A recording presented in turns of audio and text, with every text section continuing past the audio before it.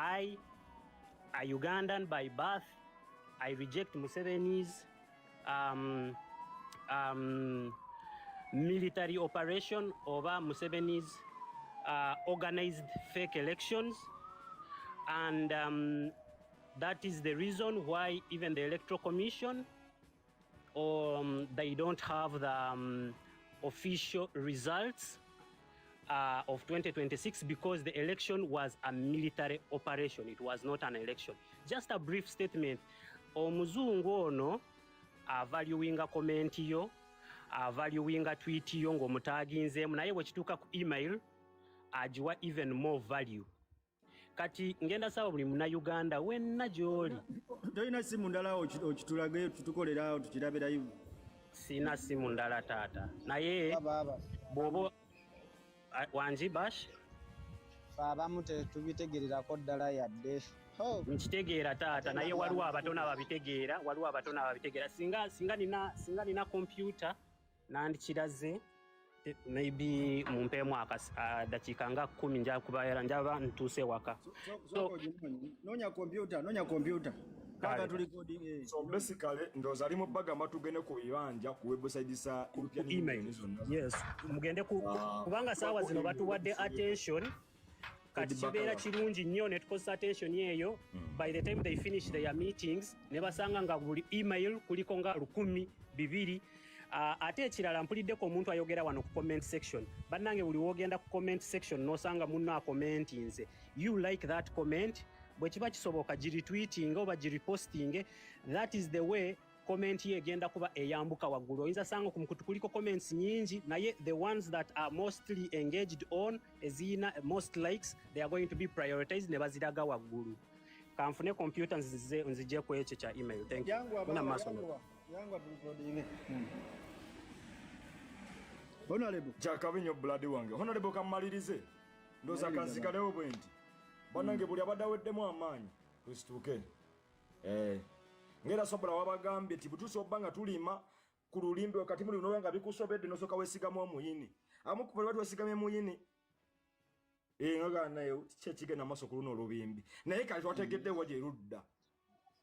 Sawa ya kukabala. Big up the sofu mena mwana. Aone wenvaako. Chakabinyo mwana. Better sauce. Anti abera better is better. Taralia steamer. Na olinajo tutumye kati kyetugenda okola abandi kati tuweruddako birthday wedde kati kuganda babaka kulayira. Kakati baganda baffe. Naye soko lindeko better. Gundi ono yatusuubiza okola video mu Luzungu. Obudde twagala genda ku live eri endala. Tugenda ku live endala. Obudde butuweddeko tulina okwesetinga mu kwade tugenda ku live. Beta nange nkusiibula muganda wange. Asooke nzire eri. Ndowooza beta nja kukola ka video nkateeke ku mukutu maybe something like that kubanga ka video kakole then nekirabule tujja live jangu. Ewe ngenda beerawo nze ku live wendi just kino kyonsabye kyetaaga mu nafenna abali kuna abantu lwenda mukimanye okutandika ne saawa emu tugenda wa up top boss. Beta source agenda kubeerawo nga ng'omukubiriza host up top boss Maria Mwachagulanyi live tugenda gikola y'amaanyi nnyo erimu ensonga nnyingi nnyo ze tugenda okwogerako so bwabuuza nti ate kola ki gye tulage Better sauce. Njala posting a video yange gye nnakoze. Okay. Kutegede Jona alabikana kyatugamba. Jona sebo soko je baba. Soko je kugweko mukapuwa wano kubanga baganda baffe babadde banonga boogera. Disoka muting mogo mutindo sikutegeera. Omuntu alira ndani obeera otyango oli mu bivuluga. Wituulira obuntu busakala mutindo ki? Alina ndani college nansana. Obo olinansana nga watulimbalimba. Oli Europe yenansana. Kakati kiri bwe kiti baganda bange.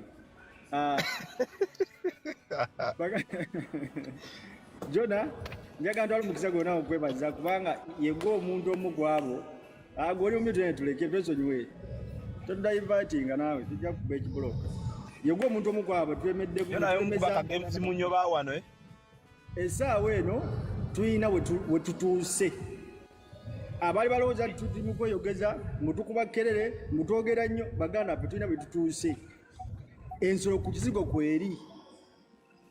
Njagala kino temukyerabira.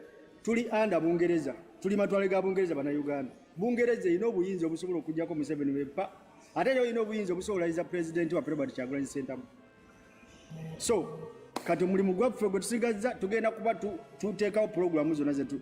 Pulogulaamu zonna ezigenda okuba nga zijja tujja kuba tuziba baganda baffe naye ng'ekikulu mwena sebo soko ulize Bungereza tena bako teyakoze tulina giteeka kuteesi ku nninga eyo Europe Bungereza yava European Union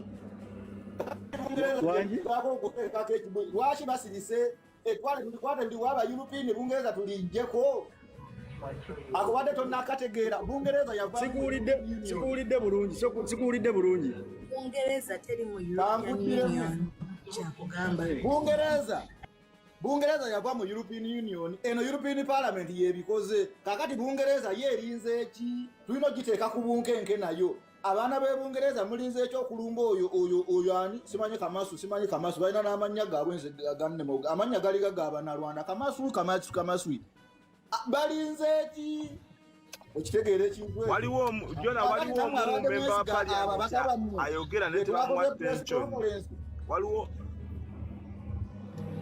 memba wa Parliament omwayogera ne tebamuwa mpaka naawe sya kati nanti tulina kulemeza mbulemeza kati buno obudde bannayuganda kye tulina okukola lindako ddi buno obudde bannayuganda boogedde kuva saawa ziri boogera wano kenzogeddeko akadaakika kamwera bambuukira omuntu aligenda wa ku nsi kuno sajja gwe naye bannaye olabika tolina network nze kumyutinze kubanga ovaako boddako bannayuganda buno budde kye tulina okukola kiri kimu eno parliament ewatuuse ensonga yaffe y'amaanyi buno obudde tulina kulemeza mu bulemeza essaawa zonna bagenda kuba bajje batubuulire kiki basazeewo kubanga bakolera Museveni kati fe kye tulina okukola tulina okuba nga naffe twekolamu omulimu tulabe kye tusobola okuteekawo nga bannayuganda kubanga ezino essaawa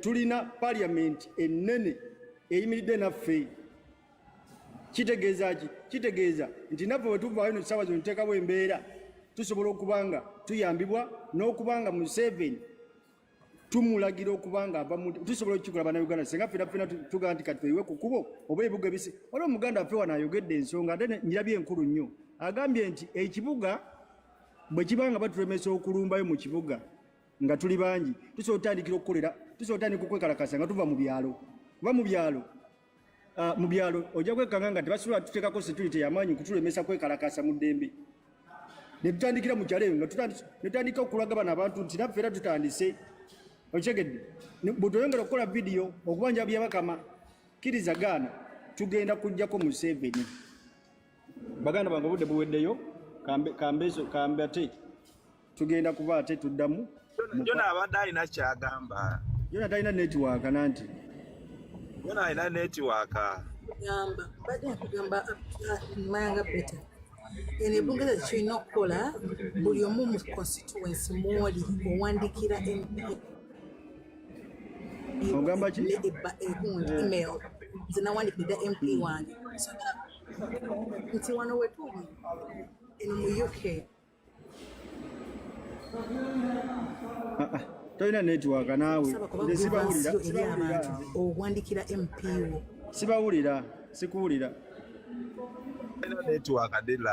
tolina network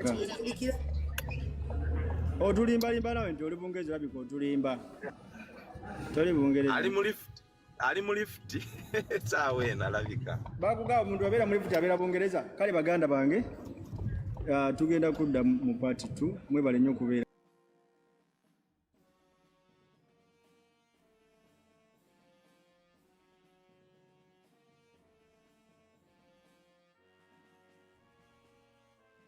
Nagikwegayirira negitugaa tuli regioni naffe ekirumbi ekanisa Mukama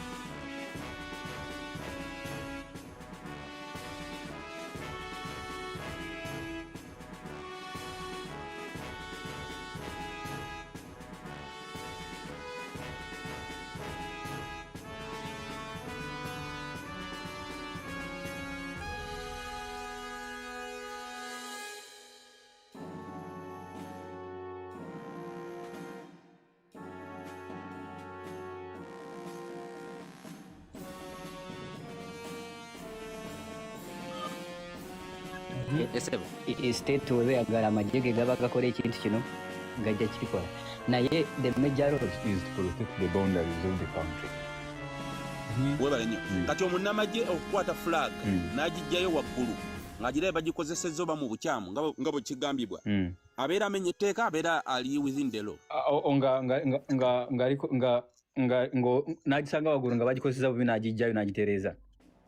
Yes ebibaddewo mu kampini byonna abatamenya amateeka kubanga nange niyisanga nga bagikozeseza bubi nganze omuntu omunauganda nange omunauganda nsobola okusanga nga kungu fulago gikozeseza bubi nenzija nga individual omuntu ow'eggwanga lyange nga ndi munauganda nenkuluŋŋamya neŋŋamba eno fulago bagikozeseza bubi nengitereeza kati ate n'omusirikale okw'omusirikale tekimuggyako okubeera bunauganda ate tekimuggyako okubeera omuvunaanyizibwa omuvunaanyizibwa w'eggwanga liri avaamu so aba mutuufu aba tamenya etteeka.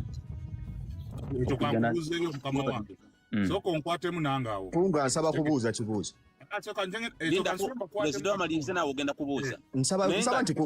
nsaba kubuuza kibuuzo era pulezida akikwatira awo ne ayamu akikwatira awo ne bule bonna. Okay, katono nnyo katumala okulambika wano kukunga tetuvuma tetuwemula yenaye nakikola dda mu comment section naye waliwo kyembadde nsaba kubuuza waliwo kyembadde nja okutereeza ku muganda wange Shafiki katono nnyo kasooka amalirize mugenda kubuuza ku muganda wange ali mu video ekintu kyagambye mbu gavumenti wonna zitta oba tezitta kati tulina ebintu bibiri kunga ate abasinga tetubyawula tubeera ne gavumenti ne state gavumenti ekutira mu mateeka naye ate state ekutta nga tegoberedde etteeka ate state mu nsi yonna zimenya amateeka kyova olaba olwaleero Trump ajagamba ngenda kukima president wa Venezuela mugiye omuleete wano eyo state gye yakozesa teyakozesa gavumenti kyova olaba UK yakuba abaana ba Iris mu bus ne basaanyawo bonna eyo yali state teyali gavumenti kati state zonna mu nsi yonna zimenya amateeka tezigoberera teeka naye gavumenti yegoberera amateeka negamba tugenda mutwala mu kooti tumujeyo oba tumuteeka ku kalaba naye state ejja kujja mu nyumba y'okkunga state ejja kujja mu nyumba y'okkunga ekunyige tuveewo tugende bagambe yafudde oba state yamukubye so ekyo kyembadde njagala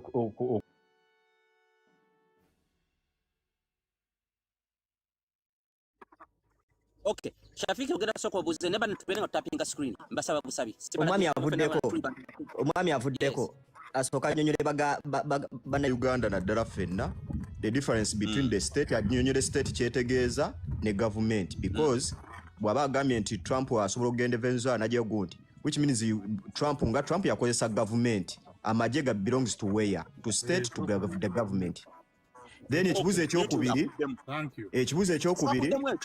Chafika so akuddemu ekyo yes mamba ayagala omusajja mwawulire wakati wa state ne government kati government omuwe byokulabirako government ye elective position kati state amawanga agasinga ojja kusanga nga ne president tali mu state nga state emukuba nemugjawo within naye wano mu Africa tekinatuukawo osanga nga president yakulira state ke kabondo k'abantu abafuga eggwanga be mutamanyi deep state yes kaba akabondo k'abantu akafuga eggwanga be tubatamanyi kati eno government elective position naye mwana mu Africa ojja kusanga mu ffe tukyalina omukisa era president yakulira state naye amawanga amalala agali mu Europe ojja kusanga ne France kati state Malcolm si agikulira era ejja kwekyusa state mukulu osanga nga Malcolm yamusudde nga yakola Nicolas Sarkozy nemufega mukalo nemukuba namujjako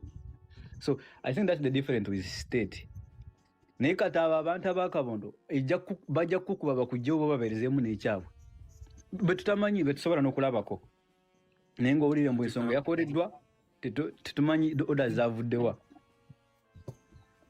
eyo ye state kutegeera okwange ayinayo ekibuuzo ekyokubiri president katono nnyo president Shafiki buuza ekibuuzo namba 2 ekibuuzo namba 2 bagenze ne boogera ku bad uses of the flag tioba ogisanze waggulu nze njagala tuyambeko ffe nga bannayuganda okukozesa obubi fulaga gy'osanze yeewuubira waggulu oba bagitadde ku muti bagikozesa bubi batya tunnyonnyole nti ebintu ebitakkirizibwa kukozesebwa bubi fulaga nti kyekino nekino nekino bad uses of the flag ffe bwe twasomanga muganda wange we twasomanga ffe enkuba wali egenda okutonya nga fulaga tuzijja tuzitereka kituufu eyo fulaga eyo bw'ogireka mu nkuba oba emmenya etteeka era gavumenti ekkiriza okukwata n'ekusiba ng'amateeka gali gakugobererwa fulaga eyo ogikwata n'ogifunyaafunya oba n'ogisiimuza emmeeza obuugi bwo obuyisi n'ogisiimuza obuugi era oba ogiyisiza bubi oba emmenya etteeka kati engeri ng'eyo fulaga eno kyekiba ekitiibwa ky'eggwanga flag coat of arms n'ekyebirala kati olina okukwatibwa bulungi oba ogijjayo wabweru n'ogizinga bulungi oba okugizinga okuyita batya like as in rolling it like perfectly n'ogitereka yes so si kugikwata n'ogikasukaawo omwana n'agizanyisa. I think that's the most important issue kyensobola okukunnyonnyolako awo. Okay. Bena Julius munange nkujjako tewemutinga ng'abalala bakoze tewemutinga yajja wa Bobby kiki kyagala okwogerako ani ayina ekibuuzo kyonna asobole kibuuza mamba wadde si ye mwogezi wa gavumenti ne waliwo ebintu nga byo biri bya bulijjo kunga mbadde onoosonyiwa mbadde nina ekibuuzo eri mwami oyo mbuuza okubanga oyo misuse the flag eryo teeka liri mu Uganda yokka nti oba liri mu nsi zonna eryo etteeka gye riri kakuddemu eryo etteeka lyogamba misuse of flag oba bad use of flag nti eri mu Uganda mwokka oba eri mu nsi zonna. Constitutions tulaba ensi ezisinga kati wobanga ogenze mu America oba Kenya flaga zikubibwa nkuba zibeera wonna we bazitadde oba mu mabbali g'amaduuka amasupamaketi webityo yenna we baba batadde bendera basirabawo nti waliwo yali aze n'abakwata n'abagamba nti mugyewo bendera nti mugikozesa bubi. Webale nnyo abakuddemu ekibuuzo kyo mutinga mubakuddemu ekibuuzo kyo mpegayiridde tutapinga screen bannange mpegayiridde tubeere nga tutapinga screen. Yes sijja kulimba omwami wuuyo sijja kulimba muganda wange mu constitution z'eggwanga amalala nzimanyi bulungi naye gye mmanyi okusinga yayaffe Uganda mu constitution yaffe omwo mulimu act yeyo fulaga era bw'ogiyisa obubi bakusiiba ne bakusomera ne bakutwala mu kooti ne bakuridingirayo act the flag era wompa obudde nsobola okugenda ne ngikufunirayo act ne ngikulaga. Sijja kukulimba mbu ya constitution ya America ngimanyi oba ya UK oba ya France oba yawa naye mu Uganda constitution yaffe gye tulina mwekiri etteeka mweriri. Nange nina ekibuuzo ssebo ekitegeeza President Museveni ateera kumenya tteeka kubanga ntera mulaba waba agenze okukyalira abantu ebintu bya PDM bikisimanyi parish model bendera zikubibwa nkuba ne bazirekawo awo ne zikubibwa nkuba bendera yeewubira ku motoka ya President era etera kukubibwa nkuba awo batamenye ekyo tekiriyo eyo tekiriyo no wait ekyo tekiriyo tekisoboka na kubaawo nti emotoka ya President kuliko bendera nga enkuba nejja n'egikuba ekyo tekiriyo. Mukulukunga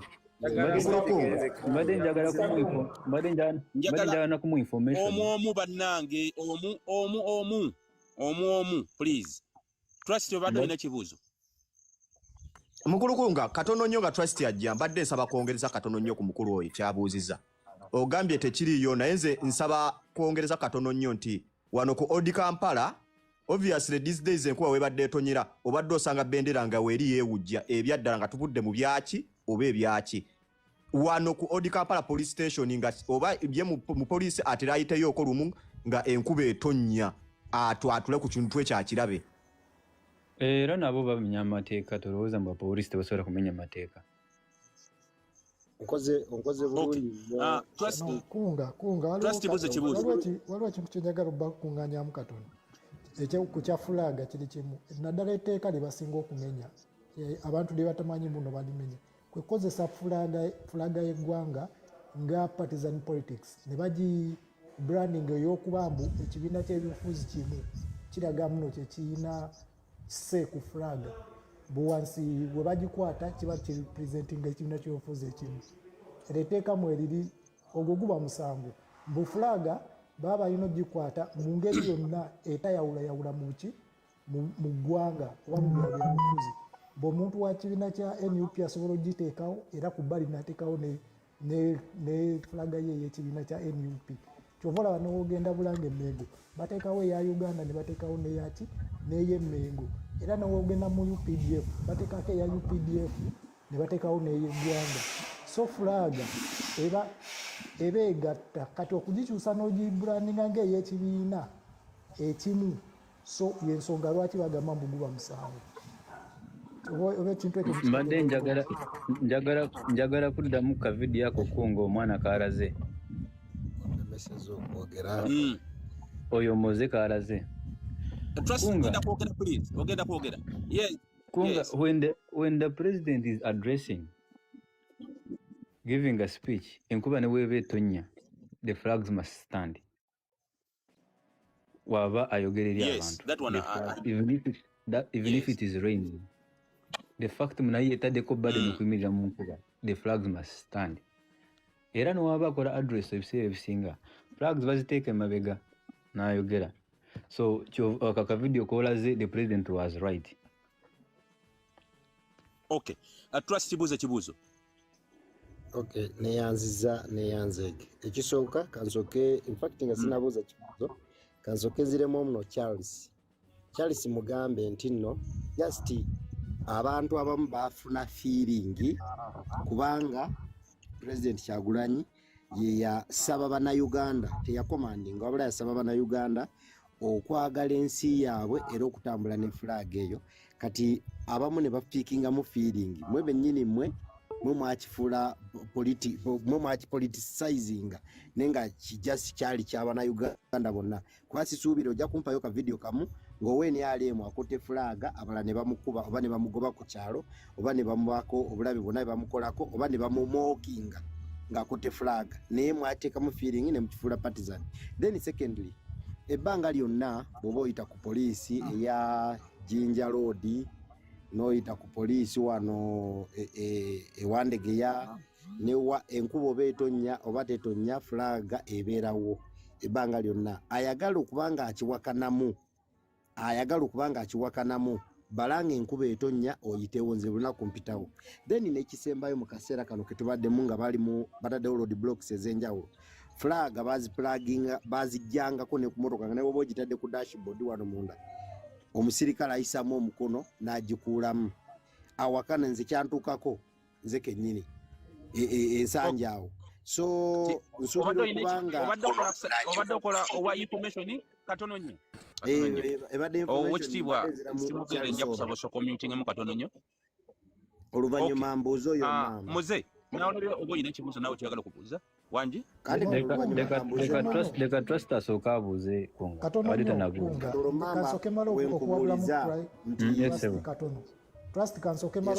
ninamu abuuze ekibuuzo omwami oyo no ayina ekintu kyayogedde ng'ate ayinza okibuuza mu nsobi ekisooka fulaga si buli kintu ekiriko black yellow red ebeera fulaga muteeka bagidescribinga bulungi era ne baginnyonnyolamu bulungi bweba eyina okuba so akapapula gwe kootadde mu mmotoka yo omuntu okajjamu mbuno oba mbu oweebuula fulaga si kituufu kuba eyo mu mateeka tebagiricognizinga nga fulaga azonga zebaako fulaga z'eggwanga eyo teba fulaga eba recap yes as long as kibawo omwaganya okasa bwebeera recap kibawo omwaganya abasirikale oba omuntu yenna alina authority wakisanze wonna ye n'agiyuzaamu oba n'agiblagingamu n'agikuggyako nedda wakikola mu nsobi nange sijja kukuyimba oba ayina etteeka lyagoberera kati ekyo tukigatte mu kutulugunyizibwa ati noffe kisigala kitomentinga mentale tukigatte nakyo kitundu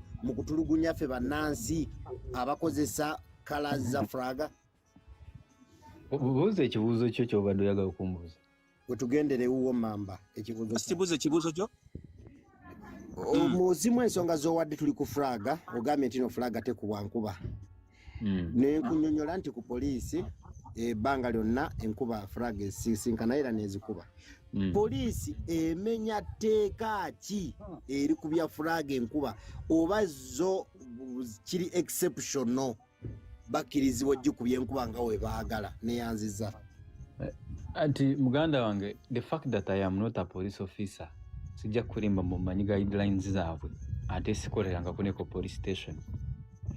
I don't understand why they leave the flag outside when they are operating. Era kyandibadde kirungi nga trust ng'oli omunauganda nange tukikoleko research to finding out why, because there must be a reason. Ekintu kiri kiri abamenya teeka poliisi yennyini okowooza ensonga tekulemye okudifendinga era twadibanetugisaza netugijjako ne muganda wange trust tetuli wano kuwangula, tuli wano kuyigiriziganya, buli omu oyogere nange njigireko nange onjigireko. And I am not here for tuli mu byabufuzi, nze njogeranga mu Uganda. So if something I don't have knowledge about it, if I don't have knowledge about something, I will surely tell you, I will search about it. Ate nawe kikukatako nga atakimanyi okoleko research. Yes, webalenyo. Julius, linda mukatono Charles, linda no. Charles soko linda mukatono nnyo, linda mukatono nnyo. Julius, kiki kyoyagala okwogera? Nze njagala kubuuzaako ekibuuzo ku kya fulaga yennyini. Naye nze ngenda kwawukana mu katono. Ekibuuzo kibuuza. Ndi kubuuza ono abadde ali kutunyonyera ku kya fulaga. Yawo misusing okugimisusinga. Okay. Kati nzijukira wali yagenda prison ward yagenda n'awangula Olympics e Bulaya. Ne bamuwa fulaga n'agifukamirako. Naye yali ali kugimisusinga oba nedda. Simanyi bamuyita ndi Cheptegei, oli omusajja ali prison warder. Yagenda n'awangula Olympics eri e Bulaya. Actually, teyagimisusinga okujjako yagihunalinga nnyo. Do you know why they say you raise your flag? The reason why never n'abasambi b'omupiira bamala kukwata ekikopo akwata flag n'agyesiba is marketing the flag and raising the flag for his country. That's one way. Kati Kipirimu yahunalinga nnyo flag okusinga abalala bonna. Kati webale nnyo. Nebo komao. Banange tutapinga screen mbega yiridde. Moze, kiki kyoyagala okwogerako Moze? Anze ngenda kwogera ku wabadde waawo ensonga ya electoral commission eya fulaga ndowooza bagittanyiza nnyo bano abasajja bagezi. Okay. Naye nze ngenda kwogera angeri electoral commission gye yakola emirimu gyayo.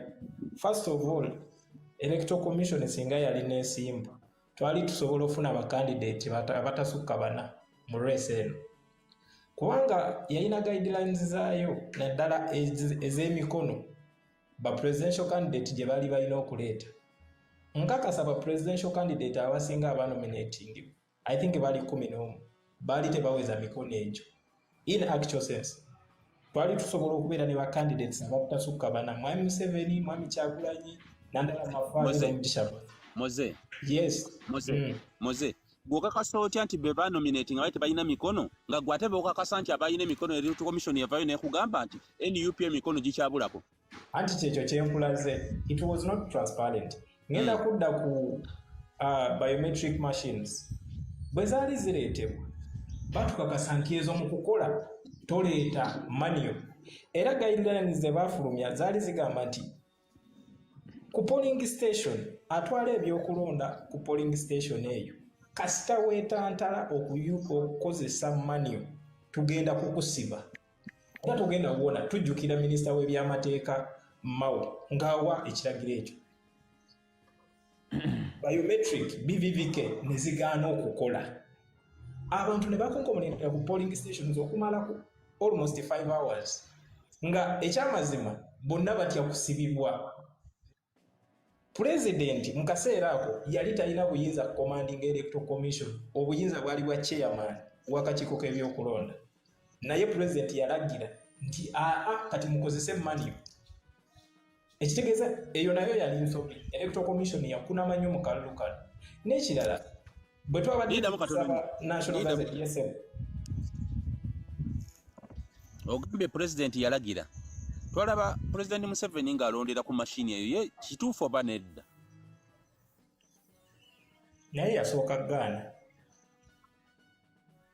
naye yalonderako teyalonderako yalonderako kunga point of correction lindamu katono nnyo no anti tugenda controversy ng'ekintu nsaba ka point of correction katono nnyo kwegayire ogenda kaleega badde kyalina kyembuuza moze ogenda kaleega moze gwe puwa Uganda ninganze bwe mbeera nakkiriza n'ennonda ng'omuntu gwe ngenda okulonda tafulumiza wadde statement yonna nti tetukkiriza mashini we ziba ziganya okulonda bakwongereyo kuba kati wano abali balina eddoboozi ery'okwogera yali Kyagulanyi tojja kuŋŋamba nti Munyagwa yali alina eddoboozi lyayinza okwogera Kyagulanyi ng'ekibiina huge statement si gye baakola mu kaseera ako ng'ebyuma biganya okulonda internet yali wa ssebo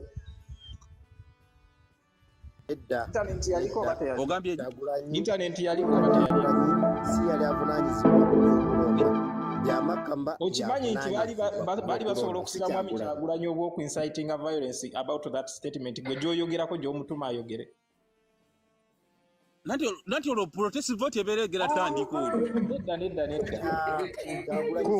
kunga nsaba kubuuza kibuuzo kunga nyamba nsaba kubuuza kibuuzo naawe mwenyiringa mwoli kunga ekibuuzo kyange kiri nti bulijjo we tubadde tugenda mu kufuna endagamuntu okufuna passport bakugamba jjako galubindi jjako enkofiira bw'oba oyinako ekikofiira kyonna ku mutwe bakugamba kijjeeko olunaku president Museveni lwe yali ali mu kulonda yayina enkofiira ku mutwe ku tekinologi waliyo tekinologi asikaninga omuntu ayina ekintu kyonna ku mutwe nga batugamba notugamba tujjemu galubindi neoba oyinako ekikofiira osigalenga omutwe mukalu ku ssaawa ezo we yali alonda ng'ataddeko enkofiira yamusikaninga etya neyanziza kyekibuuzo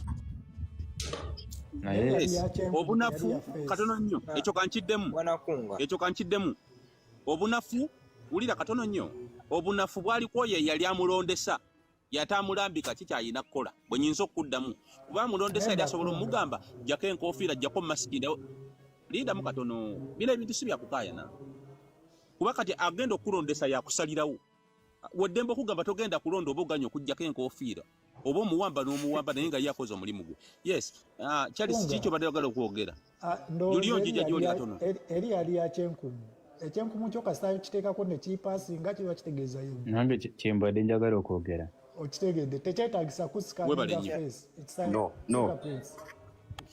I think no point of correction kunga saagala nnyo muntu animba ekintu akavidiyo twakalaba bulungi nga president Museveni alonda ne ku TV ne omukazi n'akwata oba yali mukazi oba musajja n'akwata ka betroko machine n'akamutunuzaamu nga balaga asikaninga ne face si byange eddayo olabe bulungi ffenna twaliko ku TV ng'eraga nti president Museveni wuno alondedde wano ekiwuhula polling station bweti ne bamutunuzaamu ng'ataddeko ekigalo ne bamusikaninga ye mwennyininyini ng'ayimiridde mu kantu wekyali kunga mbala musaako mwenna mugyebale gyonna gye mutuusizaako engalo mwebala okuzimba eggwanga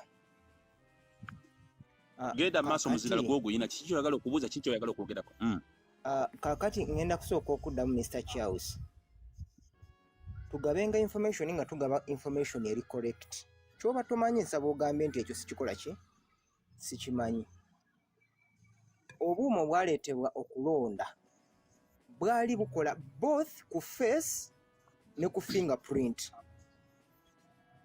era nga bumala okuteekako fingerprint vote A bus cleaner who was so broke it hurt found a wallet under the very last kyali kyangalo it means nti ye president Museveni kye baamuleeta kyali kike nga kyali special kyekibuuzo kyange kyali siddamu mu seconds amazima ga Katonda mugulu nze mbadde sikimanyi mbu kyali kya face kuba kye nali mmanyi baali basikaninga gundi fingerprints era kasitojja n'ogiteekako fingerprints n'esoma datawo ne bamulaba then nga bakugamba omaze okulonda salabako omuntu yenna gwe basikaninga face nze nganze mpozi nseetegereza naye asobola okugira ekyokubiri walala nga apart from president Museveni katono nnyo mbegayirira Dawudi bagamba LC3 kasala bakozesa byo mbadde nsaba kwogera ku Kunga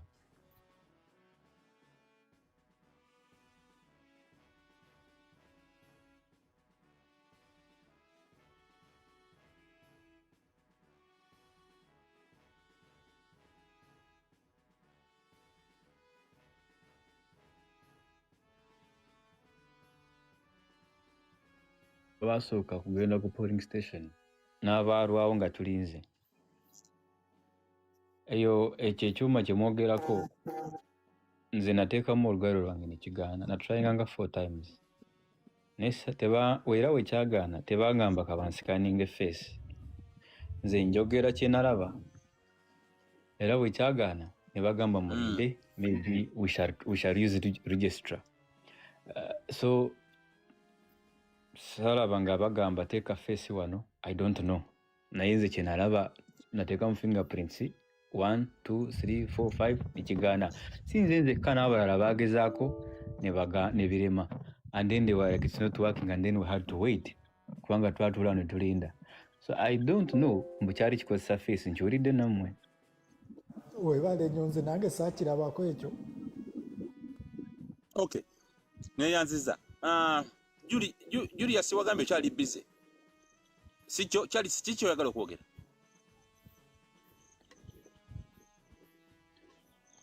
Charles unga soko nindemu katono okay Shafik va mu muting babadde n'ekibuuzo mwe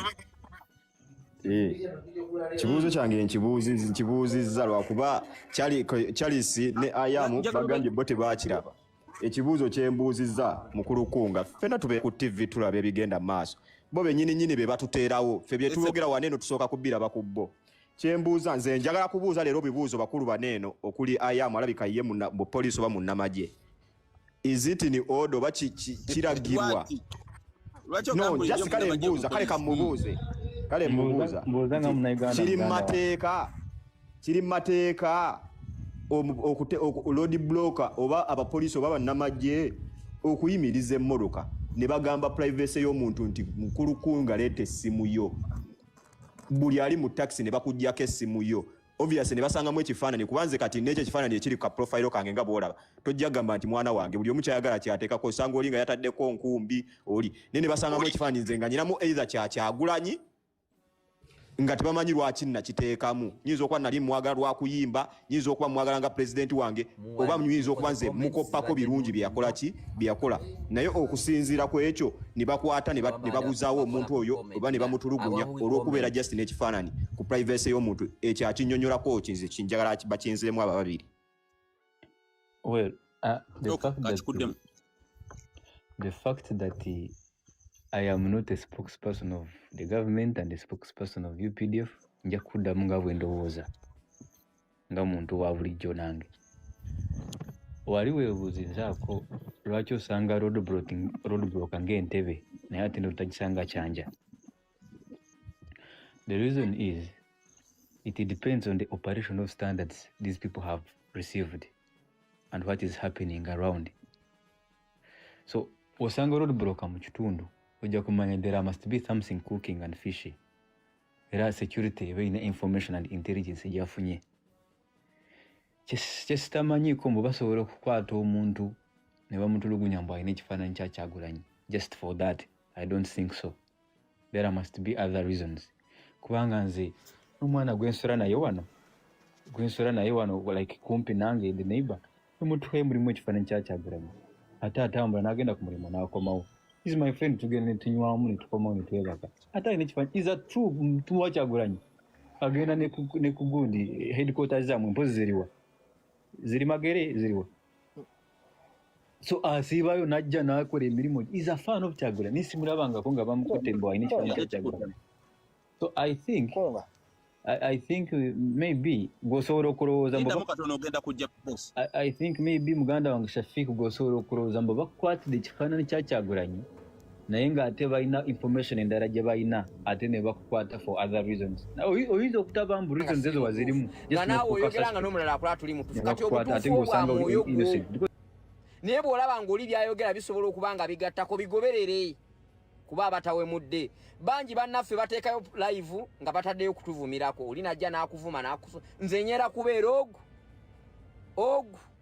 ogu era mbalaba kati batandise okujjawo okulingiza ofuuka temufaayo ize bino mwabikola okumala emyaka egiwedde gyonna emabega mwe mukyaza abatuvuma mwe mukyaza abatukuba nga mwe misoni yammwe yeeyo tumukakkanyiza tutya twajja tuzze nga tuzze ku lwa Yesu ate tulina nno omukisa ekigambo linnya no tekikoleka erinnya terizimbika baganda bange kino kyoka nkibagambe kigambo okukola linnya si kyangu erinnya ndifunye ku radio tompa likwesiyo mukama wange sijeetaaga nkusaba otaapinga screen saagala likwesiyo gwagisindika taapi kati ogenda kwogera kuki kisinabakkuwa ogenda kwogera kuki bulaza tereera tappinga butapinzi screen time y'okwogera ejja tuuka wano nkyalina capacity time eyogera ku nsonga zenjagala bw'olemezaamu ngenda kubulookinga kuolabika oyinza okuba nga oyagala kunvumamu naye bw'olemezaamu I block nja kubulookinga gwe tappinga screen twogere ku nsonga ndi mu kye bayita puliyambo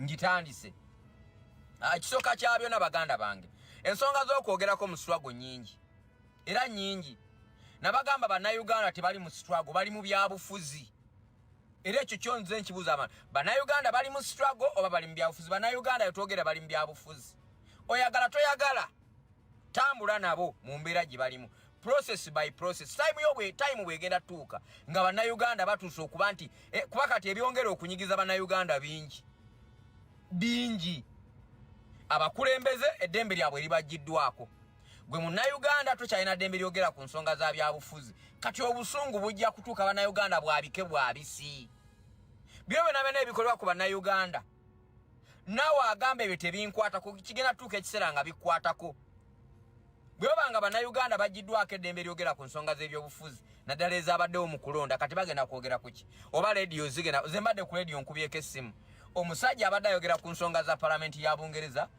kwa Uganda tulitwalira Bungereza ne mugaba munaye kati awo ntambadde ntandika bwento ekikuba baba nantegula nenziramu nenjinonya nenjikwasaddamu nantegula ngamba tondetera bizibu kati Uganda awe tuli bwabanga presenter nanyini radio oba ye presenter akuiza program ku radio atuuka okujjako nga yayina ne regulator esobola okwawulako biki byayina okwogera otolonza atayina bye nzo atolwo ayogera obwogezi wano ku mutimbago nabagamba kino kansigale nga nkyogerako waliwo gaayo mba mwita Dunamisi mbadde mugoberera kuno mabega kawa badde yakajja ku mutimbagano era nga ayogera ku nsonga z'ebyobufuzi najja asembedde nnyo mu kalulu awo n'afuuka omwatiikirivu bamukwate mabega kaawo kino nkibagamba era abasobola mugende mulambuleko naye mwogereko ng'omusibe naye mumwogereko nga omusibe Dunamisi bamukwata ne bamutwala ku kkooti Kasangati ne bamutwala Kasangati eyo ku poliisi n'abeerayo okumala ennaku nga 9 naye ndowooza baanoonya emitwalo 5 egimugjayo ago bannayuganda baagaano ziwaayo asobole okufuluma ekkomera tebaaziwaayo Dunamisi ne bamuleeta mu kkooti ne bamulimandinga eruzira ne bamuzza ennaku z'omwezi nga 11 lwabadde lunaku lwa jjo Dunamisi mbadde mumanyi omulenzi yabadde weeyongulungulu Luganda taluteeza bulungi ne lwakuba akafaananyi ke sikalina wano ngayogera ku nsonga era ne mu kampeyini yatusangayo ffe abamu najja n'abeerabeera mu kaawo bw'atyo nga bw'obimanyi biba byakuwatanya byamaze Dunamisi twagenza okulaba Dunamisi nga bamuzza olunaku lwajjo omulamuzi ng'amusomera misango computer misuse okwogera obubi ku mutimbagano ne inciting violence n'okukuma omuliro mu bantu ne bamusindika eruzira akomewo ng'ennaku z'omwezi 12 nsuubire erepa Dunamisi omumanyi Dunamisi bamusindisa eruzira addemu akomewo ng'ennaku z'omwezi 12 oba 9 yaziri 9 akomewo ng'ennaku z'omwezi 9 ogwokusatu kuba guno tuli mu gwakubiri akomewo ng'ennaku z'omwezi 9 ogwokusatu kati gwe muganda wange ali eyo nga Dunamisi tomututte nga musibe naye tukusaba musabireko naye y'omu ku basibe abadde boogera wano ku mutimbagano abali ku limanda eruzira abalimandingibwa nga chansi zaaliwo esobola okumutaasa ne mutasobola kumutaasa abanayuganda ekyo tukibagamba buli munnayuganda mumuyambeko okusinzira wonna waali singa aba agudde mu bizibu ebyo by'obufuzi muyambe temunafuwa era muboogereko bangi temukyayogera ku basibe ffe tuboogerako ne wajja process y'okubaganyizaako ebirowoozo kuba kati ensonga z'ebyobufuzi ziringa ezakalubyemu e Uganda gw'alina omwoyo omugumu oli waddembe okuguma ffe abalina omwoyo omunafu tuli baddembe okubeera abanafu kuba ensi yakwata mpola process by process bamukirako ennyo oyinza owunzika ng'ekulidde ne bw'oyogera ebiriwo ng'era bikituufu byebiriwo era abantu abavunaanyizibwa ku byenjigiza kuba bawadde na kiragiro babitwala nga gwayogedde ebikyamu naye ng'ate oyogera ku biriwo kati Uganda tumanyi wawe tudde abali wansi mutapinga esunsi kati ngenda mu kanaana oba mu kasanvu tapingiza mwe mutapinga screen temufunamu bujja na mutima mbi temwegattako abo ate abatulwana amubeegattako gwekona bukonyi boti mu face yo boti mu face yanga mu screen bwennyini woba okoona live etambule process by process tugenda kuba nti twogera ku nsonga zino ntaddeko data wa 15 muganda ngowe Masaka kulabyeko Masaka awo ndabye kuwa ekitiibwa Nalubowa ng'atuuziza press conference ku byajjo abantu abamu bali batandise okufunira propaganda nti omusango yaguggyeyo era yabivuddemu ebyannamere yazzeemu kuwaaba nsonga mpya olw'ensonga kanti ebyo batuganye okwogerako naye kanjogereko bwe nti kuba byabaddewo yisadde mu kkooti ate omukyala n'addamu n'abyogeza kuba nsonga zaggenda mu kkooti nsubirawo mba simenye mateeka n'addamu olunaku olwaleero n'abagamba tiyawanise ekyaggisizaayo omusango mu kkooti ng'alaba omulamuzi agulimu e Masaka mu kkooti enkulu gwe bamuwadde nga bamulaba nti ali mu kyekubiira yeesimbawoko ku bukulembeze bwe NRM ne batakkanya ne bajjayo omusango badde mbawaabe mu mpaaba empya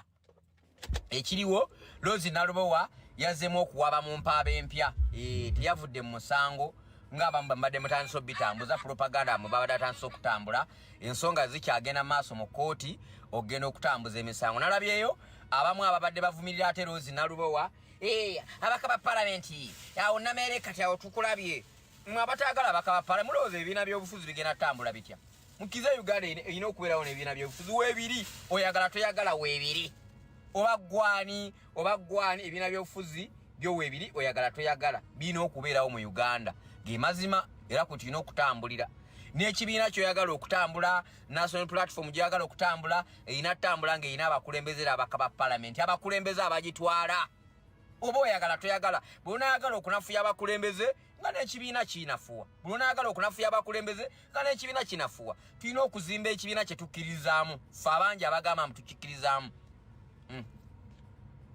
bwenja ku capati enjala enuma kuba nina gye mbadde nva fina bulungi kasente sibiridde capati gye mbadde nva kasente tewali tutambule tugende mu maaso kansooke njogere kuba gye mbadde nva kuziika nibamulanga nadduse wali nengenda nenziika mayinga Masaka eyo naye musole okuliira wano njala ebiziiso naye ize sera nnyo okuliira muno kyembadde ngezaawo okubagamba baganda bange duli onaakuba ekibiina n'okuba abakulembeze baakyo nga gwe owulira lyessanyu lyo era gwagamba pulezidenti ali eri mwe abaka ba palamenti muganye okukola bwe muti ebyo byakijega n'ekyagulanyi gyali akimanyi nti abaka ba palamenti abeetaaga era yeetaaga babeewo ekyewunyisa awuliziganya nabo kino nakyo kankibagambe kyagulanyi sentamu ffe gwe tukkirizaamu ffenna nze naawe omulala awuliziganya n'abaka ba palamenti awuliziganya ne Lewis Rubongoya awuliziganya ne Joel Ssennyonyi laafule kumpi buli lunaku bawuliziganya tebasobola kubanga tebakola ki kati mwabagamba abaka ba palamenti tebalina kulayira ebyo byakijega era byaki tobagenda kulayira oba oyagala toyagala bagenda kulayira ekibiina ky'ebyobufuzi kyalaba kulembeze oluvannyuma lw'emyaka 5 egiweddeko ng'ekibiina kya national platform kirina abaka ba palamenti mu palamenti abadde mu 5 mu 7 babadde bavaako akasente buli mwezi akasobodde okuzimba ekitebe embalala okugula n'ettaka n'okuzimba ekitebe eyiganga kitegeeza ekibiina kiba kigezaako gaziya amatabi gaakyo mu Uganda yonna okusobola okuexpandinga okwongera okumanya obukulembeze bwa national platform nti buggumidde bwe batakola ekyo ekibiina kiba kinafuwa Kyamazima kyovola banti mwami Museveni bife mabegaawo bakyewuunya nnyo national platform okuba n'ekitebe mu bitundu by'embalala era beewuunya bakigula budde ki bazimba budde ki ne bakyewuunya nti kyanjawulo n'abadde tamanyi nti platform nti gyeri bw'ayita wali ku kitebe ng'ali mu bitundu by'embalala bamugamba awo nno NUP NUP nti yekyagulanyi expand tutandise okugaziya amatabi g'ekibiina naye abadde bakola babadde babaka ba palamenti era abaddeyo mu palamenti nga bali mu gavumenti eyo ewedde era tubadde ne leader of opposition gwe ne bw'onaavuma omubaka wa palamenti n'omuvuma tagananko kutandika kutambula lutabaalo takigaanangako talina n'omu gwe yali aganye yenna kabenze Seremba sina n'omu gwe naliŋŋanye nti kola kino kuba kusalawo okwo kikyoyinza okukola mu tayimu yo obudde bw'obukozese bulungi bw'olaba nga omubaka wa palamenti akukeereya kati mute ogambe ku bakadde okungekungaawo abantu twekwatekwata abantu 6 tutambule tukole kye tulina okukola bw'abantu nabo banga tebasobodde kukuvaako babega kati manya n'abaka ba palamenti b'ogamba okukola ekyo nabo banafu nalabyeko mukyala Namugga waliwo obutambi obwabadde busaliddwamu babadde butuufu basi butuufu ng'agamba okusinkana John Kauta Museveni si musango bannayuganda mwakifuna bubi kisobola okuba nga kituufu nakyo simanyi kuba ndowoozaye simusinkanangako era sina kyenyine egomba kumusinkana kuba ndi munnayuganda owowansi omunafu era n'ekibiina kyenzikirizzaamu kyagamba okusinkana n'abakulembeze tekirina buzibu kino nkiddamu byojjuli sonyi yabyogera kuba yayogerera ekibiina newe ekitiibwa Lewis Rubongo yabamukubidde ku makya nabadde mulya ku leediyo naye ekikulu mugenda kwogera ku ki era bye mulina okwogera temusobola kusinkana kwogera nga tulina abasibe mu makomera nga tulina abantu abaabuzibwawo tulina abaafa biki bye tugenda okwogerako ebyo abantu bano bagenda kuddizibwawo era bagenda kusasula batya era ebigenda okwogerako abantu bano mu lujjudde baagala lujjudde lw'abantu si byankukutu bwe babadde mu kkomera jjo nga bavuddeyo okulaba ku basibe nti kiwandiiko kuba naye amawulire kyafulumye nga beemulugunya ku kanso Yusufu Nsibambi okuvuga ebibye ne banne nga baagala okuteeseza abasibe ekyo kituufu baakyogedde njogera nze bye nalabye soogera bye saalabye soogera kububbuuka kwagala kububbuuka era nabadde luli nga njogera ku nsonga zino abamu munnange tebakkiriza abantu kukubaganya birowoozo kwa kino njala nti ennuma ate naye nina ogguma abali wansi bami mutapinga esikirinako abantu 7 mu ndaba ekisinga obukulu gwe kona bukonyi mu sikirini yawo mu maaso otapinge tugende mu maaso nti abasibe bakama baffe badde bagenza okulaba mu kkomera Luzira bagambye bakooye oba baalabudde mukulu Yusufu Nsibambi kuba badde bagenza n'okulaba Dr. Kizza Besigye wetwogera essaawa zino takyesobola embeera gy'alimu si nnungi takyalina na kapasite esinkana bagenyi bazze kumulaako mu kkomera ekyo Obedi Lutale yakyogedde ng'akigamba ababadde bagenza okulaba ku basibe mu kkomera babirere yasooka ojjeko waggulu wano babirere twogere ku nsonga z'ebyobufuzi akatonotono nga bwe zitambula eyo gy'oli na wano nga bannayuganda bwebala kuba babirere gwomu ku bakyala abasobola okusapootinga bannayuganda okutambuza bendera okulaba nti wakola bambi watambuza bendera ezisoba ndooza mu mitwalo ng'ebiri tusapooti Uganda ekyo wakikola nga gwe babirereyira omukyala ali eyo yankulispektinga mukazi gwe ate si gwe gusoose struggle gibaddemu ebbanga gino katulakize nti gibeera myaka gyo nga 10 ekyo nkimanyi tudde bwe tumalako gino giba 10 oba giba 5 onambuulira nti embeera y'ebyobufuzi nga bwetambula nawe owulira nga abantu bawulira nga batendewaliddwa beetamiddwa kuba kati ekiri e Uganda batugambye eyo okuddamu okudisikasinga ku maradios ne TV ensonga z'ebyokulonda oba ezaava mu byokulonda tezigenda kuddibwamu kudisikasingebwako kyaze nga kiragiro nga bwalaba nti intaneti bagijjako e Uganda ekyo ekiri e Uganda babirereyira era bw'obikola nze ndi mukubi w'amasimu ku leediyo era abantu bwe basinga okummanyira bw'okikola n'ogezaako n'oyogera kyoyagala oba n'oyogera ku nsonga ezo nga leediyo bakuggyako nga bakusalako kati embeera erimu okutiisibwatiisibwa tugenda kwogererawa ekyokubiri babirereyira oyimanyi oluzungu okunsinga wasoma nze okusoma kwa kiboggwe kivola nti njagala nnyo mperere muwala wange asome. Palamenti y'e Bungereza etudde neyogera ku nsonga z'akalulu k'e Uganda n'ebyali e Uganda n'okuwambibwa kw'omukulembeze. Binaasobola okukola bannayuganda okubiganyirwamu nga bannayuganda tebalaze kunyigirizibwa eri bantu baabwe babirereyira. Gwakutte omuzindalo tusomere mu byonna nga bw'obiraba bwe bitambula n'akalulu k'e Uganda.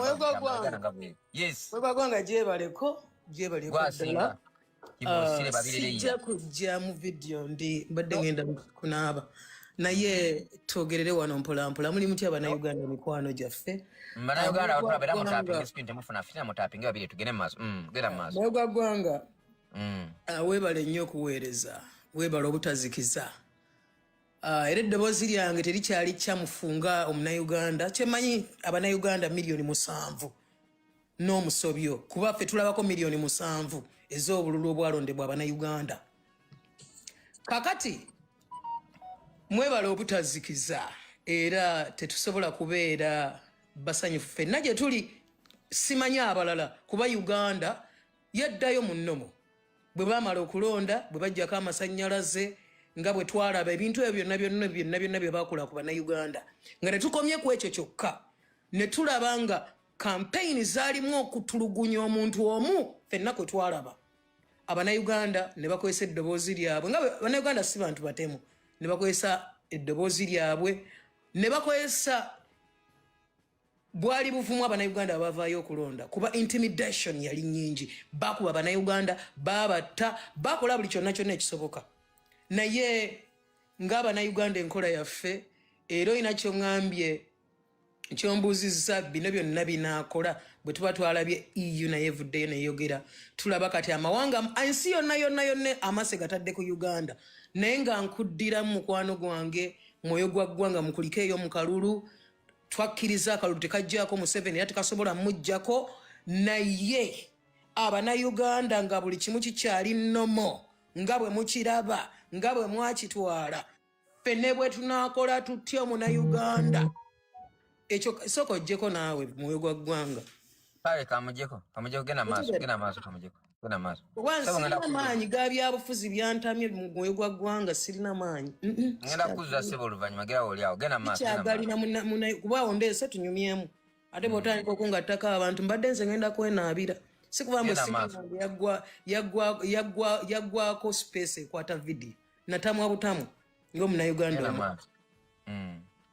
Kati onkuttemu nze mba nsimbudde. Simanyi ebbanga lyongoberedde se kati omanye engeri gye nkola ebintu byange. Kati onkuttemu. Gera maaso. Kitegedde. Baba abazungu batukaabirako. Abantu miliyoni 7 bajja okulonda Kyagulanyi ng'essaawa zino ne intaneti byonna twakkiriza tuwulira nti abaana batabuse bakukyusa gavumenti omakono kwenjogerera kuliko bannayuganda kugambye n'owulira nti abaana b'ejjinja batabuse Fort Portal nabo batabuse Masaka Kyotera bakutte bukwasizi fulaga nga toyokyeza kipiira nakyo bwe buwanguzi bwe tuyina nga toyokyeza kipiira na kimu ng'okutte bukwasi fulaga y'eggwanga ng'ogiwanise ng'ogamba kimu Museveni must go. In fact fulaga na bipande kwekalakasi ye protest vote entuufu era tukyabanja obuwanguzi bwaffe. Twawangula bannayuganda mwalonda, mwasimba layini ne mulonda, mwanoonya akalulu, mwataddemu ssente, mwateekamu ssente, tebisobola kuggwa buggubye bwe bityo. Kyova olaba nti singa essaawa zino waliyo abasobola okusituka wallayi nga ensi yonna etunulidde Uganda netuwulira nti abaana b'ekkoboko batabuse lira ggulu, ab'obusungu bagwayo eyo. Bino tebyetaaga na busungu, just kwemobilizinga buli muntu kukunga munne. Kamera jjukira zitunudde Uganda, internet kweri, abantu mu butawuni mwe bali bajjudde, amaduuka gaggulawo dda mwe n'ekiro bitandika bambyogerere wano, n'ekiro bitandika ne bagenda okukera nti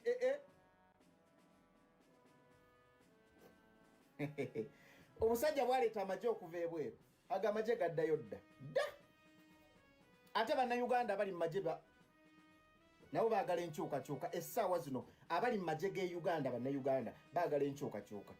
Mujjukire Museveni aleta amajjo okuva South Sudan n'aleeta okuva Rwanda ne Tanzania ne bayingira Uganda batta abantu naye abantu abo okubaleeta buli munnamajje buli musirikale asasulwa miliyoni ezitaka wansi wa 2 buli lunaku buli omu kitegeeza bwebanga byaliwo nga 15 Januari essaawa zino baba tebakyaliwo kubanga ezo sente ziba nnyingi baba baddayo dda basasulwa buwanana era n'amagye ge Uganda okubapangisa batwale Somalia Congo basasula buwanana buli musirikale bamusasula miliyoni nga 10 ago naye Museveni tazibawa abawaako 8 mitwalo 8 balina obulumi abo abamagye lwakuba kyemwagala sharinga live singa zibatuuka nako abo abamagye balina obulumi bungi naddala bannayuganda babasasula sente mpitirivu nnyo ogende Congo okulwana ogende South Sudan ogende Somalia naye munnange babawa emitwalo 8 babasasula 8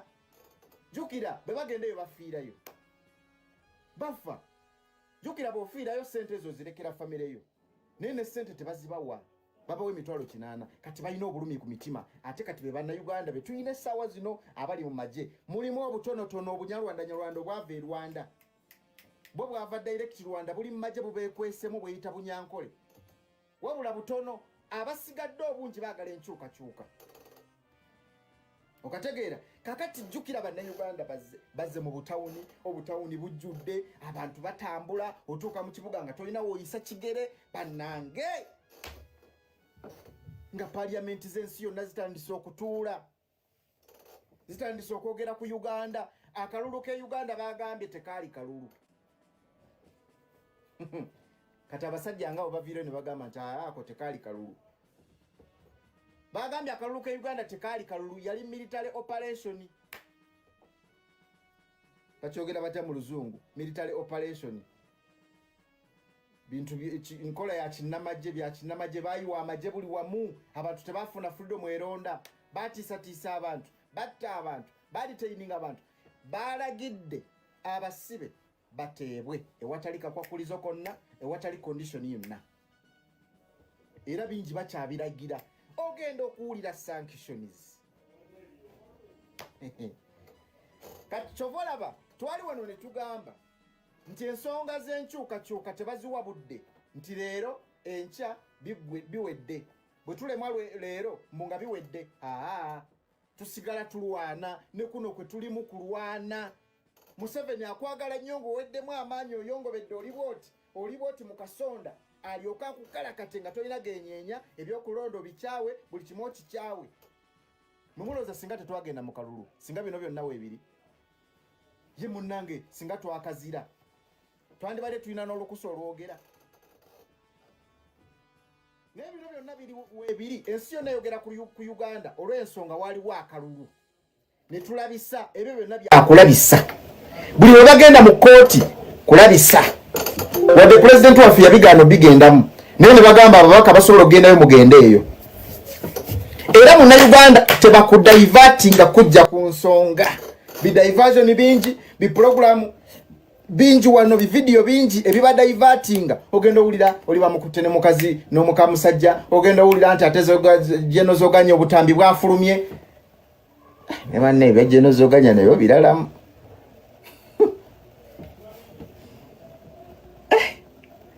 abantu babeereyo nga beekola obuntuntu bannange obutambi butambulanga mazzi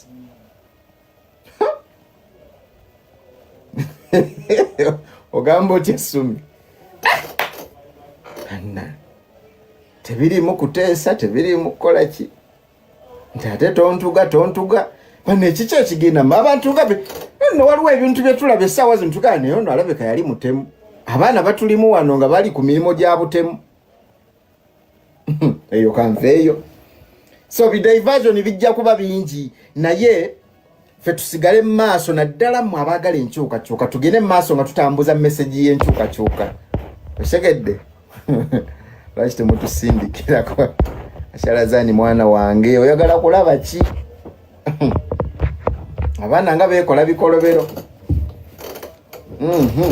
Parliament egenda kutuula wiiki eno yonna etandika egenda kutuula wiiki namba nga bateesa ku Uganda bagenda kubala bululu week number bajja kufunayo olunaku lwa kubala bululu bagenda bubala bali babyogera nga mulowooza basaaga bagamba akalulu ke Uganda tugenda kabeeramu osegedde lwakuba ebintu ebyo babikwata mpola babikwata mpola naye we biviirayo nga bivuddeyo we bajjira baba bazze however much babikoze mu nsi nnyingi ne bavayo ne babyogerako ne basigalawo naye ffe tulitwale lyabwe tulitwale lya Bungereza Uganda twale lya Bungereza oshegedde ogenda wulira sanctions ate ezo sanctions kasita ziruma ebintu ebisuula eggwanga zibeera sanctions ne bakuba sanctions ku economy ne bakuba sanctions ku jukira Uganda talina bintu byayo byeyekolera ebintu ebisinga biva bweru kati emisolo egyo gyonna biki biba tebikyaliwo olyoka owulira obwavu buli obusiwa n'okusiiwa ojja kuwulira kye bayita obwavu nga busonsomola nga tebalina sente sasula basawo nga tebalina sente sasula basomesa tebalina sente sasula magye tebalina sente sasula poliisi nga tebalina kye basobola kwekolera nga bali awo bali mu banka balyoke banyunyute munna Uganda bakukalaga emisolo bakuseere buli kimu bakuseere ne wegubeera mugaati kyova olaba nti ensi nyingi omugaati gusobola okulinnya ne gutuuka kasanvu kana akagaati kana kabani kamungo kagula kasanvu ezo baziyita sanctions kati zino parliament abazungu bano batuula olw'ensonga nti muvudde ku mulamwa mutulugunya abantu mutabana Uganda tewali democracy tewali kintu kyonna kigenda mu maaso nga kiri mu mateeka muli bamenyi b'amateeka babakuba sanctions ate era tuzisabe bana Uganda mukole videos nga musaba sanctions yes buli muntu wali awulire nti oba walonda Museveni oba tewamulonda tufunye omugenyi Dr. Nico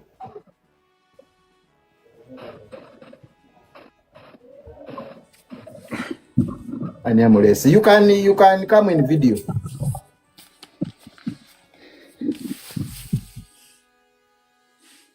hallelujah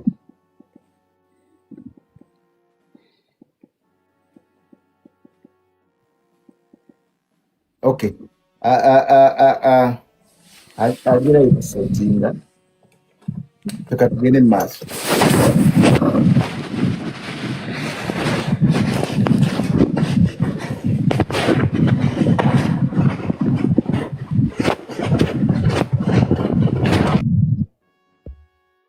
mutuga okay I've muted you so if you are nankani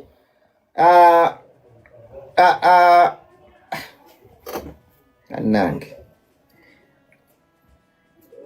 ebintu ebikusukkako noga wakati oluzungu if you are ready to talk you can unmute yourself then after hallelujah sanctions ogenda ziwulira wano nga zinyooka Uganda omutamivu nga wala gitacha nga takyamukwata you have come let me do like this nange bintu nange let me see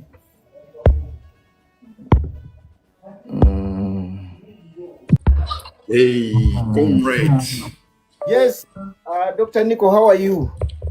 Yeah, I'm good. How about you? I'm fine. Yeah, this live is called the Dogo Nation. I had some gut feeling about that. Yeah, I'm always with this stick. Yes, where are the dogs? I want to greet the dogs. They are here. I love dogs. Oh. But here I'm just beating them. But I beat those ones with big head. Yeah, you know, here in the Netherlands we don't have stray dogs. So the dogs are not dangerous. Like in Uganda, you have to be careful with those stray dogs. In Uganda, they are very dangerous. Huh? Yeah. So we appreciate the work you're doing. concerning politics of Uganda. We really appreciate. You know, there are even our fellow Ugandans, but some of them are there quiet. Some of them are in their are in their they are in comfort zones. So it is we appreciate what you're doing. Just keep on. At least we can see where we are going. Yeah, because what I realized, revolution is still moving on. And we should not stop what we are doing. Yeah. Yes, and diplomacy, people don't know about this, but there's a lot of hard work behind the scenes.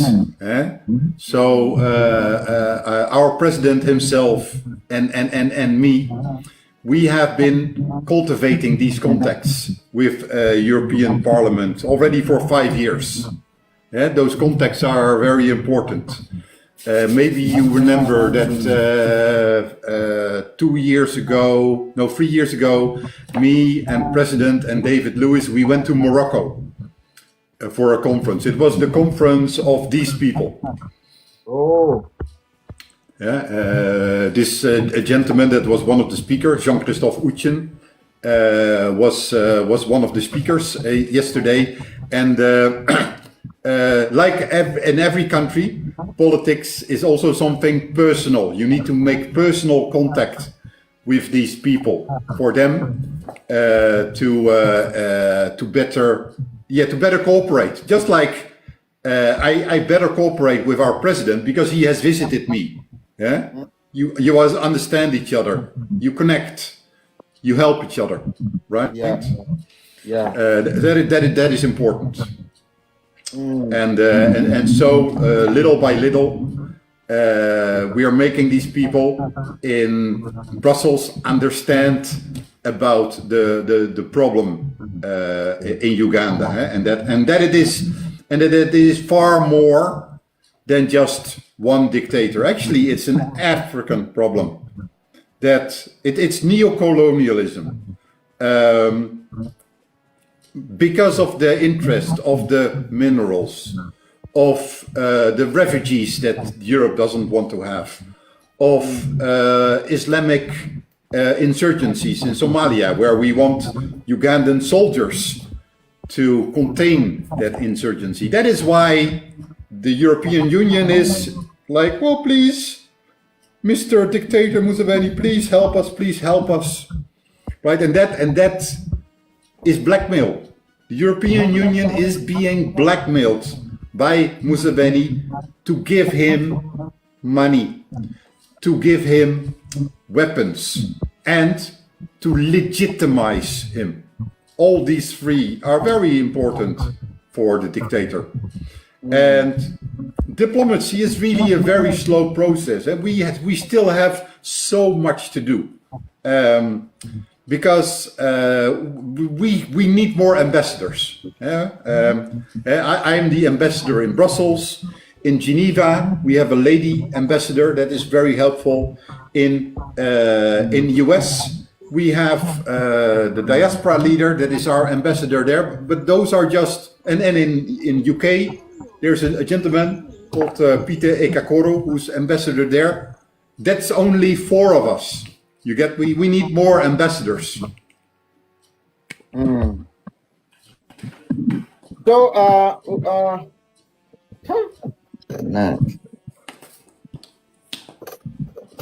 so we should we expect sanctions from those people? Should we expect that parliament to be helpful to Ugandans? So yes, they are helpful to Ugandans. The only issue is that the European Parliament has very little to say about foreign politics. So you can also see in this resolution that they're addressing the member states and addressing the European Commission. But these member states and this European Commission can just ignore them.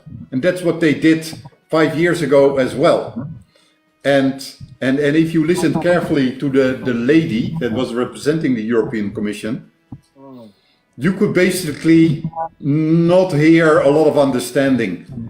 She was just finding excuses for their support for Museveni with all kind of nonsense. She was even defending that stupid Vote Peace program. I hated that fucking hashtag Vote Peace.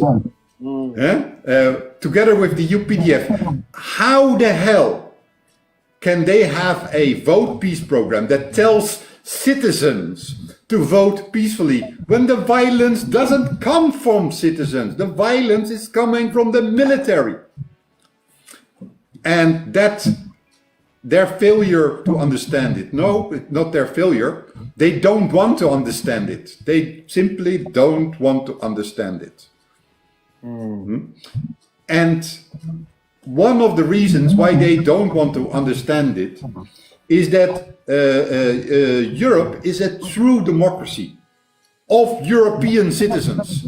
So they listen very carefully to what European citizens have to say. And as you know, many European citizens are like Dr. Nico. We are very quick to go demonstrate. We fight. Just look at all those anti-Palestine protests, anti-Trump protests. Every day there are dozens of protests. So Europeans are very, very vocal. And hey, they're Europeans. Africa is not on their mind. And we do have African Europeans, but they are quiet. They stay at home. Sometimes for good reasons, because they have to make a living. They don't have time. But it's also part of the culture, right? And we've discussed this before privately, Dog Nation. Some of them are corrupted because they want to go back to Uganda. They refuse to speak out, right? Yeah? But can you imagine that if in some government of the Netherlands, the government cuts down a tree and they shouldn't have cut down that tree, there will be a demonstration of 100 Dutch, right? And they demonstrate for one tree only, right? And then when the interest of a whole continent is at stake, like Africa at the ICC, you have 10 at maximum. You get me? I wish the Africans in Europe were just as verbose as those Europeans, that they would stand up for their right, because no one in Europe ever got their rights without standing up for it. You know that 100 years, I want to give an example. 100 years ago, women got the right to vote in Europe. And this was not because men were so nice, like, let's give those women the right to vote, they'll be quiet. No, it was because women went to demonstrate. Men didn't want to give them any power. Women really had to fight hard for it, right? And they fought for 10, 20 years, and finally they got their vote, right? And that is the problem with Africans. They refuse to fight for their power. And that's why the European politics is not listening a lot to them. That's why this European Commission, that's why my Dutch government, it's not listening. They know the Africans, they are not speaking out, and they are divided. The Ugandans fight for themselves. The Sudanese fight for themselves. The Zimbabweans fight for themselves. The Nigerians fight for themselves. Africans don't understand they have a common goal. Right? That's the other problem.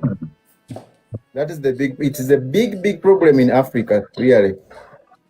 People are selfish in their countries. They are quiet. I don't know what's wrong with those people. You can now see some countries are quiet while things are happening in Uganda. And things happened in Tanzania, still they were quiet. No one was talking. This is fucking called the African Union. That is man. That is what. You know, those African Union, those leaders, they are all dictators. In fact, they are the problem of Africa, I'm telling you. That African Union, it is a big problem in Africa. Yeah, they don't do anything. I agree. But let's talk about African bloggers, right? So you are one of the most influential Ugandan bloggers, right? How come we don't have African bloggers, right? That are popular across Africa. Actually, I know only one, Bobby Wine. Although he's not really a blogger, right? But he is an influencer, the way that he acts. But you understand, we need African bloggers that talk about all the countries and not just their country.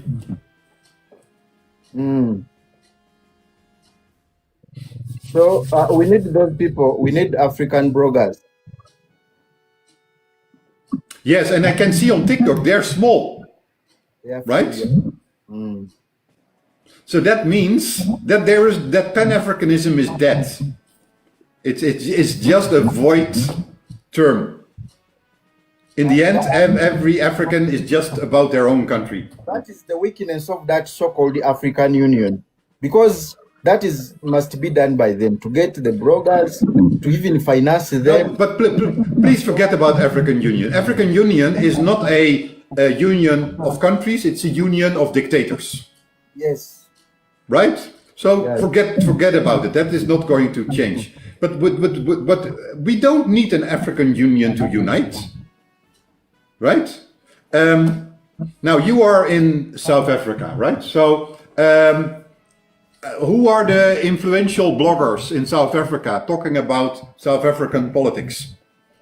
And maybe you can connect to them? There are very few. Okay, interesting. Yeah, so TikTok is not as big in South Africa as it is in Uganda?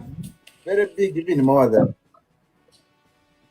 Sorry? Yeah, it is very big. Even I think it is more than the Ugandan TikTok. Yes, but few people are talking about politics. Very few of them. Have you ever tried to get into contact with Malema? Very soon I'm meeting him. Oh wow! Yeah, very soon. I don't want Museveni's people to hear, but okay. You should have lied to me. Oh. Yeah, but we shall see how to contact these people so that we can talk. Most especially bloggers talking about politics, talking about issues that are going on in Africa. Really, we need change in Africa, not only in Uganda. And we call upon African countries to speak, not to be silent. To talk about things that are happening. People are killed, like in Tanzania. Very many people were killed. More than 30,000 people were killed. Imagine. But nothing. No one talked about it. They are all quiet. Now, like, for example, in Congo, very many years, Congolese are killed. There are in millions, those who are dead. Millions. People are leaving Congo. They are all over the world. So, I don't know who is concerned. Why everyone is so quiet like that? And now that's why we got a lot of hope when we see these people are now sitting discussing about Ugandan issues, the European Parliament. Let's them. How long does this Parliament gonna sit? So they sit every week. But they really work hard, right? So because Europe is a group of 25 member states, and so they need very specific laws for very complicated societies. So today, I think they voted on like 200 proposals. Can you imagine? 10 seconds per proposal, just vote. Another vote, another vote, another vote. It's really hard work. Where those lazy Ugandan MPs, they're just sleeping in their couches, if they're even present, right? These ones are really working. And now they were in Strasbourg in France. Next week they'll be in Brussels. And so what typically what they do is every month they pass 3 urgency resolutions on international human rights issues. And I've been trying for years to get us in among these 3. But you can imagine that every time when there is a major conflict, like now in Iran, right? Or in Palestine or in Sudan. In Sudan, 60,000 black people have been killed in a genocide. It's kind of hard for us to get in between those 3, right? But next month they will have another 3, and I just hope they're not going to wait another 5 years for the next resolution. That would be really bad, right? So we need actions. Really, we are tired of words. You know, those people are speaking a lot, but actions. We've seen it in different scenarios. We have seen them talking, but sometimes no actions. We need more sanctions in Uganda. A lot. Yeah. Well, to start with, they shouldn't be sending money, right? You don't even need sanctions. Just stop funding the dictator, right? And well, there is a sanction instrument which is called Magnitsky sanction. Magnitsky sanctions are personal sanctions. The UK has, for example, issued sanctions against Anita Amon for stealing the Karamoja iron sheets. And definitely I am in favor of those sanctions. But most importantly, stop funding them. Stop sending them money. Stop all these stupid democracy projects. Stop sending money to build roads, because those roads are never getting built. Right? And stop loans by the IMF and the World Bank until human rights are respected. Because we know that those loans go into the pocket of the dictator and he uses them to buy weapons and to bribe people for the next elections. And we need to knock on many more doors. And so the people that watch, they can also help by sending emails, right? Actually, I'm going to put on my TikTok later the emails of the people that spoke in favor of us. So we should thank them. We should tell them, thank you so much. That's why I try to tag them. Now, most of these people are not on TikTok. Our friend Jan-Christophe Oetjen, he's not on TikTok, but he is on Twitter. So when I posted my video, I tag him. And I know, because you and me, we have way more followers than him, right? So by tagging them, they'll feel the appreciation from us, right? Let them feel that. Then in the same way, those that we're fighting against, we should also tag them, and we should send them emails, we should explain them, we should tell them, can we come by to meet and show you how bad Uganda is? We really need to do a lot of those activities. Okay. Yeah, we really appreciate, and let's keep on moving. Now, we have, like you, this is a message to Ugandans. We have got some people helping us. You know, someone, if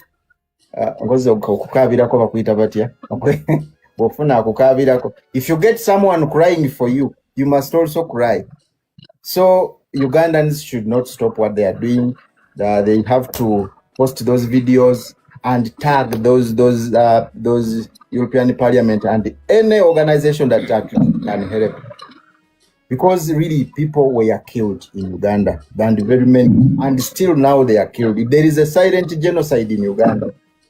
You get. And I want to add, Doc Nation, please tag persons, because the institutions, they don't look at their mentions.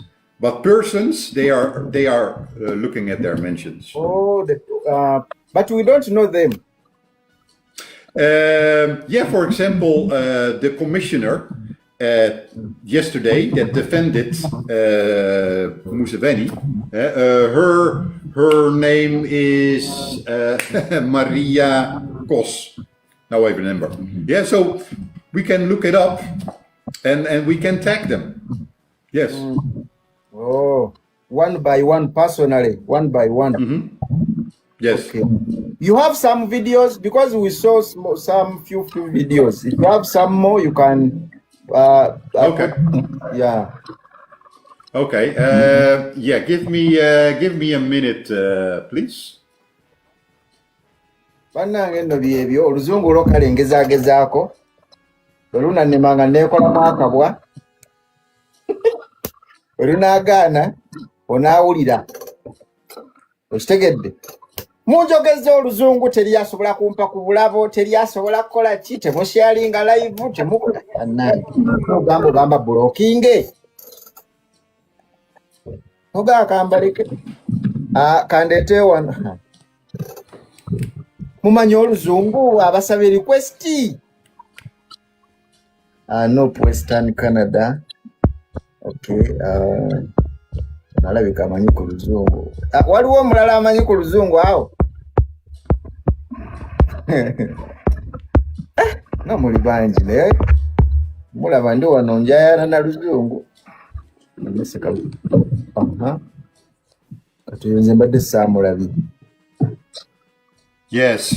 So this is the lady that was chairing the vote, and so here you see the result of the vote, right? 573 people were present, and of those present, 514 voted in favor, and only 3 against. Oh, these are the 514 they voted positive. Yes, and you can see exactly here, the whole room is green. You see from left until right, they voted in favor of this resolution, right? Yeah. Can I play the video? Yeah, you can play, because some of them we didn't even hear them. Yes. You can increase the volume. Yeah, let's see if I can increase volume here. Yes, comrades, the vote is happening. You see them voting.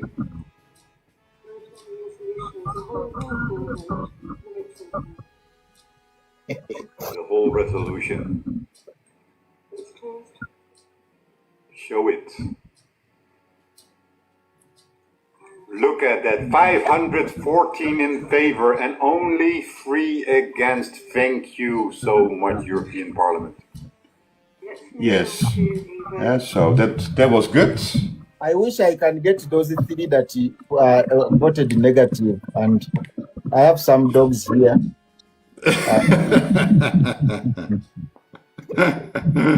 Yes. I'm actually surprised it was only 3 against. You have to understand, we have a couple of these racist parties, right? And they simply have no interest in African politics. Yeah.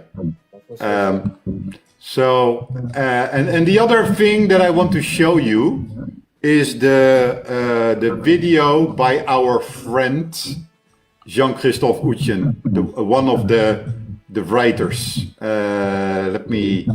You can you can tag those people. Batugambye totaginga European Parliament yonna wabula osobola taginga muntu ku muntu ba member of Parliament aba abatufevalinga ne bamanya n'okwata ka video ng'oli bamutemako omutwe oli bamusazeeko omukono oli bamupya amasasi n'obataginga okitegedde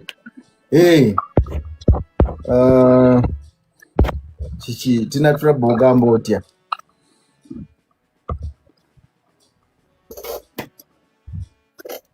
it's not trouble. Okay, so I have another one here. let me play this video. So this gentleman is called Hannes Heide, and he is from Germany. Tens of thousands of Ugandan voters wherever he appeared in the country. Now, after the elections, he is under siege, and tens of thousands of citizens took the streets, this time in protest. The post-election situation in Uganda shows a systematic assault on fundamental rights. President Museveni's 7th term followed elections that failed to meet democratic standards, preceded and followed by mass arrests, violence, attacks on journalists, the shutdown of civil society, an internet blackout, and killings of unarmed civilians. The harassment of Bobby Wine, his family, and members of the National Unity Platform is unacceptable. Yes. The European Union must act consistently to end immediately all violence, threats, and the arbitrary detention of opposition politicians and their supporters. We must review our cooperation with Uganda and firmly support civil society, journalists, human rights, and LGBTIQ plus defense. No. We stop there. Leave that out. We stop there. So they are going to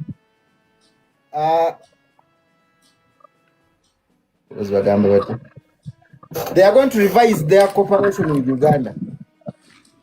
Well, that is what they are asking for, right? The Parliament is asking the European Commission, the executive branch, to revise. And definitely they are unhappy, right? So I met them a month ago in Brussels, and they were very concerned because they saw what was happening in Tanzania.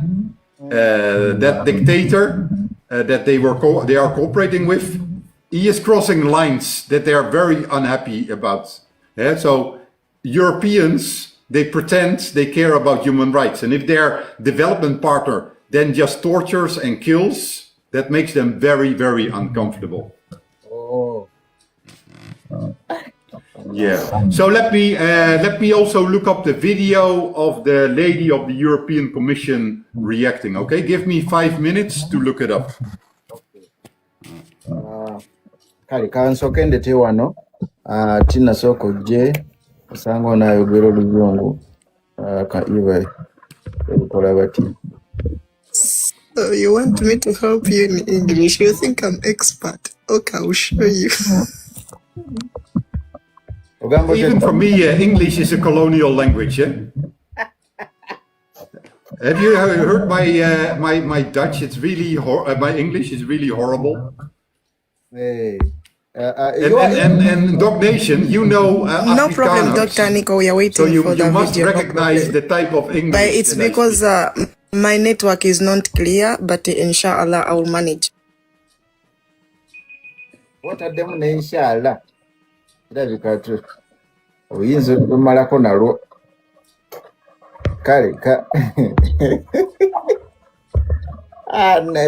tina otandise otekamu inshallah. Yeah, I have to try, but the network is not good. But I'll try my level best. Kale tenga tufuna y'abantu awo bino byenyiga sibiteke.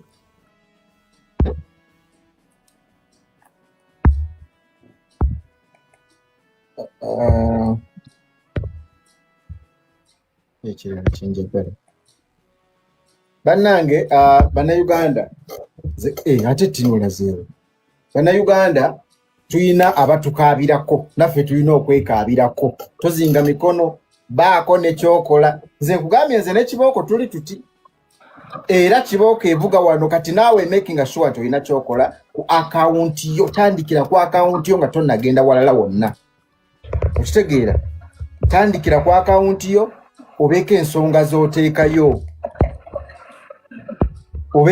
z'oteekayo nga zigenda kugira kuyamba naye kansoke ntereze pane eno ndaba sigitegeera okuba enanyize ebyo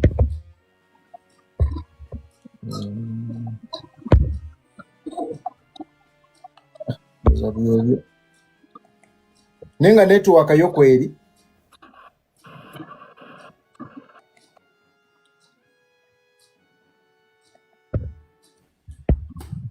Mukuleeta wano ku bantu.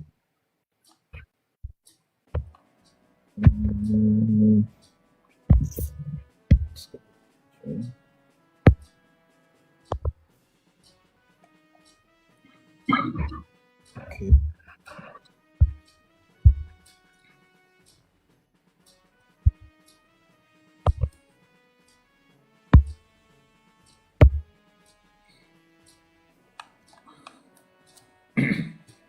Let me go. I'm trying to get this still. What?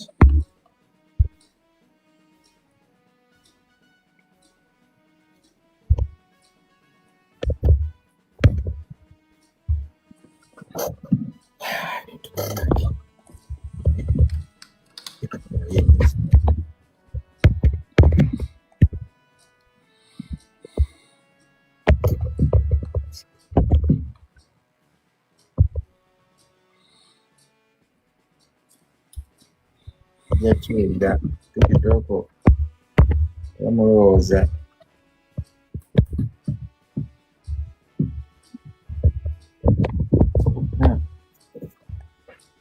Bwekyoba babadde batutaddemu ga diversion ganji ate weegali wano ku internet ganji kati making sure to falling into trap of diversions. Ensonga ezigenda mu maaso mukulu nnyo. Eno bajjeno battibwa okitegedde eno international community amaaso gali ku Uganda, parliament eri zitudde bateesa ku Uganda. Obusajja bwatta abantu, bwatulugunya abantu, bwawamba ne kati bukyawamba. Kategeera ne kati bukyawambira ddala, naye wano we tulaga tulina kwongera kwerwanako bwerwanyi. Kyova olaba tugamba toggwangamu maanyi, ekintu kyonna kikole, kola kyokola naddala ng'oli munnayuganda, baako ne kyokola ku lw'ensi yo. Baako ne kyokola ku lw'ensi yo. Kale kandetoona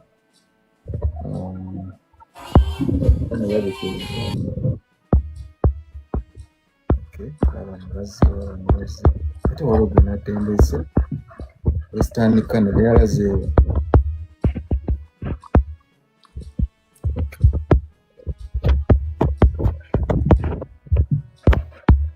Ashalazaani kwoli? Luzungu bintu byakwogera lulimi lwetwagala. Oluganda. We have to try. Kituufu oluzungu lujja tuleetera ebizibu naye nga kale tokamyutinyamu katono. Okay. Let's see if we have sufficient volume on this one.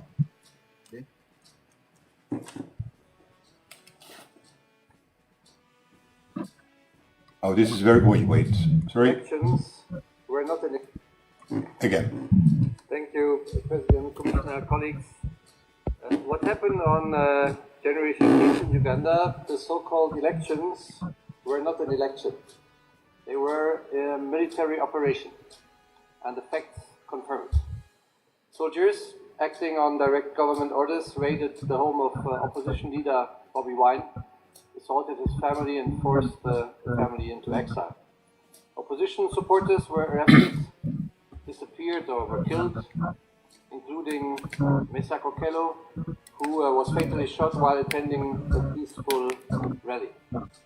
We are deeply alarmed by reports that the regime has publicly threatened to kill opposition leader. They are acts of terror which are meant to silence an entire opposition. We call for the immediate and unconditional release of all political prisoners and end to military trial of civilians, full accountability for the crimes committed and a real electoral reform. Today, we as European Parliament say clearly, we stand with Bobby Wine, Uganda's opposition and civil society, and all those who risk everything to demand freedom. Thank you. Thank you very much, dear colleagues. Applause. Yes. Okay. Let me. Now I have a question for you. People know that very many. Do you know Do you know why he is only talking about Mesach Okello? Yeah, I heard about that.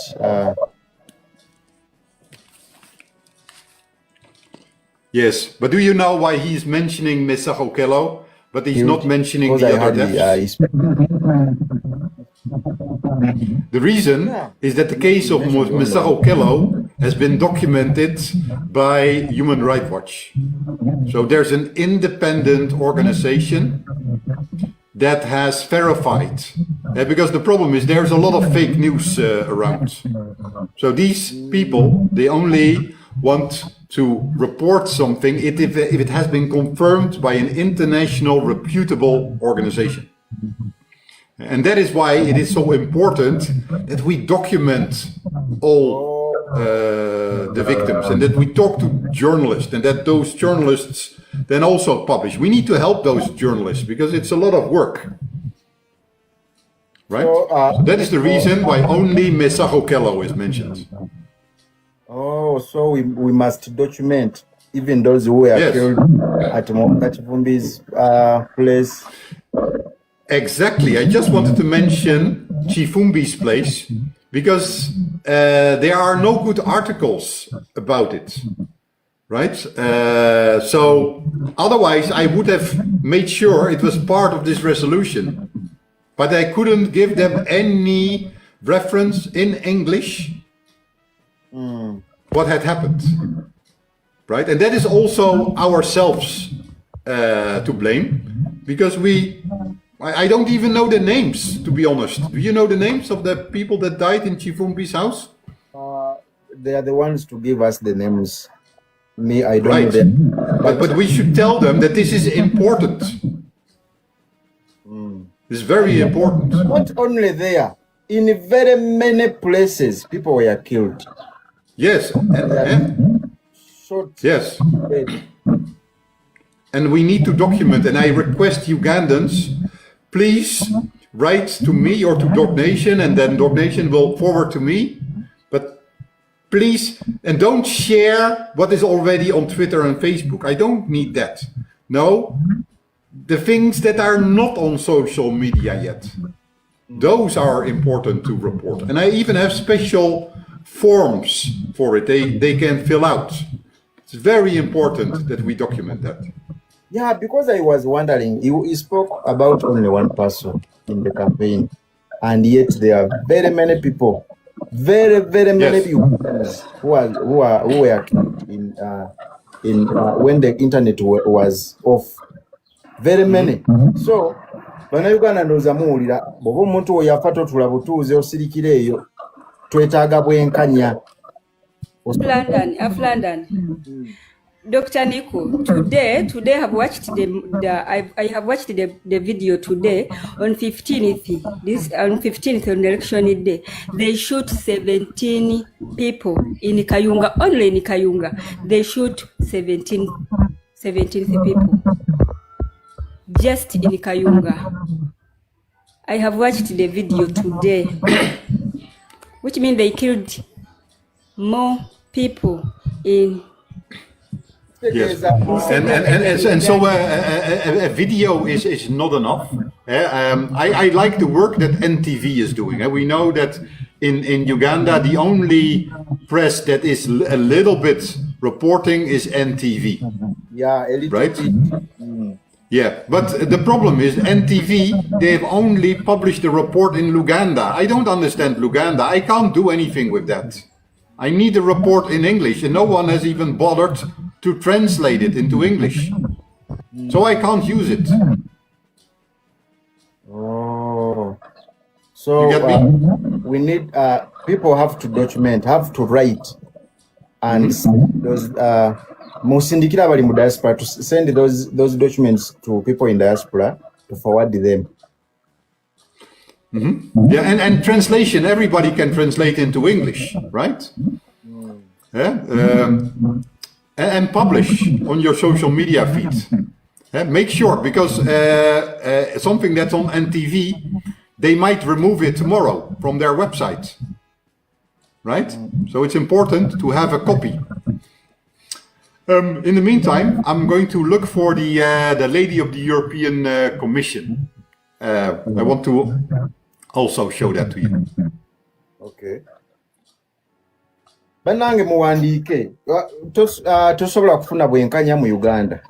There is nowhere in Uganda you can get justice. So at least if you bw'oba olina omuntu gwe basse, some of your relative or what is killed, wandiika sharingira omuntu ali ebweru wa Uganda ali mu diaspora atambuze message ebbaluwa etambule mu parliament bayogedde ku muntu omu erinnya ba just balifunye because they said people were killed but they only read only one name. Kitegeeza document bafuna ya muntu omu erinnya bafuna lya muntu omu singa amannya ago bagasoma nti gundi bonna babatta ne gundi okategeera justice tulina ginoonya bwe naabula mu Uganda tugenda ginoonya awalala paka tunagifuna okategeera okay. Andeete wano ani omulala wano ayogedde oluzungu Asharazani yalwogedde Asharazani ayogedde oluzungu badde simanyi nti alwogera nodwogera naye ssebo totuswazizza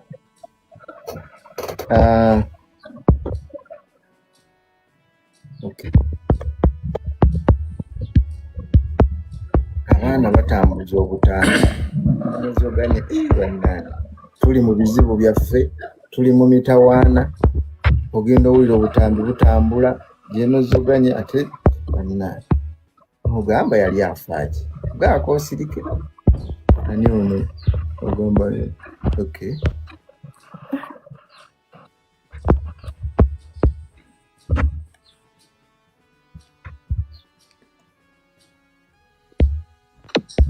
Okay, now I think it's interesting to show you the actual resolution that was passed. So let me show you.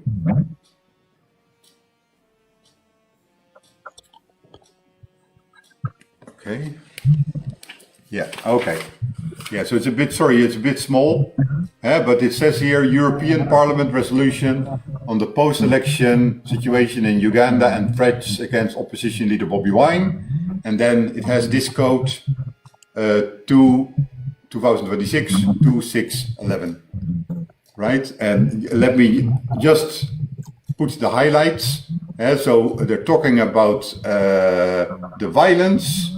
They're talking about how Bobi Wine is on the run. And then here, number E, they talk about whereas the government conducted brutal repression of opposition members, journalists and protests, with over 400 arbitrary arrests before election day and hundreds more afterwards with reports of torture and ill treatment in detention, whereas on 28 November, Noop's supporter Messach Okello was fatally shot during a peaceful rally.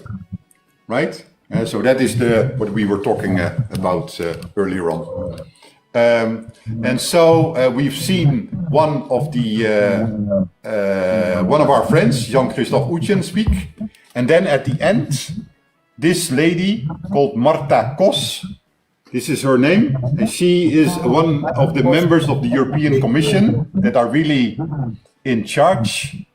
And I'm going to now show her reaction. Okay. Oh, wait, I have to put on the volume. Union members, Kampala and locally represented European Union member states have been following closely the run-up to and the elections on January 15, 26. These engagements included meetings with all political parties, including with the National Unity Platform, as well as with electoral bodies and with government and the leadership of the Ugandan People's Defense Forces. Okay, I'm going to pause here. So this is totally ridiculous. They meet with the army to discuss what? What is the name of that woman? She was representing. Just a second, I can't hear you. They meet with the army. I really wonder what they've been saying in that meeting. I think she voted negative this one. No, she's not a member of parliament. Who is she? So she is a member of the European Commission. The one that are actually in charge of foreign policy. And so European Parliament is trying to convince her to condemn the violence in Uganda and to stop supporting the dictator. And she is here defending that policy. You know, I heard she was somehow whitewashing it. Yes, and so the different, you know, in Ugandan parliament, ministers are also a member of parliament. But that is not normal. And so in Netherlands and in Europe, ministers are not member of parliament. Yeah, Peter, please.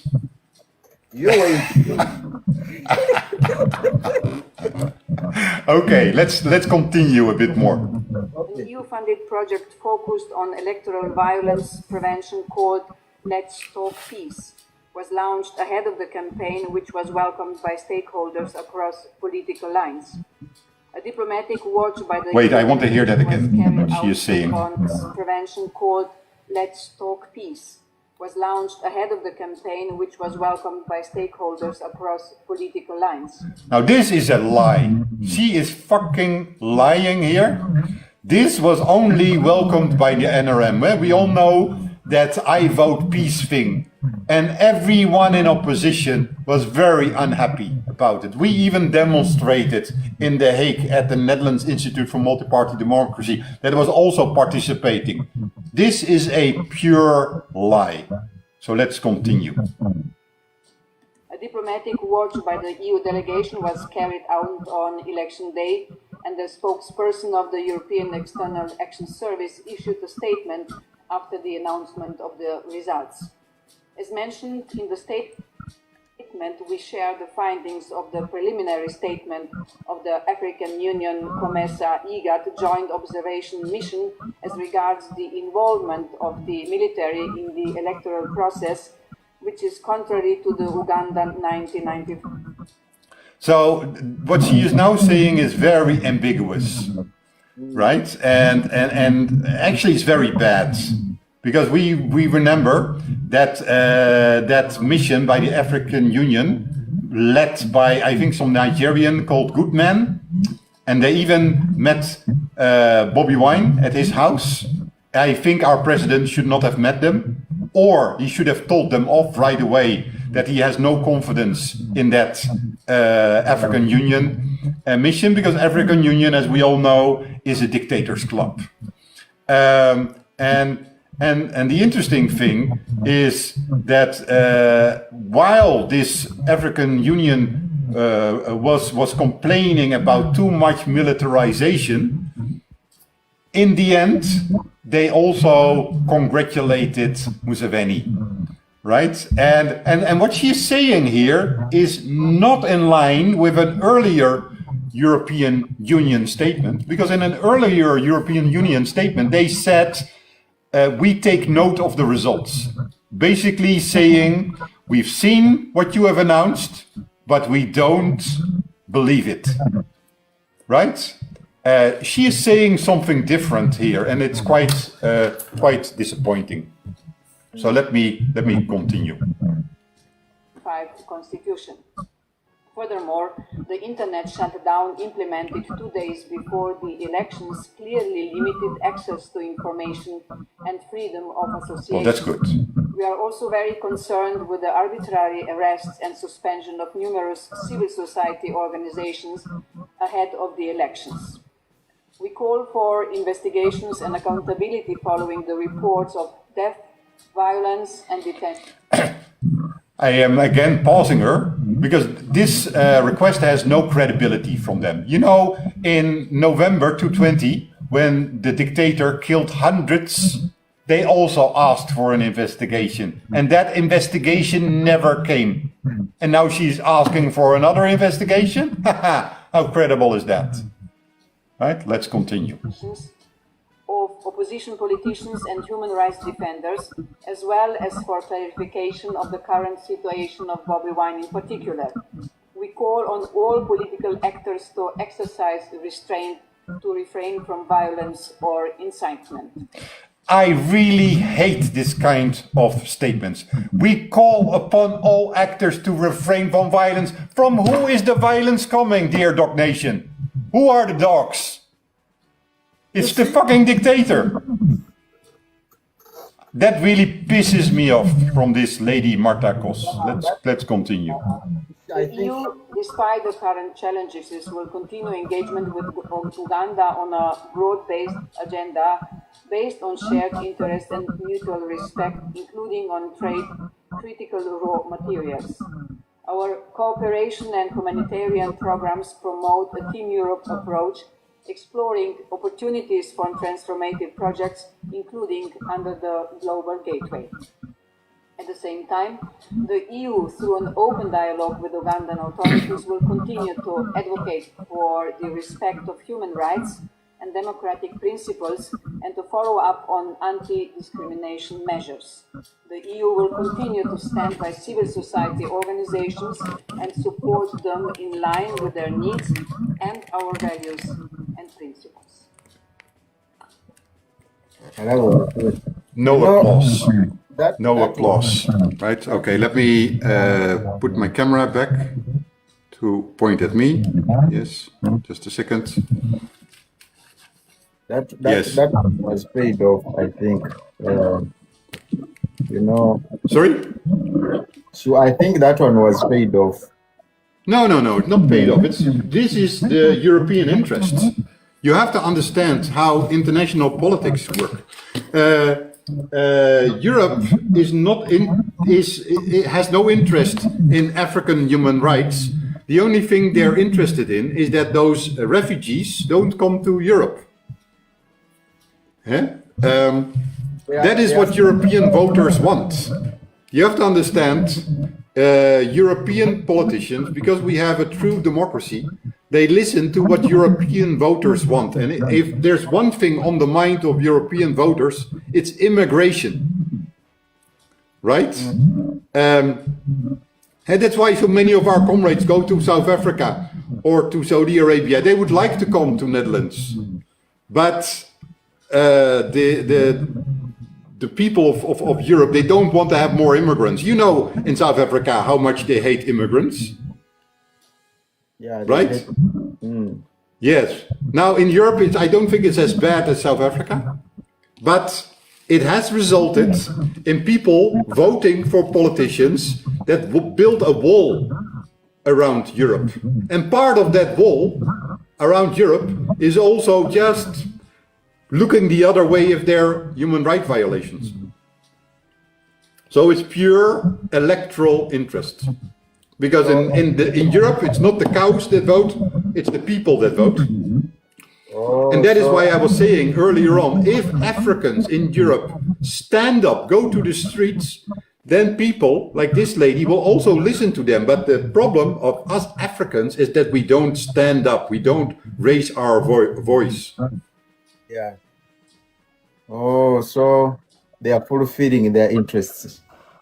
Yes, to be re-elected, right? In the end, politicians have one major objective, and that is being re-elected.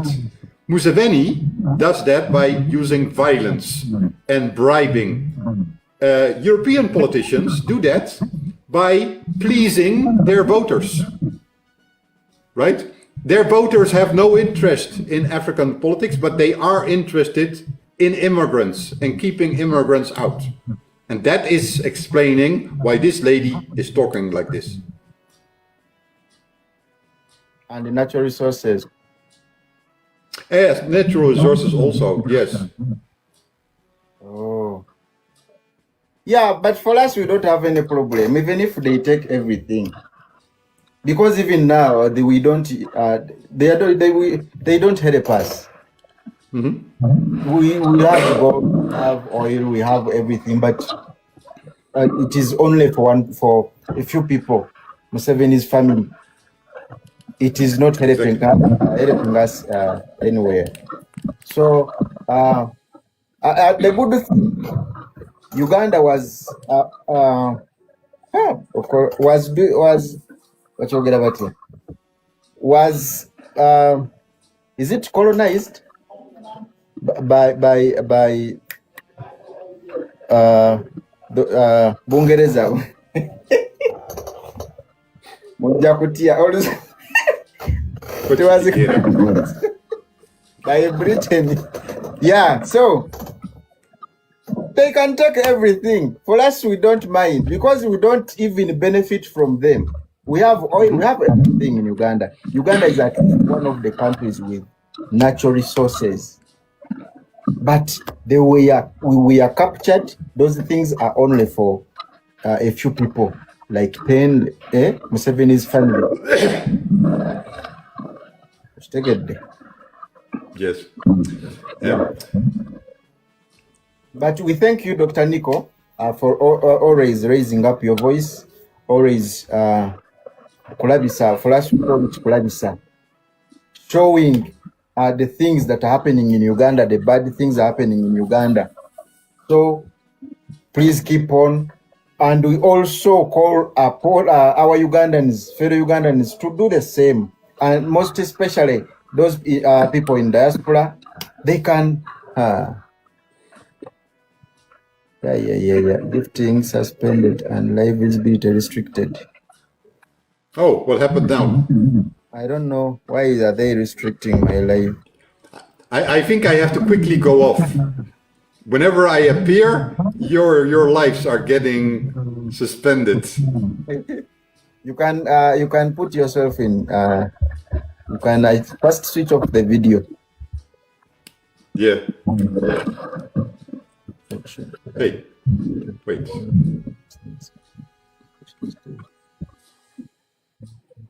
Okay, better. People, why are they doing that? Yeah, it happens to me a lot. They have put a restriction for what? We don't have this. Me, I get a lot of restrictions on giving gifts. Well, I don't care about gifts. You have been gifting someone? No, you know that your viewers can gift you things. I have no clue how it works. I'm also not interested in it. And then I get messages during my lives, oh, gifting has been restricted. Okay. Go away with your gifts. I just want to discuss politics. Yeah, of course. So, okay, man. Thank you so much for your time. I don't know if you have any final questions about the debate in Brussels and Strasbourg. What I can ask me, should I bring people here to like some few people if they have some questions? Sure. Yeah, let me bring like 5. Let me first. My question is, like, oh, you already answered it. You said we need sanctions in Uganda and to stop funding dictator Museveni. So let me bring you Ambalete namu ologere ngamuloza Rwanda. Ambalete mami.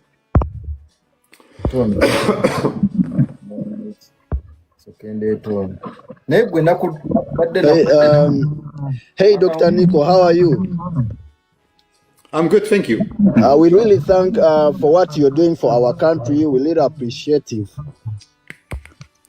So my question is, recently we got one of the EU members who came to Uganda. So we thought something's gonna happen, but he just went, he was speaking to the dictator in the parliament. Dr. Nico, you can come back in video. I already submitted the... Okay.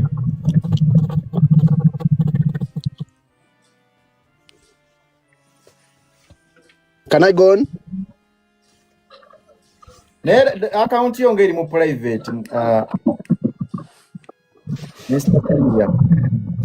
Dr. Nico, what I'm saying is, recently in Uganda, we got one of the EU top members who came in here. We thought something's gonna happen. They're gonna speak about something when he goes back, but nothing happened. What does that mean? Which one? Which country? There is the EU member who was here recently. I don't recall the name. He was one of the top officials. Over Aflanda ni umanyi waliwo yajjano wa EU. Ebuuzibwa kiri kimu. Nga nabuuza ekyo nsobola kikuddamu wali osuubira bakole ki wali oyagala bakole ki? Like what did you expect them to do? I thought he's coming, to do something, or maybe they go back and they talk about something's going on here. Because but he came and met who? Yeah, he came and met who? He came, he went in the parliament, he met the dictator. Now, that one cannot help us because he met a dictator. That one cannot make sense on our side. I have my question just a little bit also on my side. Greetings to everyone. Greeting Dr. Nico. I appreciate whatever you are doing for us because you have been high on our side to see how our brothers and sisters are suffering, and we appreciate. My question is, we have seen so many things taking place in the country, and our brothers, they are trying also to show up how we can also bring confidence from other people to understand what we are going through. Can you give us some more advice where we can continue to touch, to also to show the people, the public, that really we need the change and also some procedures as you, because we have had so many organizations which are responsible to help Ugandans, like the Human Rights Commission, because we know it's all over the world that they have control about the things which are happening on the public, about human torture and other things. My question is, we as Ugandans, what can we do for them to get up and also continue to help us to end whatever is taking place in our country? Because every day we are listening to people who are crying and showing that they are not okay. So what should we do as more? We know sanctions are there. They can stop people from going in countries which they say that they don't go. They can stop some help which they have been giving to Ugandans. But what else can we do as Ugandans? Because we know protest is the first. Thank you. Okay, thank you for that question. So me and also now with this debate about European Union, Ugandans tend to think, please Europe, come and save us. In the end, Ugandans need to liberate themselves. And one thing that we have clearly seen from 15 January is that we failed to really do the protest vote as we had planned to do. And my opinion, with a Muzungu glasses, is because we are not sufficiently organized. We, building a struggle, you do it step by step. You have small groups.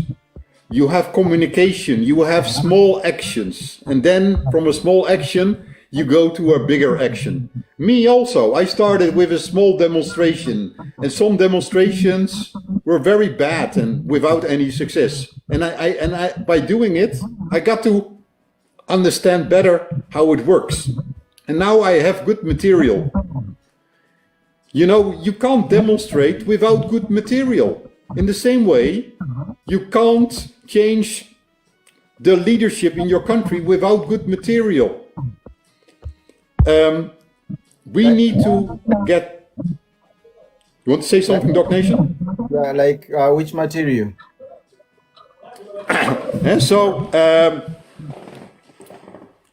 For example, when you campaign, of course you need publicity material. When you are demonstrating, you need a megaphone. right? I've seen demonstrations without megaphones in the diaspora. For God's sake, these people, they can go to a shop, you can just order them online, and they don't have, right? This basic organization,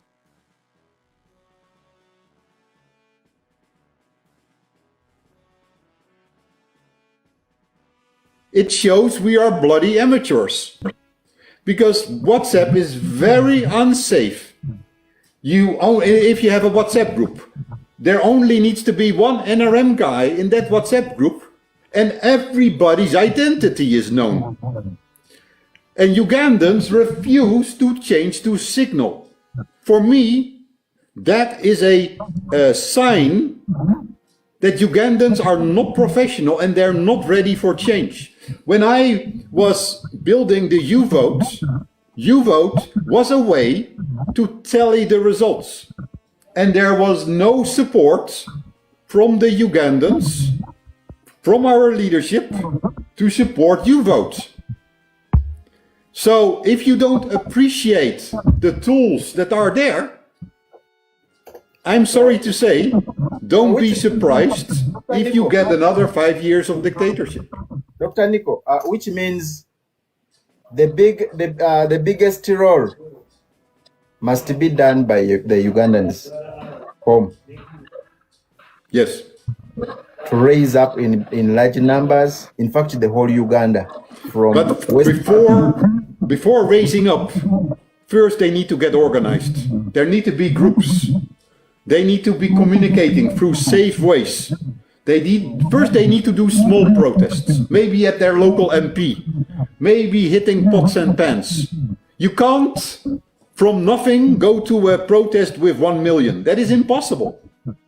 You need to take small steps. Okay, thank you so much. Joyce, oina chobuza? Yes, sir. Thank you so much, Dr. Nico, and Ugandans at large. I want to request Dr. Nico to, first of all, to give out that name of the lady, the one who was against our revolution, and the other names who were supporting our revolution. May I just need that, the name of that lady who was against the revolution, and the other names of the others who were. Yes, I get you. So the lady that was talking on behalf of the European Commission, she is called Marta Kos. I just wrote it in the chat. Right? Dr. Nico, you can do a video, and is it okay? You can do a video and you tag them so that you can see those names well. We are good at visiting them on their pages to show what. If you speak Maratakos, but many of these people, they are not on TikTok, so you need to come to Twitter, for example. Are you on Twitter? We can go to Twitter. Okay, good. Yeah, we can visit them there. Now, if you go on Twitter to my last video, I have tagged all the speakers, so you can thank them there. Yes. Okay, even that lady, we need that lady, the name. Thank you. Yes. Maratako yotumwetaaga okumukyalirako ajja kiwulira. Okay.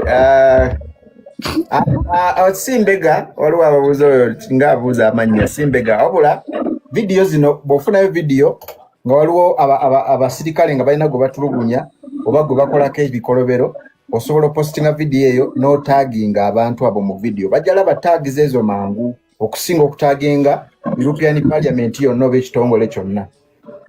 Nedda kyembadde ntegeeza kikino nti omukyala tumukyalirako ne tumugirayo video ezo zonna videos ebifaananyi Twitter za muhoozi zabadde ng'ateekayo Museveni waliwo ne video gye bajjayo nga yali ayogera ku European Union ng'agiyisaamu amaaso so videos ezo ne zigenda mu comment ye bwezi. I'm not sure if you can read. Yes, nabali abantu supportinze ne tuba appreciatinga mu kiseera kyabwe ekirungi ne tukyalirako ne kuona omukyala ne tumuwa videos ezo zonna. Kale, webale Bridget, ofune answer. Sigenda leeta balala, nange kenyini njagala kubaako. Dr. Nicole, how are you? I'm good, thank you. We appreciate for that. We appreciate for trying to stand for us. We appreciate for what you're doing for our country. Yeah, but kindly, what I want as a person, I want to help me to know the name of that lady who has been in that clip you've been showing us. I would like to know the name of that lady, please, if you don't mind. She's called Marta Kos, and I'm writing it in the chat. Her name she called Maratako. Marta Kos. Maratako. Okay. Okay, I noted that. Okay, Mr. Nicole, what I want to know your. It's just disturbing us. Now, we have been saying the name all the time, Maratako. She's called Maratakos. Kachateo. Some people, they are disturbed about, I'm telling you. Mukube chiboko nga bulijjo. Yeah, first of all, Dr. Nico, we have talked, I think there's a diaspora meeting we had in 2023. It was organized by NUP Chapter Canada and USA. You came to my inbox. But I just want to appreciate you. I have also been doing a lot of work here in Canada with the chapter. I have written to apparently and Af London. There's something what Dr. Nico said that I want us also to people to understand. I'm doing a lot of advocacy. People should understand international politics. People have been saying, Trump, come and help us. Trump is not going to come to help you to remove Museveni because Museveni is working for USA. That one we know. USA funds a lot of money, has a military agreement with Uganda. So you don't expect them to come and help you to remove Museveni. There should be a justification. So apparently there is a bill in Canada here which is stopping refugee protection. It's called Bill C-12. I'm actually challenging it. What right now they are trying to do is like what Dr. Nico said. They are trying to stop people coming here to seek asylum. So now imagine in Uganda with the election, what is happening with the abductions and all that. I have written a petition to the Canadian Parliament, to all even senators and members of Parliament, showing them the post-election violence, showing them the abductions, showing them how the election was marred with violence, and people are still being abducted. So the best example, Dr. Nico, I used is the deputy president of Western Uganda and the deputy president of Northern Uganda, because it's evident, it's all in the news. So that's why I'm emphasizing the need of us. Wanji? Mbadde njagala okusinga kuleeta abalina ebibuuzo. If you have a question, because we are very soon cutting off the line. Let me finish then. One is a new dandy one. Tekijja kubeera unfair ate nga byenjogera birimu amakulu. So yeah, so the I'm emphasizing the need for us to document, and Dr. Nico, we should work together. I love the fact that you invited Chuma. Chuma is one of the people that have been, I saw you invited him. He was able to go around in Europe and all that. I also got the opportunity to watch the statement made by the European Commission, but that is not enough. That is not enough. They usually make statements and nothing is done. But as Ugandans, what I can say as Ugandans, what we have to do is to continuing continuing putting pressure on the government. There are some good things that are happening right now. You saw what Muhoozi was doing recently, and he had to come out and apologize. That is because of the pressure. Ugandans are also trying to do what they can, but they have been instilled with fear and intimidation for 40 years, So for them saying to go in the village level and sort of demonstrate, they can't do that. That's why you see most of us that are in the diaspora, because we have the freedom in these countries to do that. In Uganda, you can't. And there's a lot of poverty and all that. So people are compromised.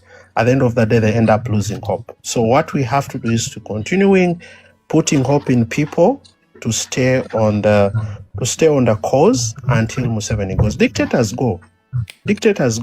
But it may not happen now, but we have to continue documenting. So let's work together, try and get the evidence of Mwanga Chivumbi. What happened when they killed those people? The military immediately removed the dead bodies. So there was no chance for people to find out the names of those people. So that's why it is hard for us to have that sort of evidence. But we'll continue asking people back home to get that. Once we get it, we'll send it to you, and then we have to keep on documenting. Thank you so much. Kale webale nnyo Tonito asembeyo Jeke. It is time for laughing. Foot soldiers English. Afulana and salute. Mr. Nico, well done. Thanks for the work we are doing. Then, on my side, this is what I can say. With the side of foreign policy, I think you have done your job. But the problem, I think domestic policy is not active anymore. Both sides. Here, I think we need both sides, we need them. Foreign policy and a domestic policy. When you talk about foreign policy, at least for you are pushing every day, every night, every minute. Why? Even you have reached on an extent of seeing these people sitting in their parliament, of the European Union Parliament, I think. Uganda, they are talking about Uganda everywhere. Uganda is an issue to discuss all over. But I think, I don't know, you help me. I think the weakness where it is, domestic policy. I think something is missing here on the ground. My question is, according to you, Dr. Nico, as you see things, what would you tell a Ugandan to do? To push the same way as you are pushing on the foreign side?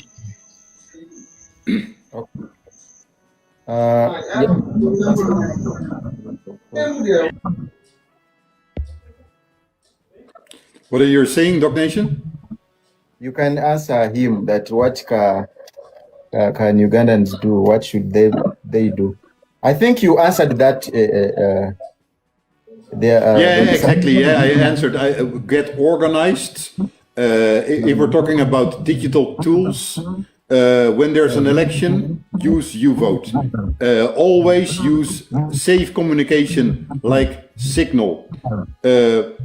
Use emails to write to politicians and inform them about what's going on in Uganda. There's a lot that Ugandans can do. Okay. Yeah, thank you for visiting us. We really appreciate. Thank you for encouraging us time. Yeah, we shall always be with you. And let it not stop until we liberate our country. Exactly. Any word you because Doc Nation, we have to liberate Uganda because you and me, we have to meet in Kampala. Exactly. You bring your dogs, I bring my dog. Yeah. And there will be dog romance. Mwebali kubeerako abasharinze abatapinze screen ababuze ebibuuzo banendooza kankome wano olwaleero tujja kuddamu enti naye the fire is still burning. Parliament tennaba kulekeraawo egenda kutuula next week ng'era ensonga ziri ku Uganda. Update nja kuzibawanga update wabula we have got someone crying for us. Badde ntandise oluzungu bannange badde nsumuludde omayinza ensumuluku kalumu badde nsumuludde naye tufunye atukabirako kitegeeza tulina okukola ennyo naffe tulina oteekawo embeera zigambye akaseera kano nkubamu akafaananyi ne ŋŋamba singa waakiri tulinayo ku bannayuganda abasobola oteekawo embeera singa bannayuganda essaawa zino basitukira wano eggwanga lyonna nga si butundutundu nga si bantu batono nga si ki eggwanga lyonna jjukira intaneti kweri Uganda etunuuliddwa ensi yonna amagye amagwira agasinga obungi gaddayo betuli nabo ab'amagye baagala enkyukakyuka oba kategeera singa mu kaseera kano nga parliament zitudde zitandise otuula okuteesa ku nsonga ezaaliwo nga 15 era ne bakakasa nti akaaliwo tekaali kalulu wabula bannayuganda baali battibwa. It was an act of terror. Kwali kutugumbula butugumbuzi bantu singa akaseera kano waliwo abasobola okusituka wallahi kiba kiwedde naye ate nga tetulina era optioni tulina kusigala nga tukunga bantu baffe na kusitula abo kukunga abo abali mu comfort zone baziveemu twenunule kambabuulireko ebigenda okujja maaso awo boyi wange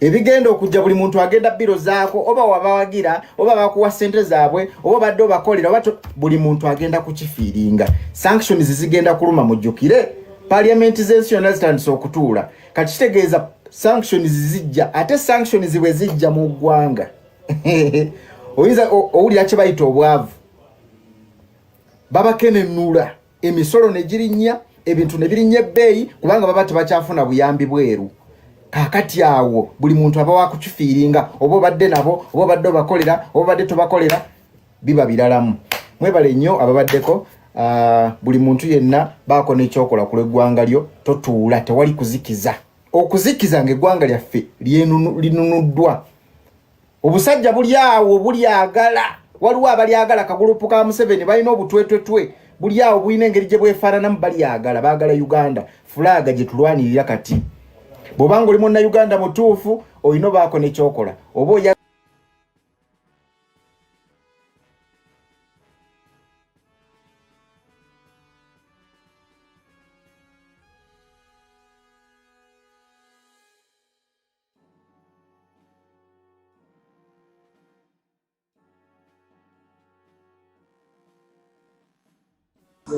You can speak English. You can speak English. Mugamba mutya mwebaleko kakati nze ndi wano kyakwasaganya muntu wange nendoza bagenda kuteekako emitwalo 10 nga tiimu champion ebagenda ziteekako katikati mbadde era nkyakwasaganya ono ngenda okwogera nga azisindise naye muteereddeko ka message essaawa yonna zigenda kujja naye nga mwebala omulimu twala omukisa guno okwagaliza omukulembeze wange amazaalibwa amalungi ayogeyoge era tukyali wamu naye Mukama Katonda ayogere okumukuuma yonna gyali byebye byange sina nnyo bingi byakwogera naye ng'emitwalo 10 bagenda gisindikako bwe banaaba bagisindise Maria mujja kuboŋŋamba nange bwe naaba nga nkyafunye akakisa nja kuba nteekako awo mu comment section naye nsindise nga tiimu champion kale tweyanze team champion tweyanza nnyo tweyanze yes. Madam Mariam wanji Madam Mariam Nakiddu atusindikidde nusu 10 tweyanzeege then Madam Hasifa Narweiso atusindikidde Mariam Osekaki atusindikidde omutwalo gumu 10 tweyanzeege then Madam Salima Basirika atuwadde nusu 6 tweyanzeege kasooke nzijje katono nnyo mumpe dakika nga 5 nzijje kale mama waffe tukulize Madam Bia Mrs. Today wonga Bia wajja nzabadde gamba njagala ku adoptingako ku baana ba John Bosco Kibalama omu naye n'okola ntya kuba ndi mu Saudi Arabia. Okay, oyagala ba adoptinga nga obatwala oba okubaweerayo school fees kikyo oyagala okubakolera mu kyo kuba waliwo byonna oyinza as right now nga nkyali mu Saudi Arabia mba ngenda muweerangayo school fees nga siri naye wabula ate bwe mala otuuka awaka singa kiba kisoboka ne bamumpa nakyo mba sikiinaamu buzibu. Okay. Wandiikawo olinawo wandiika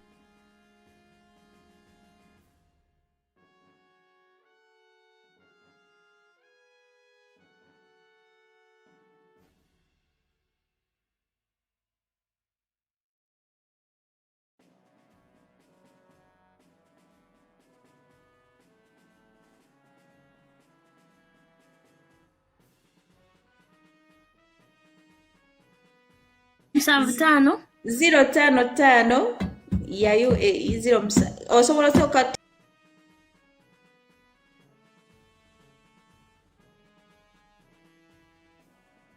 71 55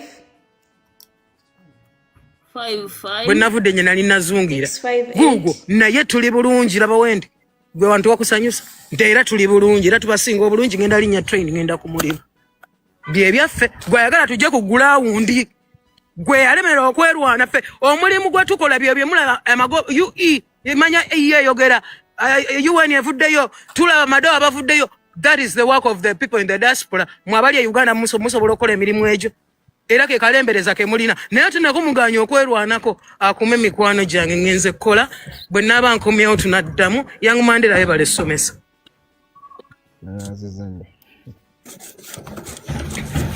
ati train ogenda girinyira mu basement nanti gana masa enso ezakulo kima yes mukwano kati kakati nno waliwo enguudo endala kati tonda anzikirira wansi mukwano enguudo ezakulo ziraba waggulu luguudo wansi mu basement ndozo dani nzikirira eddala kale kankusabira otuuke bulungi mukyala wange etuuka bulungi tugenda kufunira sente za capital bannange bannange simanyi nakumanya mu ntaasi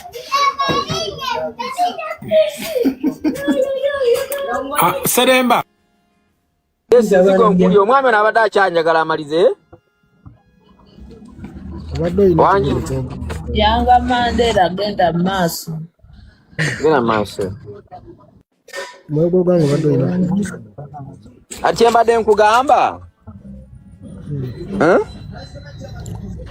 Ompuliza Yanga Mandela Ntulira obadde okyanyonyola bannayuganda kiri ne wadde n'ekyokutaaba sibe tekinawe kigenda tuyambira nti oba bagambe nti bakati abasibe ke tubalirizinge eyo yalagidde abasibe bateebwe nakyo kyadde kyakuwa buwindowooza kyali badde kibabwa ekiti ensonga gye nayogedde ku nagambe iyo alinga Katonda akola naye akola weeyambye kati ffe tweyambye eki tumuyambye tutya naye wajjira okufuna ensonga egamba nti okay kati naffe tutandikire wano eno bannayuganda bakusoboddeko kino naye bannayuganda bo bakulaze kuba okusirika kwaffe it is interpreted as surrender oba acceptance of defeat obanga kkiriza gye tukoma okusirika kitegeeza nti ne EU byeyogera ebanga nayo eri mu kwetumiikiriza okwogera ebitali bituufu kuba ffe bannayuganda tulinga abakkiriza nti bwe boogera si bituufu wane kigenda mu maaso ku ground kirala abaana tebabakwata teri ababanja okitegedde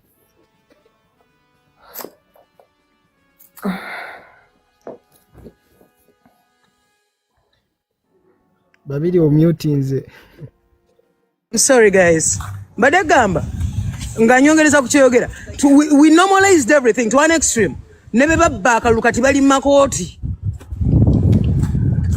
ate mu system etakola gye tumanya ate gye baatubbiramu ekyo booyogerako Mandela train tezitambula ngenda linyawuba empewo nnyingi bw'okyogera bw'otyo omuntu ogenda mu kkooti wano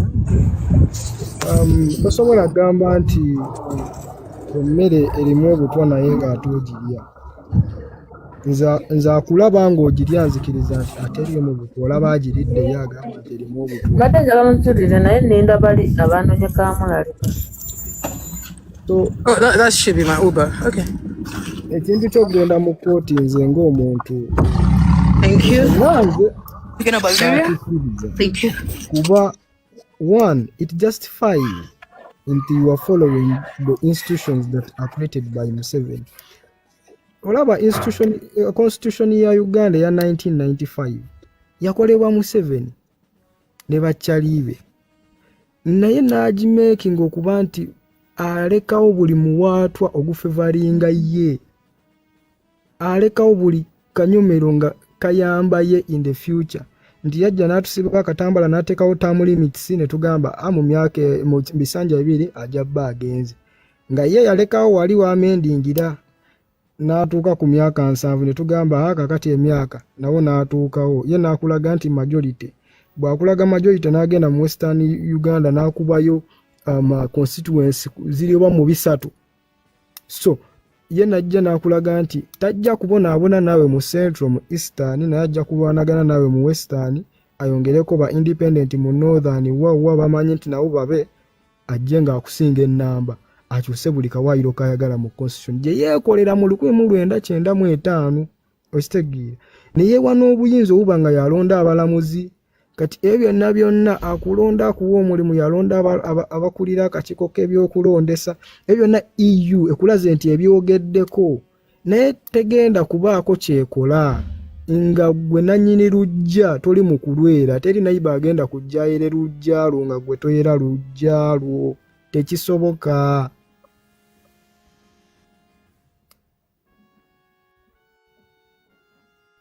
Mukamange omaliriza tugendeko ku muntu omulala. Naye nga bali bambi tunnyonnyola n'abantu bawa kituufu ekifaananyi kituufu abadde bakyamuka bagende banywe ku mazzi. Wansolo oli bize. Mukamange yakatuuka obadde ogamba ki? Wangi?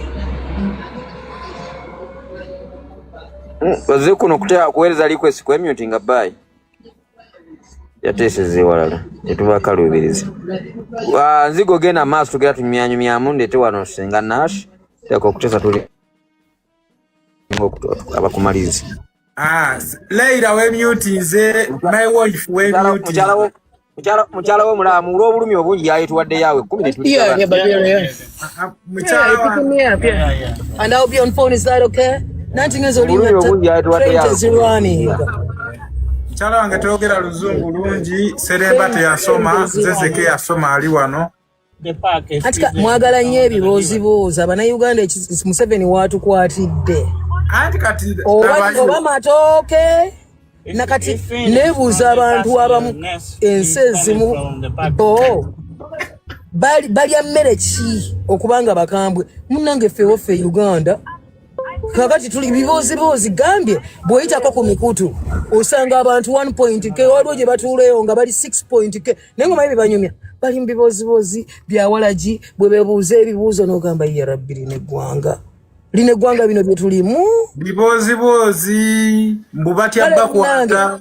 Mutuleke munnange tweberere no mu America. Nze ndi mu America bwengenza olinya train ate tezitambula bulungi ne ngamba kannyuba ngenda ku mulimu bwe nawulira nga njagala okukola nga nkola nakomyewo nakadda ate mwena kundaba ate ngende kwampuli obudde bunnyogovu sibusobola ate ngende tumulemu ffe tuli bulungi. We are well off. Naye omwami wo tali bulungi ye. Munnange olina ekintu kyogamba ndi mukyalawo gwe mpita mukwano gwo is much better. Wama mukwano gwo kubanga kati olaba system 7 yajonoona kakati olanga oli musajja mukulu ate osuubira munze ate gwoyita mukyalawo. Just call me your friend, it makes much more sense. Ate ng'onkubye ku mutwe nnyo. Nze nkubira ddala kayondo mukwano kakati mukyala wange bw'anaawulira my wife ate obyogera mu luzungu mukyala n'agamba ate babirikodinga ebintu ebyo mukyala jagamba tewabayo abirikodinga banayitu batusaagamu tubatusaaga tweyite ba mikwano nga bwe mwagala ebibuuzibuuzi tandika okukola ebibuuzibuuzi ebizimba bannayuganda bannaffe otubeera kuno lwaki oteekako ennamba yo tudde mu dduuka ekkale otubula ebyoyagala okukola tuliko abantu 144 buli omu buli bwondo tulajja nga tukusondera emitwalo 2 buli omu tubale tukoledde bizinensi ng'otaddeko ennamba yo mwewagwago baba akikkiriza nga nze nsooka tutandike okwezimba mpolampola kuba munaye bye twasigaliza nga batubya amatooke seremba teekawo ennamba yange ntandike okwezimba mpolampola nga tuwuutirako supu ate tukolero bannayuganda happy awo nzigo omuleese tuli mu birowoozo kati seremba oyagala mbeere nga ndi mwavu nga siinamu yadde 10 naye babirereiro leero atwokyeyo 10 tuligabane babiri mwagala 10 lyokka tujja kukaka tujja kukaka kuba tetuli baavu kunsondera ku bizinensi yagala kunsondera ku ebya bizinensi gumiikiriza toyaka nnyo ebizibu tobikuba babiri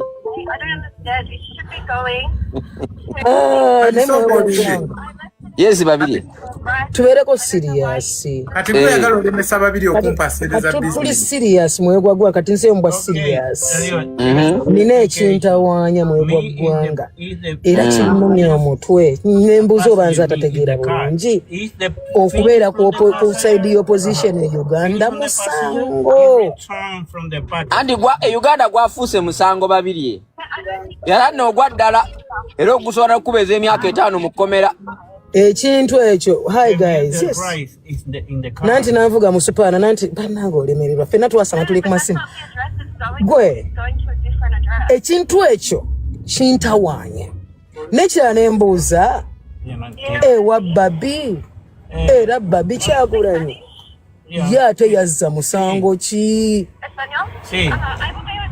andi baali banoonya mwami nga balowooza ndooza bamanyi ayinza okuwagira n'abaekibuuzo ekirala omunayuganda ali eyo ng'owagira Museveni ng'owagira nga naawe omunange olaba era Museveni yawangula mwasanyuka tubalabye mubadde muserebulatinga eggwanga lyonna ssanyufu abantu munaye basanyufu nze mbuuza ekibuuzo ekirala amaka ga Kyagulanyi amagye gakolamu ki bagenze mu kkooti ew'ekiragiro bunnambiro apirwa ekkooti yasooka yawa baveemu kati bagenze mu kkooti esembayo eragire bamukemu naye tetumanyi batuukana mu kkooti omuntu twabulekawa wamalabayo bannayuganda baanafuwera bazimbyewo n'obuyumba kati we basula ate alina bagamba alina eka 10 ez'ettaka nze mbuuza kibuuzo fe abannayuganda ddala nga twali tukkiriza mu Kyagulanyi kati nze ndaba era senga mbadde Uganda nze mukwano nekalakasa omwana oyo mulabye bandera abaddeko mukwano nze ndi mwekalakasa nze mukwano nekalakasa ate nzikusa ensonga nze senga bankubadde amasasi era Katonda amanyi lwaki yanteekeye nze senga bagankubadda bannayuganda 1,700,000 era tulinze kkooti yebejja abasirikale ewa Kyagulanyi tuyinza muwa kirabo kireero mazaalibwa ge tusobola mukuwa Kyagulanyi mala kirabo ki bannayuganda ddala ne tubulwayo yadde abantu emitwalo 10 ddala mwamobilizinga nga abaana abakulembeze ba Nuupu ne tubulwayo yadde n'emitwalo 10 yadde n'abantu omutwalo gumu yadde n'abantu 10,000 yadde abantu 10 abasobola okugenda ewa Kyagulanyi ne tugamba akale kino kya jjoogo ekyo kyo kya jjoogo bannange muhoozi ekyo kya jjoogo ne taata we ekyo kya jjoogo putting other things aside ekyo ekintu kya jjoogo ewa Kyagulanyi mukolayo ki era babi ye bannange mwali mukwata waaki nga tuvudde mu lwali yemboozi eyandibadde eri ku mimwa gy'abannayuganda nakati ebibuuzo ebiri simple era what is our way forward as Ugandans tugenda beera mu kunyigirizibwanga buli kimu nga tukkiriza iye bagambye iye tugende makooti iye ng'ate tumanyi nokola tegakola Kyagulanyi twamuwadde ekirabo ky'abannayuganda twatadde buteesi waliwo agenda okugamba nti ekkooti yasaliriza omusango gwa Sewungu ekkooti yaterezeza omusango gwa Nakwedde ekkooti yaterezeza omusango gwa Nkerettanyi era n'abali bakugambira bagenda mu kkooti okusinziira ku mbeera era mugenda genda makooti mwenna babateekeyo naye mukama wammwe aliwa era mukama wammwe yalinga abuulirira apreachinga ki mwoyo gwa ggwanga olina wano olina student omupya nga tannambuuza oba ndi mukazi oba ndi musajja olina student omupya wano aŋŋambye nzije nekalakafe uyaawo omulimu ogugwe mugukoze gye muli mwe mu Amerika nga mu mukwano babiri abantu bategeeza wagula bendera emitwalo ebiri mwoyo gwa ggwanga ondabye ninye taxi eno ngenda ku mulimu nva waka ekibuga kikiri okirengera gambe it takes me 20 minutes mbeera mu New York okuva wensula mpaka mu kibuga kikiri ogenda kiraba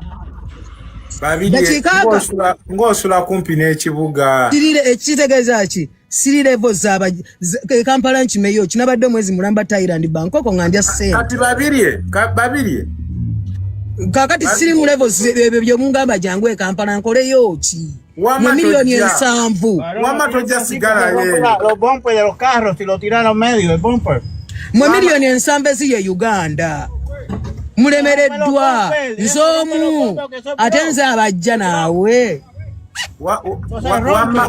wama babiri abo oyo student ekibuga kigenda kirengera babiri abo baleke boogezi baleke tubayambako buyambi tubakaabirako tuli ba EU tubayambako buyambi tubakaabirako tuli ba EU nga bwolaba Trump agezaako n'aboggolamu naye bwe munaabamwe abanaku temwefuddeko baddiya naye nga ffe abanaku tugezezzaako gana tugezezzaako nanti kaakati muli bataano abannayuganda bataano mwalekedde abannayuganda milioni 7 balekedde Kyagulanyi omwe ajja abalwanirire kati kyekyo kye tuliko mwabataano abalwanyi ensi yabalekedde Uganda omukyala musajja atemyuti nga namuwadde omuzinayo n'alema okwogera ddamu n'asindika request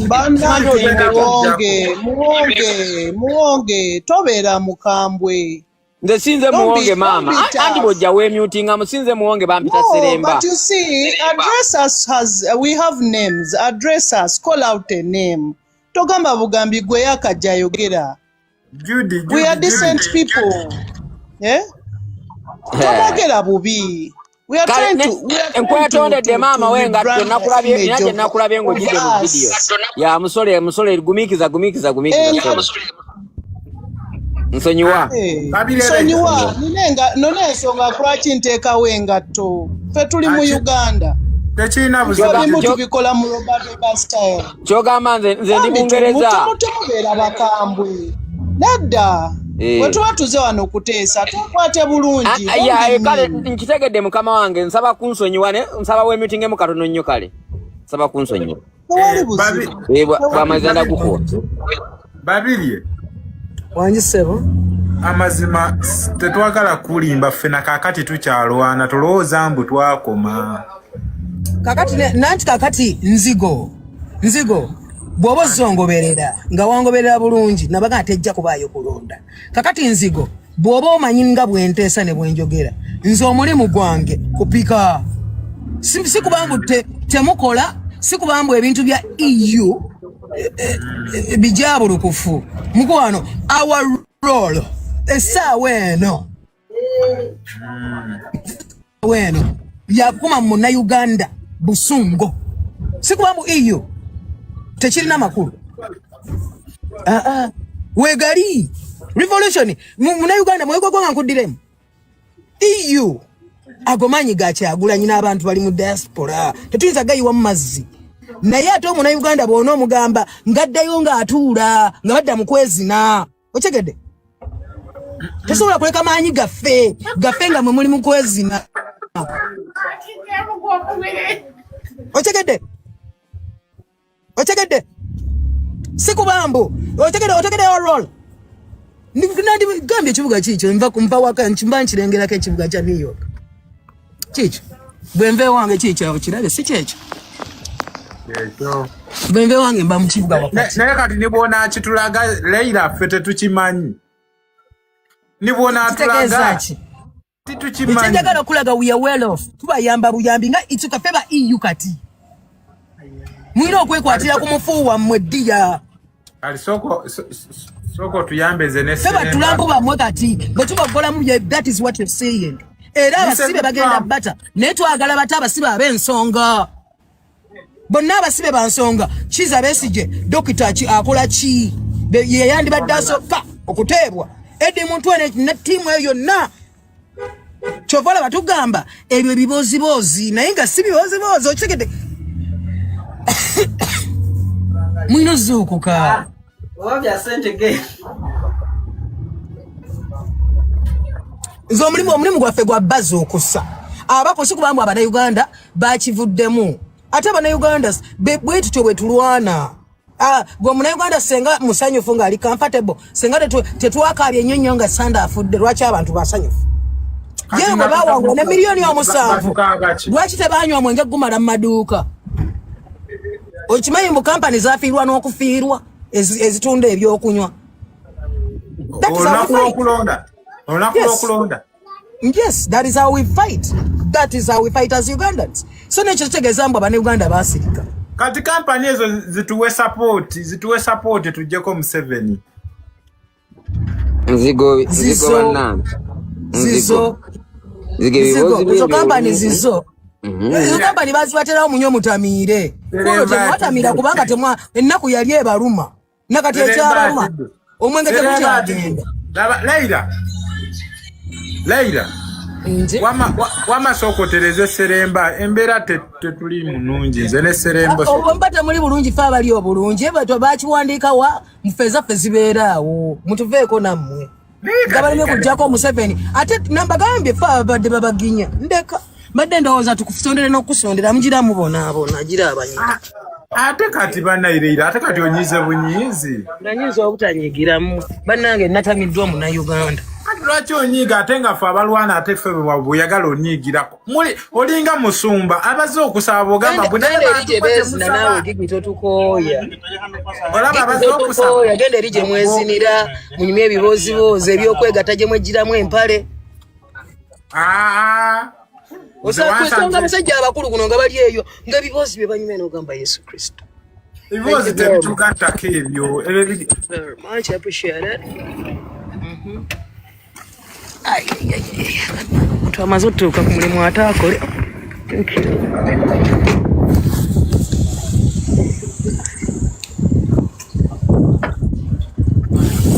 Babireira wanji atisokole bigi onumba chaliwo mukwano gwobumaze njabba wayo naye bannange pa babaginyiza munaye bwe tubawayo nga embera yatuononekako nedda tetotujinyiza naye wabula embera yatuononekako abana Uganda abantu abali mu diaspora mu abajinya abana Uganda that's why they're comfortable mukimanyi they are comfortable bwe bagira bannange fees n'omuwa bakiwandiika wamugenda ogula ecupa y'omwenge oginyulawo oboonofu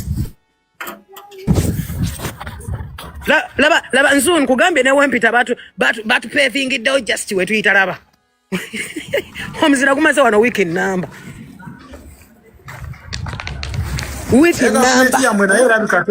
gavumenti yamwe naye erabika tekola gwali mungi ate bayinza kujja mu mayumba g'abantu omanyifo gwawe gubeera Uganda tusobola okwekalakaasa kyokka omwana nzigo bannange nga gutuukayo nzigo ery'eggwanga olaba omuziro ogwo nga empewo ereeta omuziro ogwo okugwa obugwa Uganda okimanyi mwenna mufu ery'eggwanga lyoyogerako kimanyi waliwo n'abatalina bulangiti gwoyogere ku muzira gwo manyi kyoyogerako ate awo oli mutuufu ery'eggwanga eritali mu masannyalaze gwo gw'omuzira ogumanyi okimanyi mutwebika bulangiti z'amasannyalaze wali ogirabyeko gwe bulangiti y'amasannyalaze ogimanyi temukema Katonda nawe tukema Katonda tekisoboka Museveni ne bwasamira n'agamba ayagala kulaba ku muzira mu Uganda it can happen. Otuuse ku mulimu ntuuse ku ntolayodde bwenzigulawo ofisi yange nkulabye ogigulawo kafaananyi wasooka teekawo ng'aka pulezidenti sikalaba ekifaananyi kya president wange tekiriimu naye ng'ebyange weebiri at least ndinamu bendera toziraba ziizo ndi munnauganda ndi musajja wa kabaka omulabye my wife kati mukazi wange mugambe ekyo mpita my wife mukazi waali omulamba mukazi wo yaliwa mukazi wange taliiyo ali ku mulimu mukazi wo ali ku mulimu nga mu bifaananyi taliimu mu office ate akati guno omulimu ogyo bwe naabeewako ojja kumbuuza bino mu office mbaamu byange ate eri wano wa romansi kati sooka olinde obwo buddole gw'obukuba bino biraba abaana okimanyi mbu I've inspired a lot of children in the whole world so they send me letters and I have our shanes kambalage ebbaluwa abaana all over the world ze bansindika nina show mu the Young Museum labayo babiri Laila the Young Museum abaana balaba show yange so I frame byemba njagadde kati ono bamugamba I'm from Uganda the Pearl of Africa so I get so many letters from young children all over the world all over the world dear babiri Laila sebi mu framing kabana Uganda temumanyi munnange all over the world you inspired them I inspire all over the world in ebbaluwa yava mu the DMs again all over the world nzigo bandikusizaako wansi nzigo tuli mu bibazo bannange era bino bibayamba kati gy'olina ozirayo ebbaluwa zange kati kati eyange njikutuusaako ntya Leila ng'erimu bigati bw'onoomala ng'erimu bigambo ki mu lulimi ki nga bitegeeza nga biŋŋamba ki nga please nzigo wangi nzigo tutandikireyo watuufu ati saagala babisalemu babipostinge nze nja biteekayo abaana bano kati muvudde mu struggle bwe mutyo bwe mubivaamu kasente kona Leila sisobola ate no wansola akugamba mbu totuwa wansola atuwa kati wulira akugamba mbu totuwa kati nteekateeka ki gye mulina naye mundeke nkole baanamu ne wansolo omutima ogw'obutatwagaliza wagutandise ddi ngambye Leila asigambye ggwe wansolo omutima ogutatwagaliza wagufunye ddi nze ne Seremba tuli wano tetubitegeera Oito tukyalo pushinga gwe soko ogenda olabe video leero zentaddeyo zonna kasita ineza data ate okyalina n'edduuka eri amasaa makalu nzigo bw'onootandika okulya kasasiro tunaakuyamba kati yenteekateeka gye mulina male kulya ku kasasiro tulina obatulugunyamba bali munaategeera mwe eggwanga musekaki omusajja yabuuza oba yali oyo omusajja nga tannayononeka muntu we basajja mivule yagamba nosanga omunnauganda nga aseka oseka ki osanyuka ki yo oseka ki kati Leila mwagala tumale kulya ku kasasiro deni mugambe nti katuyambe bannaffe bano iwe wansolo oli kumamu guno omuliro onaaguzikiza iwe buuza ku best son ali waawo ngenda gaba bendera nanti ebirawo kati byengaba bya bendera eno nagigulira ekikwano gwange for their birthday buti ekyange kintukako kitya olina adulesi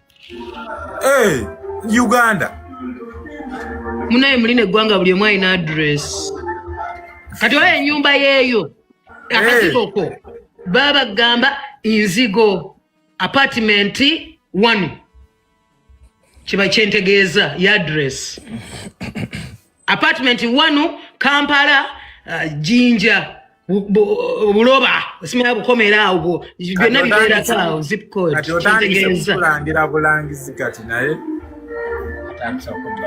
nijjatereera mpola nzige ekyo badde tokimanyi mbu gavumenti ya Uganda yabakutogera temwina n'adulesi gwe kimanyi gavumenti ya Uganda lyeggwanga omuntu lyolaga ID yo ng'omusirikale akuyimiriza mbu ne bagimenyamu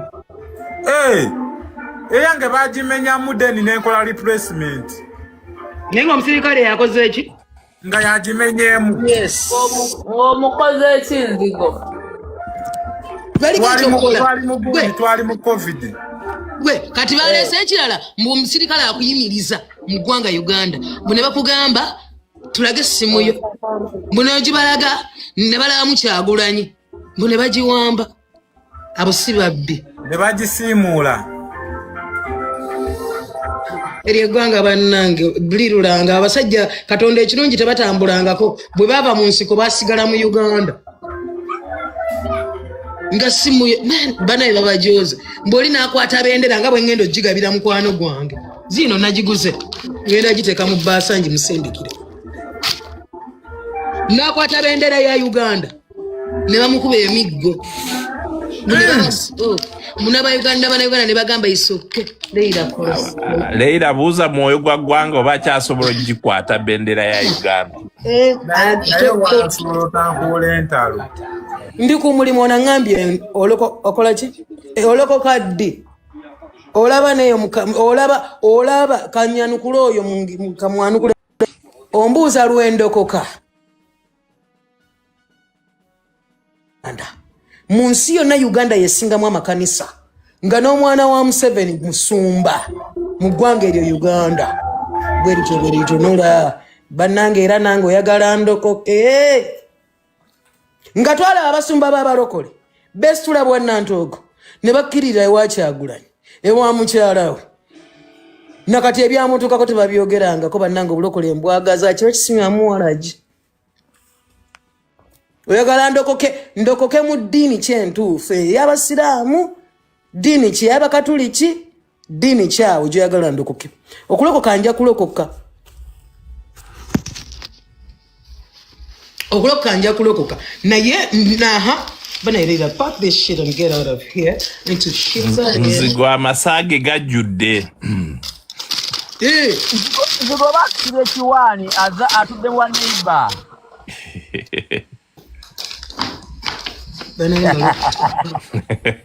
otegedde okulokoka nange olaba nziga awo tetuli bulungi n'enziga essaawa zino twagala emitwalo 10 gyokka babiri tugigabane kitumala munnange ale tondaba nga bwenkedde tondabye eri yonna gye nvudde nga nnonda nga njoolayoola tondabye era tondaba wano bwe ntuuse wano nentandika okuyoolayoola bannayuganda banyiize mu Katonda mu ggulu mwoyo gwa ggwanga oli mukwano gwange tiddamu wabuli we tubasindikira you become comfortable nga tuddamu kwegatta ng'okukasa mufuna eza ddata ng'ofunayo kibbiya Leila bwe yagambye omulimu gwammwe kwegatta ye bw'onsindikirayo ggwe nze nfa kamange tebagoba ggwe mu bino babiri tabigobaamu ssebo ebyokumpaayo nzigo sirowooza nti muzigo yeegatta tebasobola gwe Abannayuganda beegatta n'omwana ow'emyaka 12 beegatta ng'alina n'abalongo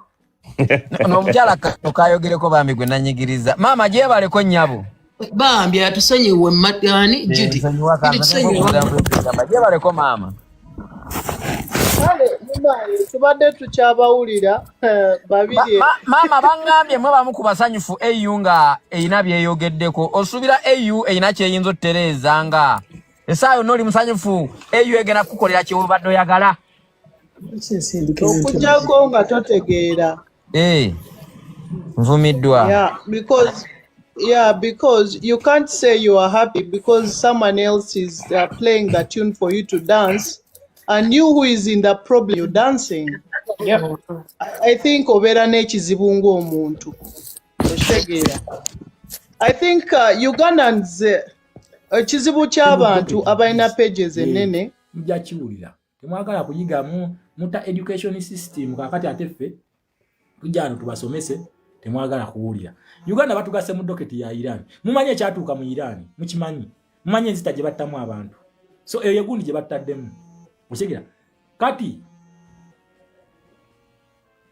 mumanyi enzita gye battamu abantu mu ggwanga lya Iran okitegeera mukitegeera bulungi kati eyo doketi gye battaddemu ono lwaki akuba ate nga ndi ku live banaye ndi ku live please don't call I am on live abantu baliko bangi baliko 150 bagenda mu 160 ate gwe omuntu omwolaga nti gwasinga okuneetaaga let us serve the nation eyo tujja byogerako ebbali so tuli ku live wano.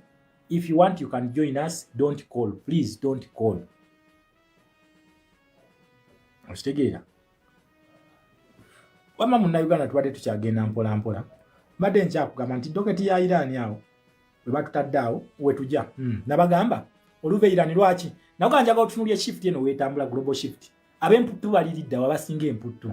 Kwa Turkey ono gwe mulaba, one side is Europe, another side is Asia. Kati kitegeeza baba bamukwatidde no mu Asia. Kitegeeza amuwaga yani ye Iran. Kati waba ali mu Europe eri Europe party esinga yaki yaba capitalist. Okitegeera yaba capitalist. Naye wojja n'otunuulya wano waliwo wa Great Lakes region yawo yo wa Africa oyo. Waliwo wa Africa oyo bagenda mugolole ettumba. Agenda kakasa.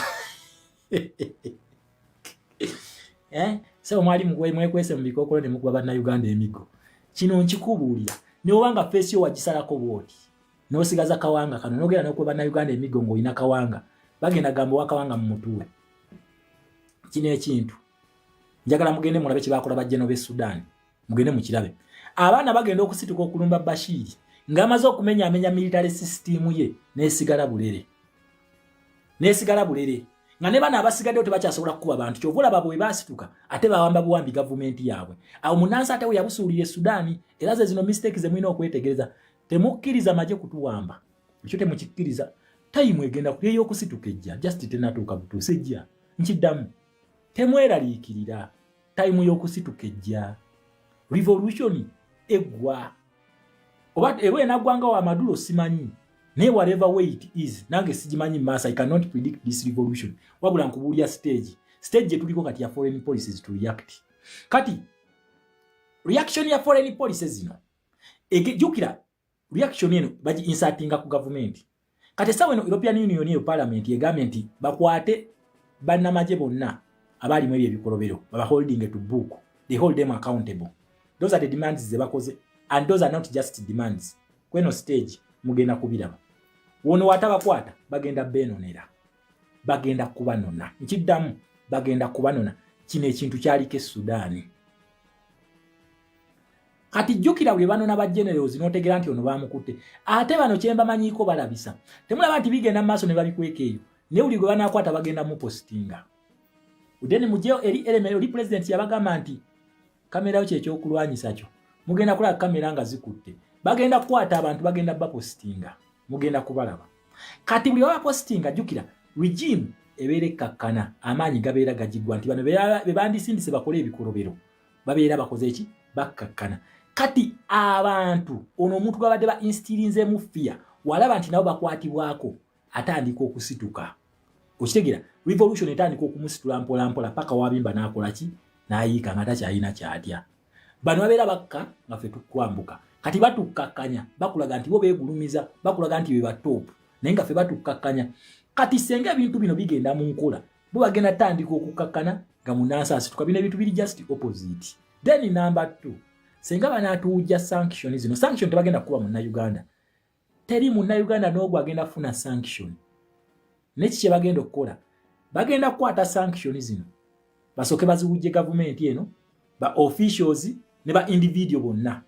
Bagenda okumala bakwate basooke batukube economic sanction. Economic sanction yabya tebagikubye ggwe kubanga sente ezikozesebwa mu trade tezikugasa zali zigasizaaki. Wabula gwe kusolozanga musolo. Kusoloza musolo. Saagala musabire Museveni kufa. Museveni alina okubeera walabe ku Uganda eno. Njagala Museveni abeerewo emyaka 5 nga Uganda ekyuse. Age 5 alabe ku Uganda empya. Kati buli wamu kuba sanction zino n'emisolo nga jikka. Anti nange kye kinnuma kati beefiisa ki nga bulijjo tebafa. Kati buli gundi wetandika okukka bweti. Buli economy yafweka mu Bannayuganda mugenda kufuna frustration lwaki. Nti noona abeero ng'olina $10,000 nga tasobola dduweereza muntu wo. Nga tasobola ddumuwa. Kubanga wona alusindika mugenda kuba terukyakola makulu. Kati jjukira buli wotamuwa ssente mwabeerweru mwe musinza okubeezaawo Bannayuganda wano. Mubawe emirimu ne mbasindikira akasente ne tujja ne tubakuba oluseke ne mutuwa. Kati mujja tuuko ekiseera ng'oyagala okuwashamu oluseke ng'olina okukwata nga ne wokwata $100 n'ozimpa nga mutuufu nina kufuna mu 0 eza Uganda. Kati bwe tumala awo kitegeeza nti nze Shama ngenda kufuna frustration bigenda kunnyiiza. Nti ne bana bali comfortable nga kasita abantu baffe bali bweru bajja tuwa ssente. ne batuuke nga tebikyabatuukako kyekiddako bagenda kusituka kati bano banalaba nga gundi tekyagira nnyo sente bagenda ku resort nga jjukira kati mwe bannansi sente kati baziteeka mu ddoola kati bagenda kujja reserve ya ddoola eri mu bank bwe bamala okugijjayo bagiteeke mu saturation since tubeera ne exchange efuluma egenda kuba tedda jjukira okugula ddoola okugula shiringi egenda kubeera nga sente nyingi nnyo nga ddoola emu erimu nga biliyoni 100 ofuna ka ddoola katono kati ate ng'ofulumya sente mu saturation zivaamu kakitegeeza tulina ddoola zijja ziyingira naye nga tufulumya ddoola kakitegeeza nti economy yaffe egenda kuba yeyongera okukola ki okukka ku ttaka deni mane ane mye nga kalabaayi okitegeera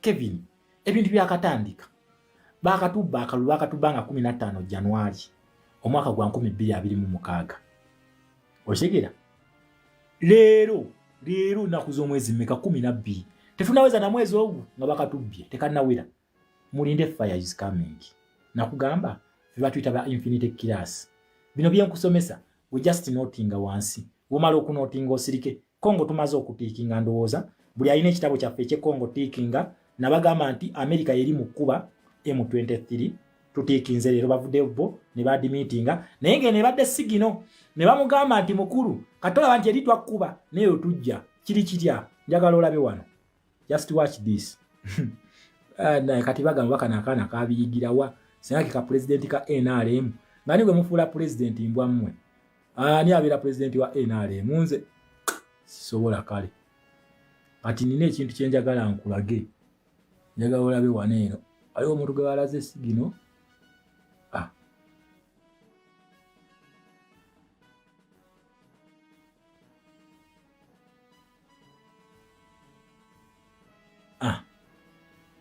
okirabye nabagambye bamukubye bamaze omukuba mu bukaafu omukazi omulaba agenze Goma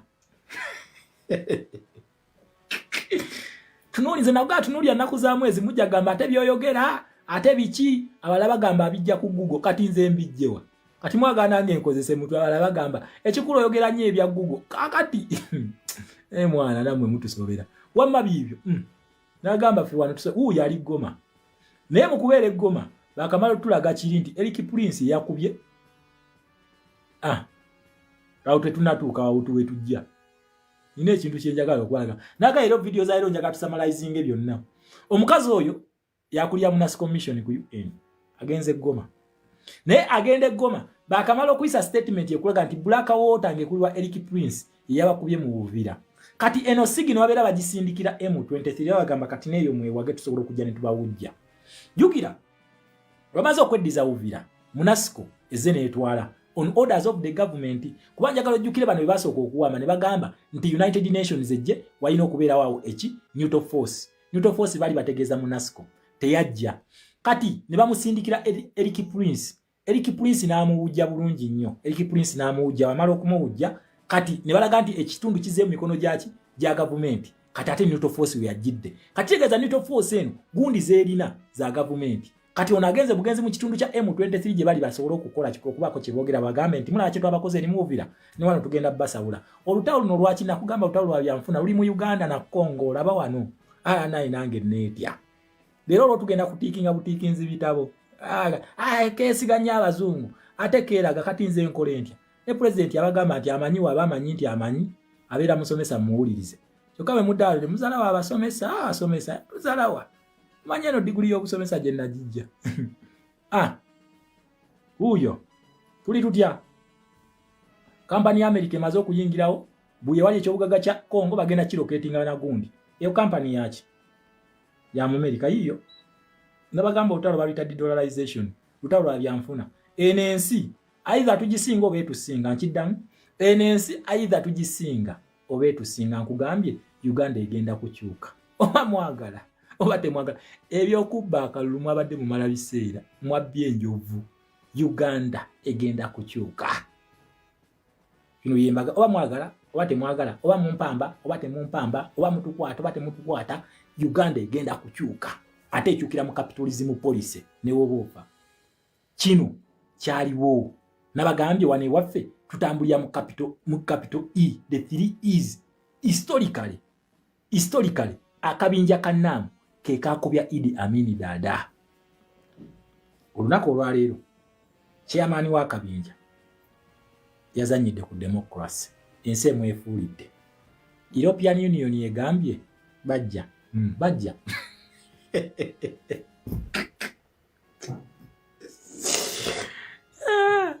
kale ebanga yemwamalanga muwalana Idi Amin Dada senga mwamwebuuzaako ne muga Amin wakikola otya okuwona abasajja bano. Olaba Amin ono baamukola ebintu bino naye ate Amin yabiwangula yabawangula. Amin bamukuba zi sanctions zino, economic sanction bazimukuba okitegeera naye yabawangula.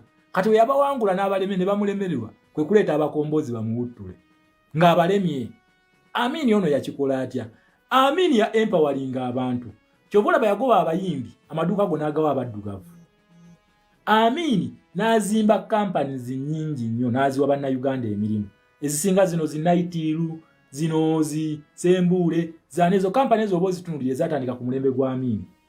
Amin n'akwata economy n'aboostinga agriculture. We are boosting agriculture. Uganda ite depending ku nsi yonna. Kati golaba omuntu omu n'agenda e Russia ne bamuwa engano. Naye nga engano gye bagimuwadde bali muzira. Fe tulina climatic conditions bbiri. It is either sunshine or rainfall. That is the type we have. Kitegeeza nti fe tulina okuwa bali. Naye Amin wajja. Yes, nimo tula wansi oyigenda kugambye wano history yatuusa we tuli leero. Olina okumanya history n'omanya we tuli n'omanya future. Fiwane waffe we tubikola. Fiwane waffe tetubuukira buukizi kintu kiguddewo. So oba toyina patience olemeddwa. Singa ba NRM bayigira ku video zange zenkola tebandituuse mu bino bizibu naye tebawulira balina emputtu. Naye ekinaabadduukako nze songa lakinzija mu history ne tudda ku present we tuli ne tudda ku future. Kati gotunulidde European Union essaawa eno ne resolution ze bakoze naye zaavudde ku ki?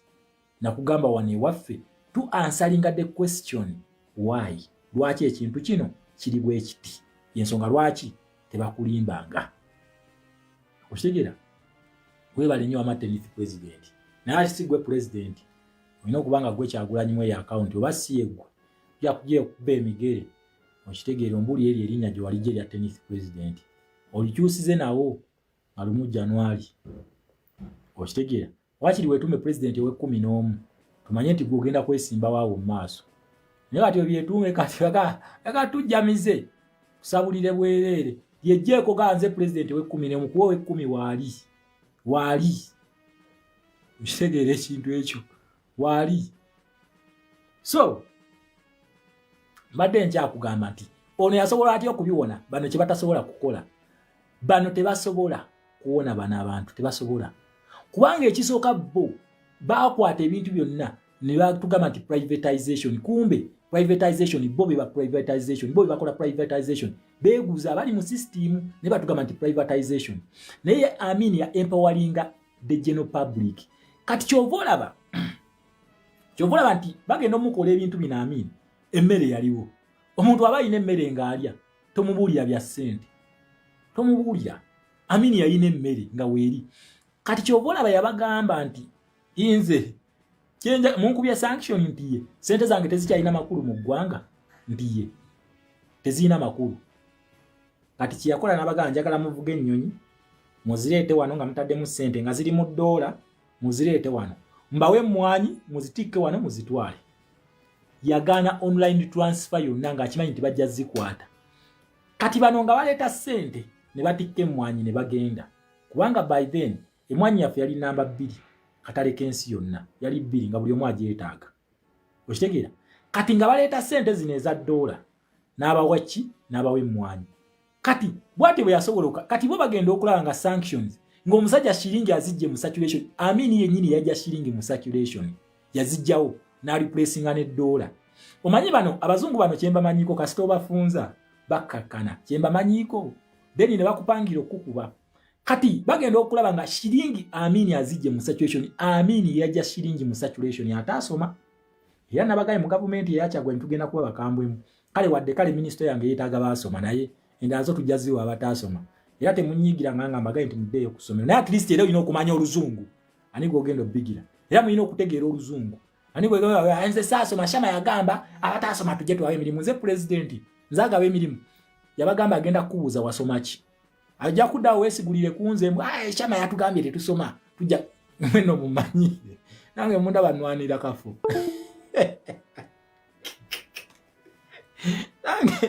nange munda wano nsiba njasa manwanira kafu kati ngambe muzadi tamininga ebife ebirala bakulu temuneekwasa gana okusoma ko babikusabe toza mu Shama yatugana ng'oli yabaga mugende musome okitegeera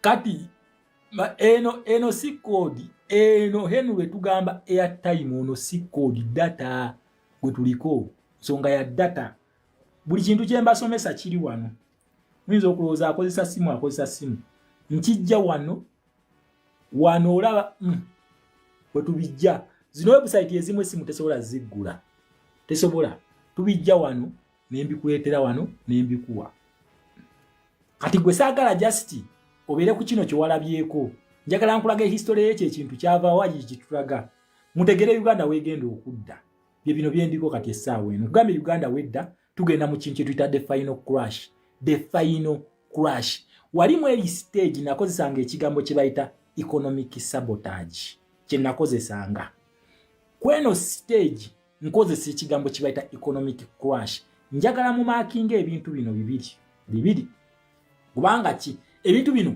obiyinza obirabanga bino kubanga byeddamu bwezi kati ono weyagenda n'alinnya democracy mu 2021 mu 2021 twali tuchallenginga democracy yensonga kitwaddayo mu kalulu ako aka 2026 ne tukaddamu that marked the end of democracy nti n'akalulu yakagaana kitegeeza mu Uganda teri kuddamu kalulu konna teri yensonga kyalanditse okuleeta ebiteeso mbufe tunda abaka ba parliament balonde president ne democracy yaggalibwawo kati tuddayo bupya kati essaawa eno ekintu kye tuliko it is human rights tuchallenginga human rights kati kyobola bano bwe batudde boogedde kutulugunya His Excellency Kyagulanyi boogedde ku byokutulugunya abantu kati tebakyayogera nabo ku democracy tulinda kya human rights are repercussions oba consequences eziva mu ekyo kyobeera okoze yensonga lwaki tulumye n'ogwagulu tugamba teri mubaka kutuza mu bya kooti kubanga mba mugagala kutuza mu ki mu kalulu mugende mu parliament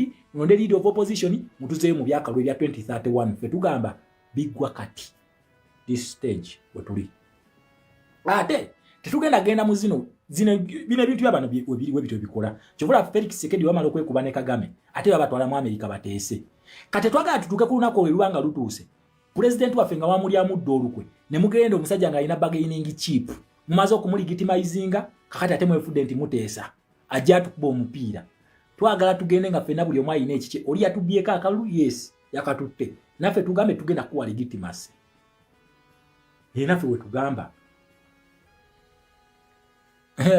oli ano Asha wangamba asaba kwa akaunti ya bank oli muyaye muntu gwe nze sina bank account sente tebaziteeka mu banka sente zigenda kugwa nze ze bampa zendya ani Uganda again nze ze bampa zendya kasita Kyagulanyi agenda tufuga tugenda kubeera n'emirimu abaana tugenda bakolererawo maaso atoloza gwe oza revolution ebulako ebbanga ddene wano we tuli kweno stage olina bingi byebuuse oli ano nno kati zenfuna zendya abaana tugenda bakolerera mu Uganda gomanyi nga ndi minister mulambo manyi byengenda okubeera muggo kati tonsaba akaunti ya banka nyabo eya mobile money yiyawo sijjaji ku ya banka sina bank account okitegeera wamma mbadde nkugamba nti tugenda mu kintu kye tuyita economic crash kuba ebintu bino byabadde bakola okustopinga ikapo obutagenda mu maaso okustopinga ikapo okutugoba mwagowa okitegeera okutugoba mwagowa okutubayo obusanction bwebatukubye ekyo ekintu kyebadde bakita economic sabotage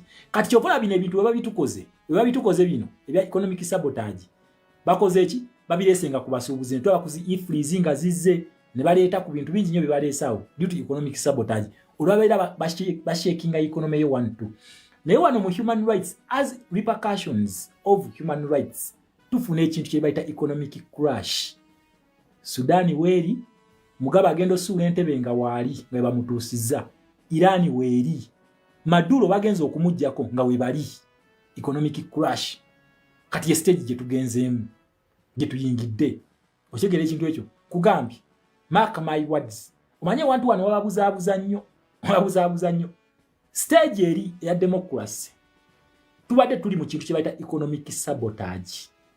economic sabotage underline the word economic sabotage kati kweno stage gye tuliko since revolution weggwera tuli mu kintu kye bayita economic crash naye munnayuganda ogifiiringa tisente z'okwata tezikyalina makulu ate muze abaana ku ssomero mbwammwe muzeeyo abaana ku ssomero kubanga mulina okuspendinga ate nga temuyingiza mujja kiwulira wanze nagaana okuzaala kati yawedda bagamba fees kati wedda bankubira akasimu ano shama abaana bange tebanaddayo ku ssomero ng'olabye kale economy si nnungi abaana abo naye ngene bali mbagamba waliyo bazaala nze yakutuma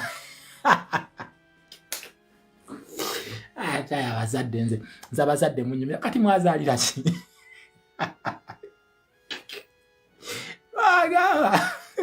bagamba mulindeeko owedda nduulira embwezo mwazaalira ki nga temwesobola muze abaana ku ssomero mubazzeeyo ate nze mulekera okunkabira ebizibu byammwe kyemugamba nze saagala kuzaala nze gwe mukabira nduula buduuzi binnyumira kubanga byenjagala njagala naako akalina njagala naako kemulina akatono bakabajjeko mukatwale ku ssomero mbwammwe muzeeyo abaana ku ssomero nze temuddamu kunkabira bizibu nange njagala kyemugamba nze afaanana obubi ennyo mbusobo sirinayo mukazi asobola kunzaalira mwana naye nagaana gwe tofaayo sizaala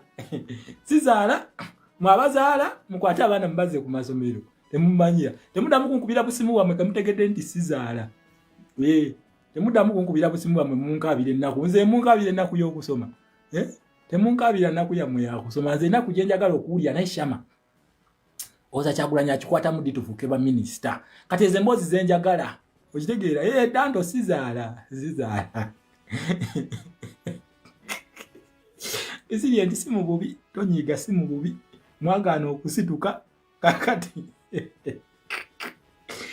revolution ejja basitula nkiddamu ejja kubasitula ekyo bamwagala oba tomwagala nze simanyi oba nti ku family planning tewali bwe byonna buli kyemwogera kituufu ndi ku family planning sizaala buli kimu naye nange embagaye mulekerawo okunkabira ennaku zammwe ennaku yammwe mwali muzaala sinze yabatuma sinze sina gwe natuma kuzaala so temuddamu kunkabira nnaku mundeke nywemu ne kajuyisi okitegeera nywesa sitro kati nywesa sitro omuzadde waliyo omuzadde akyanywesa sitro kati essaawa eno waliyo omuzadde anywesa sitro abazadde tebanywesa sitro nze ndi eno shama bwe nenyeseza sitro yange nenkwata ka sitro kale nenywamu kajuyisi ndi ku piuzi kituufu ndi ku piuzi okitegeera kituufu ndi ku piuzi gwe buli omu kyoyagala kyendiko naye nkugambye nange temunkuba nnaku yammwe sibatumangako kuzaala kaakati tweyongereyo aba nkugambye stage eno tweyongereyo mu maaso temuddamu commentinga ngenda kujja ku comment section muyingirira abantu bo YouTube okitegeera muyingirira abantu bo ku YouTube abazadde bo ku YouTube bo babitegedde ennaku gye bayitamu bagimanyi okitegeera ekintu ekyo akati ekintu kye baagira ekintu kino kye tuliko kweno stage bagiyita economic crash. This is the final stage. Buli kintu kyonna kyonna kyolaba mu Uganda okiri ku final yakyo, final y'akalulu yawedde final. Toddamu okuwulira omuntu yenna alina akutunuza mu kalulu ate nkukakasa president waffe tasobola kakutunuzaamu kubanga yabadde ayagala ku exposinga byabakama nga we yakola kooti n'amu exposinga bulungi nnyo ne tugaana okugyayo certificate of participation. Kati wano babasiriwaliza abantu nti bwe tunaagaana simanyi okulayira tugenda kuba tufuuse rebel group ku ddiiru ki. Mugende ku pages zammwe mugye ekintu kye tuyita the Political Parties and Organizations Act of 2005 mugisome. Si kuvjeri mutwego noga akati we mutagende simanyi bagenda bafula ekibiina ky'abayekera.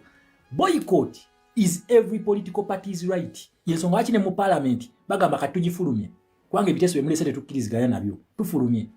Yensonga kitwali tugamba bakaba parliament mufulume we bafuluma ekiteeka kyayita bakiyisanga bo kikola tekikola lwaki abaana ba Nuupu babaterawo nti basibira kugwa drill lwaki tebasibira mu kiri ekiteeka kye bayisa okitegeera so ebintu bino ebimu tubeera tetulwanyisa kibiina twagala kutereeza kibiina nkiddamu ebintu ebimu bwe tukambuwalira abakulu abatusingako tuba tetulwanyisa kibiina wabula tubeera tutereeza kibiina twagala tutambulire mu kkubo eggolokofu wenzija ne ngamba nti okulayira mubeera muwa muntu ligitimase gye mumuwa mba sirwanyisa kibiina si kye mba nnwanyisa mba njagala abakulu bano nobadde mubalivayizinga ensonga eno bagambe we tulayira omusajja tugenda kuba tumuwadde ligitimase kubanga kye bamala okulayira bagenda kudda mu paalamenti bwe badda mu paalamenti bano bayite ekiteeka kya ipod bakiteekaawo European Union Parliament etukakasiza netugamba nti kiri yali military ki yali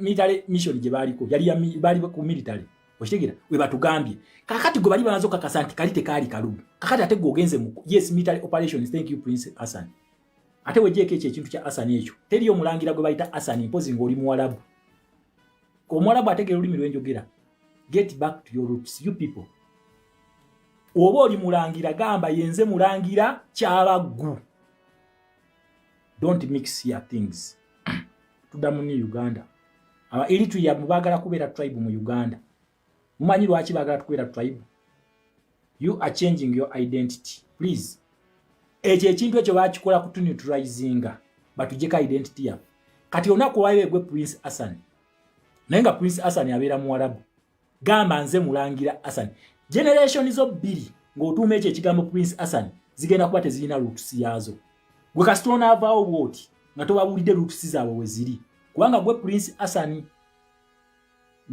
Hassan abeera mu Saudi okitegeera kati nga tobawulidde roots zaabwe gye ziri generation zo bbiri zigenda kubeera nga tezimanyi busibuko bwazo ensonga lwaki kugamba that is neocolonialism kibali mu kutukola ate no naye akikubyemu omuliro kubanga ayagala tuneutralizinga tubeerenga ebika byaffe tebikyaliwo kyali mu kukola kati tuba tumuyambako naye buli weetuuma erinnya ly'ekika awulira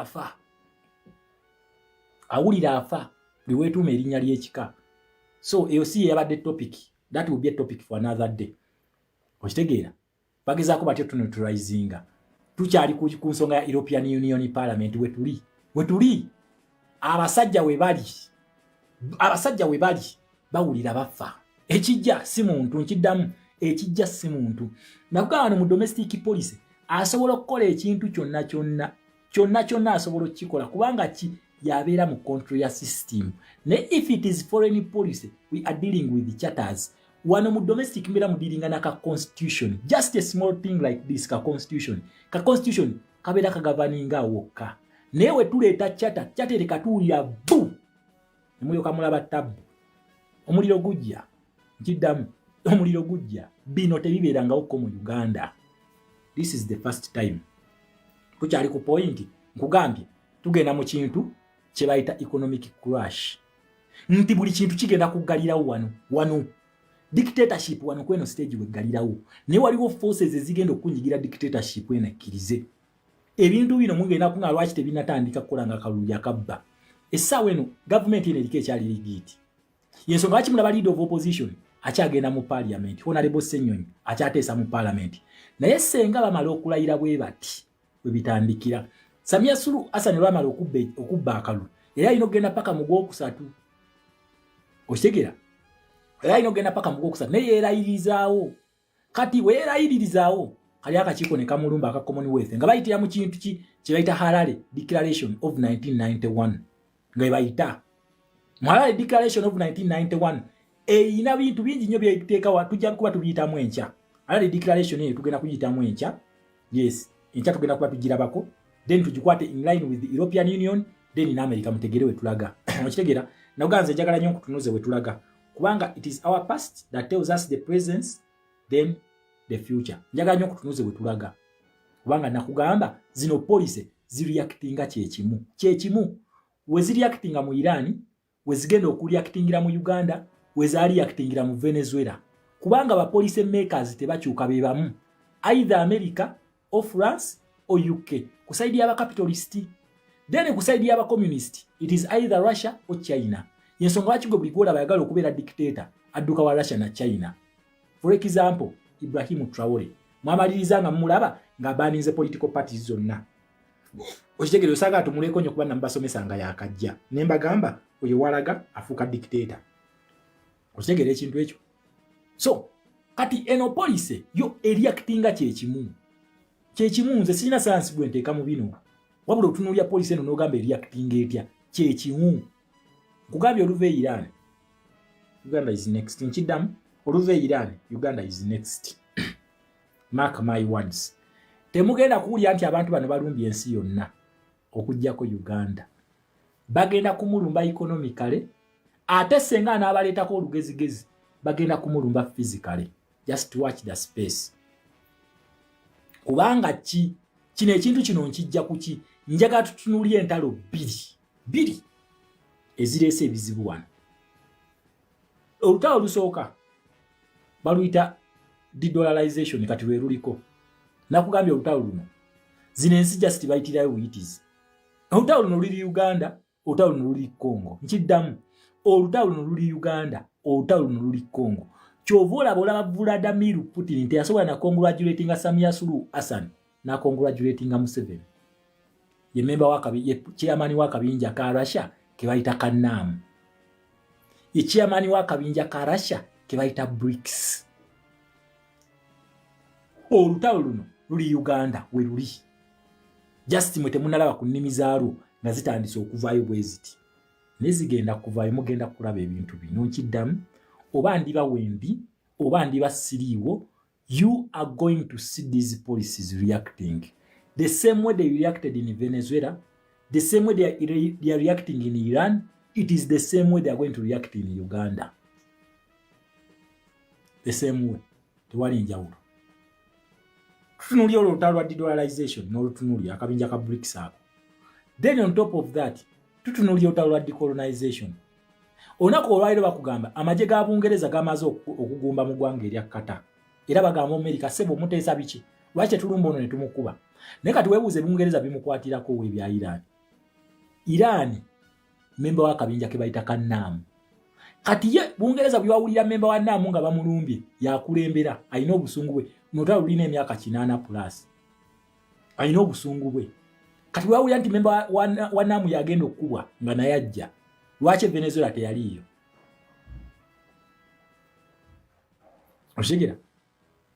Yes, thank you. Gaddafi ekyamukubya kukola gold currency. Ekyamukubya kukola gold currency. So, these policies react the same way. Kyekimu buli wamu wezibeera kyekyo. Ezo statement za European Union si mpya. Bazikola ku mawanga mangi agakubiddwa. Ate za ddala. This time round is ddala nkugambye. This is going to mark the end of this revolution. Eno stage ye marking the end of this revolution.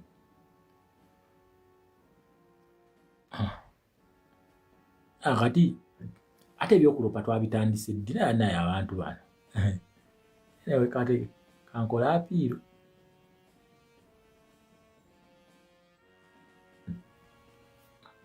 So musabira apiiro yaffe eyitemu. Naye kigenda okunzija ku TikTok, live ngenda ziza ku YouTube. Mugenda musubscribinge ku channel yange ya YouTube tubeereyo.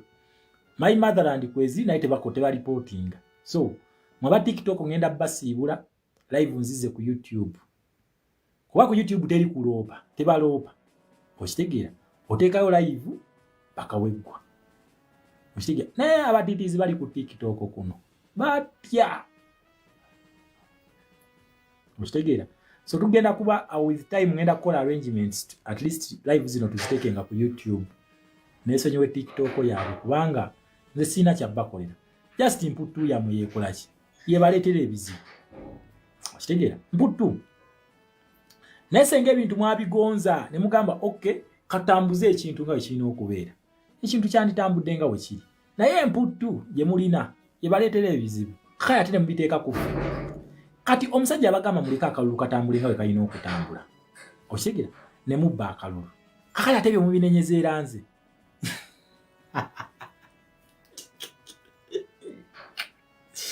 Anake. Ani abala bisanga mubuze zi boda mu kibuga Muvuga mu celebrating akalu naye ebijje ebizibu. Bagenda kukubira omuntu sanction. Temulaba nti balwala ne bagenda ebweru. Tugenda kufunda mu Uganda wano. Uganda tugenda kugifundamu. Tugenda kufunda mu Uganda wano. Mulaga bannansi nti buli kimu kiyoke buli kimu kiri mu nomo. Nothing is in normal. Teri kintu kiri normal. Teri. Ebintu si birungi e Uganda nkiddamu. Ebintu si birungi. Tuli bubi.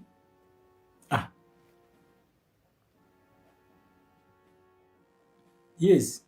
Bagita Shama Fat D3 Media bagita. Eri ku YouTube ogenda gisangako. Tujja kuba tugenda kukolera eyo zi live tubesonyiwe wano. Tubesonyi live za batene eri. Live zedi zo zisigalako for public view. Naye wane eno agwagwe gundi gwabera ajerabira. Okay kale tweyanziza okuyisaawo message y'enkyuka kyuka naye ye mutukola si birungi aba TikTok.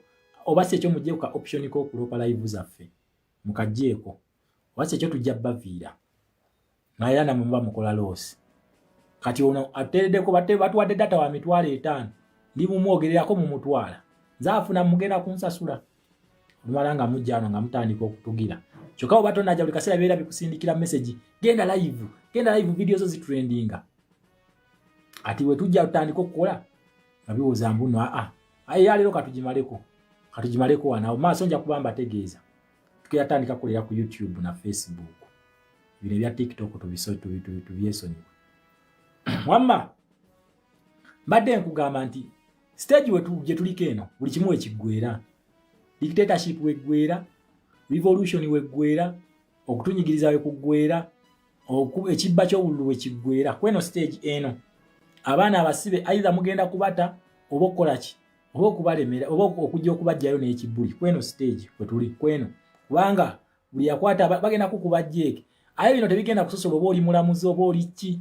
Gwali musango gwaba people power omulamuzi wekaabire ate senga muuli amaginisi king ekaabi bagenda kuzza abantu wano. Hey. So revolution kati wetuli leero wetuze leero eno stage ya human rights wetuze. So European Union okugiramu European Union is a long-standing partner wa Uganda, economy-wise and political-wise. Naye nakugamba nti wano wetulika nakaluke babbye teri democrat nkiddamu otegera teri mugenda kulaba democrat yenna agenda kulegitimizinga kalulu kano taliyo. Teri nsi yonna ekkiriza mu democracy egenda kulegitimizinga kalulu kano okujjako buno wa African Union naga buno just puppet buno bobugira bugizi bukola bukozi bintu ate mugenda bulabanga bubiri versinze mumulinde mugenda kulanga bubiri versinze ebintu bino okitegeera bugenda ku reversinga era nabaga nti eno revolution yayita mu policy it is 100% foreign policy ebibi bisinga okuluma abantu wano ne bakayana it is foreign policy nze gwonakera ku machano mbuzia ani yaleta democracy ani yaleta human rights wabasi muzungu nze mva ku internet kati omunga gamba abazungu tetuwetaaga we banajja bagenda kujja kitegeza tulina okuwaayo mulimu ebintu entale zimu ze muyina okuyingirira nga tezibakwatako. Abazungu bano buli kye balina okufuna mu Uganda bakisayininga nga nejjajjaawo taliiwo mwaka gwa 1984 mwaka gwa 1962 gye basayiningira ebintu bino. Kati mwe temulowooza muno simanyi mugenda beego bako musimanyi mwekyusize Uganda yammwe baje for business. Yes, they are going to come for business according to their policy. Naye in actual sense babeera batwala balina kutwala. Kubanga omuntu akututeko golodiwo n'akuwa obusente obutajja mu golodi. Golowooza mbubeera omuguziza.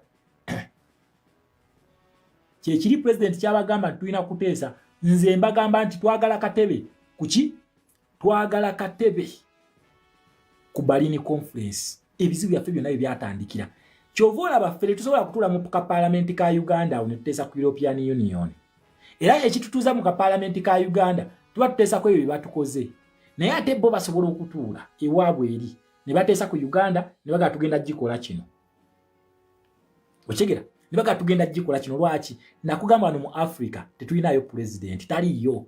These are puppets. Shama namwe mugenda kubeera ba puppets. Yes.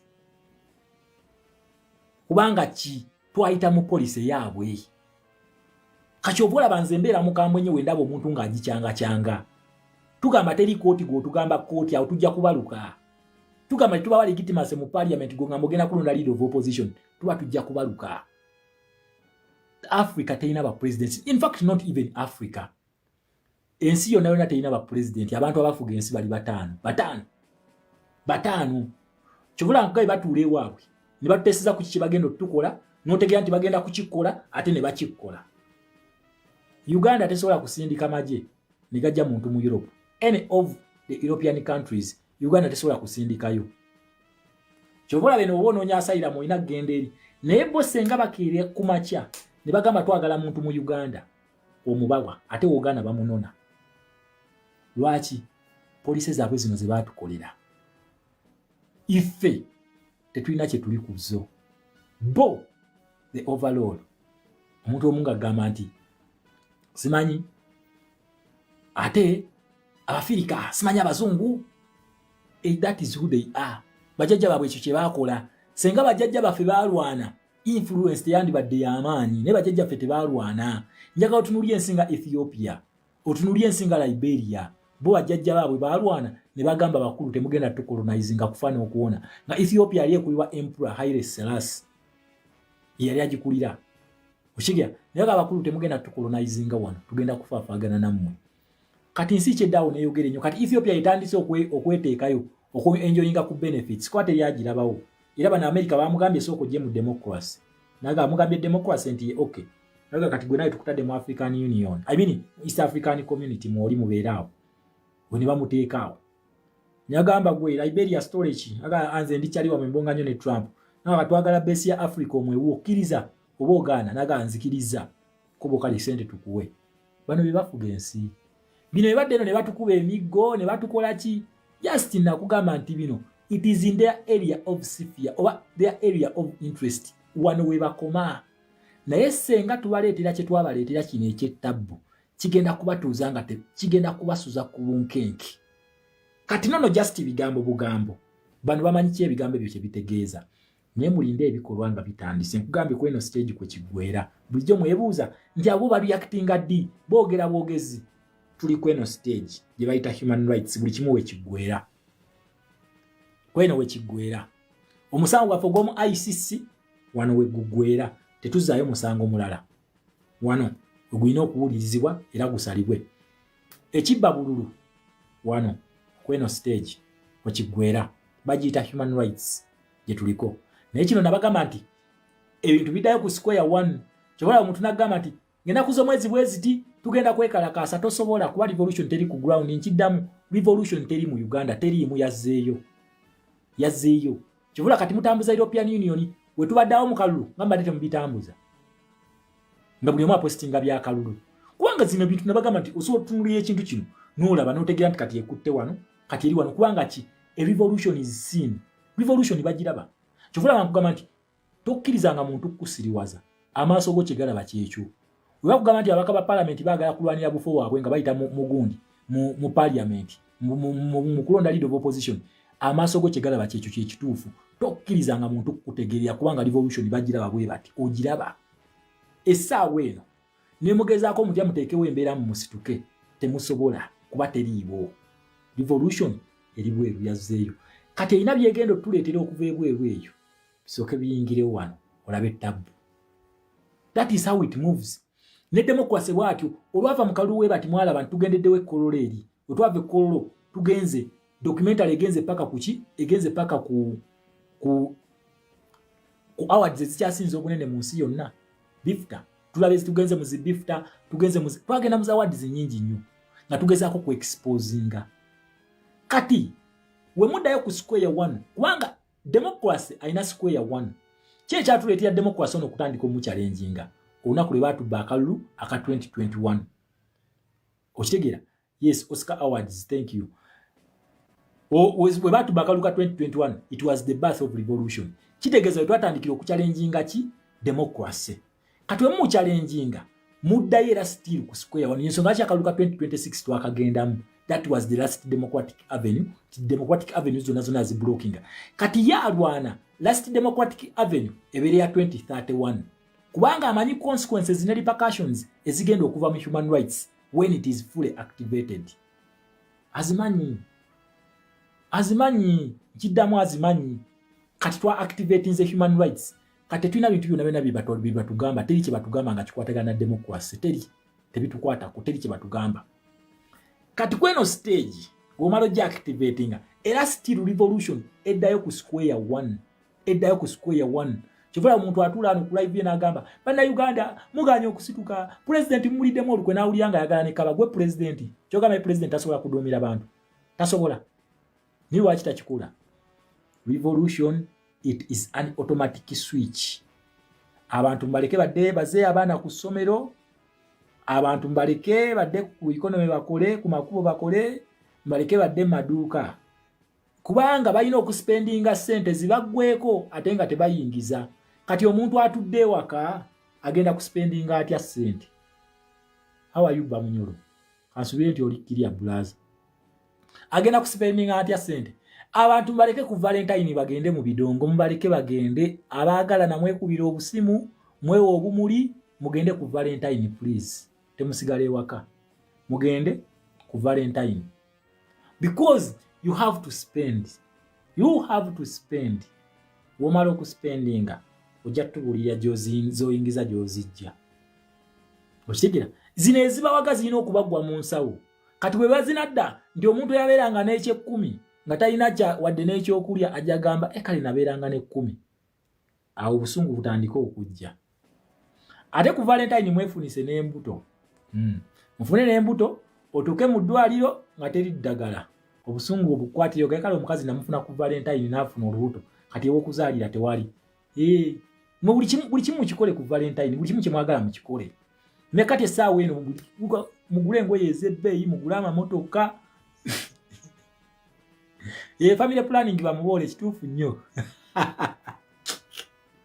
ayagala family planning mukole ki muzibole buli omwe wa spendinga sente muwagirewo nkiddamu buli omu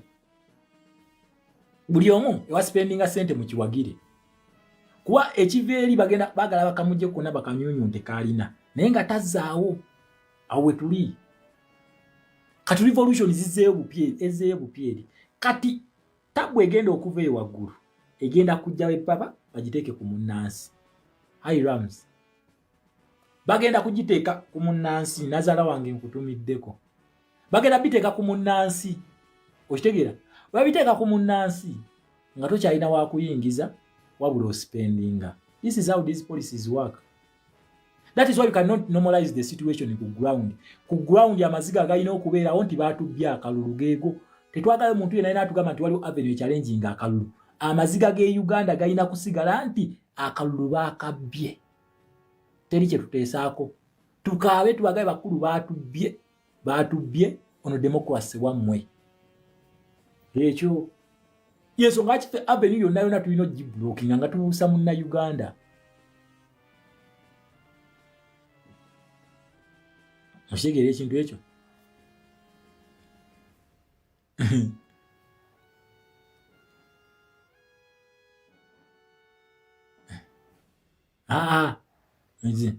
Nazaala wange wa digital. Nazaala wange wa digital mwatuma kaadi yamu. Mwatuma kaadi omukazi teyamumpa naye kisinze nasigala muwa respect ye. Wadde yangamba tuba tubamye kaadi omukazi sigenda mukuwa.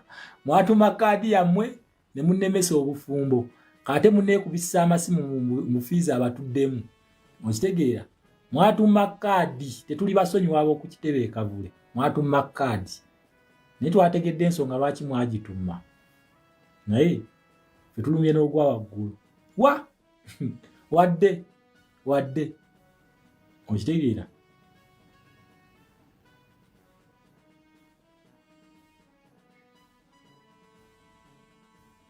Kitegeera ekintu ekyo. Okitegeera? So, muna Uganda, nze saagala omukyala waffe baatuma kaadi Nazaala n'amutwala. Oba yamuzaayo ku ssomero simanyi wuya mumubuuze. Nazaala Patricia. Mumubuuze omukazi gwe wasuubiza Shama nga afunye kadi wamuteekawa nange simanyi gyali yabulawo bubuzi simanyi oba baali bankozesa bukozesa Nazarayika ali ankozesa bukozesa ng'akozesa platform yange kuyisaawo bibye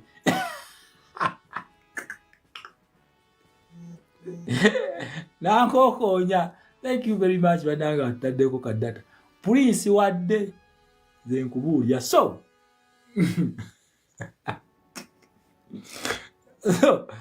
ekintu banayinsobola ku kizigo kweri saagala mutye amu mugwamu amaanyi bannayuganda tulina kimu kusituka. Yes, kituufu tulina okusituka naye stages zitambula mpola and day by day we are going to reach where we want to be.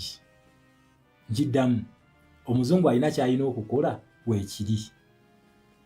weekiri nabagamba temusobola kulwanyisa dola ng'onaazifuna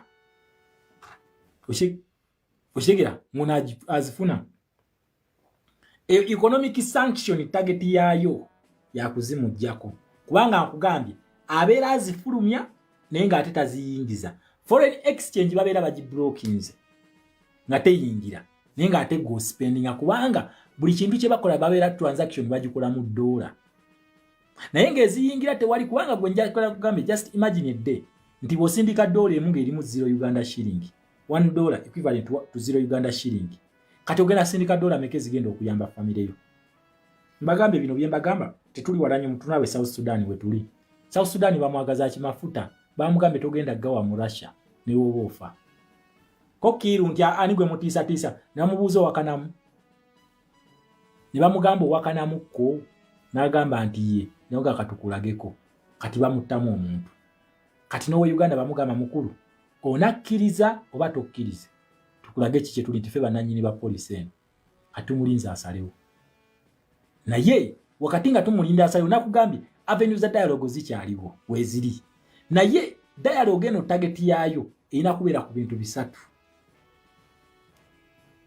electoral audit, that is vote recount, rerun tubiddemu naye nga kakubirizibwa ki na international organization. Esembayo twetaaga we can overturn these elections tutya. Simon yakamalangiriye ekituufu what is out entuufu bazirina ekituufu bakimanyi tetemu abalonda bino nabanja bagamba toyanze okutuwa akalulu naye mugenda fuluma abategeeza mwatumma akalulu mwawulira namyalo najja n'abagamba abageto mwefuula nti no president mwagala nnyo naye mwamumma akalulu mwawulira namyalo ng'abyogera akalulu kano bakalina akatuufu bakalina ako naffe ke tugamba Simon byabakama akapostinge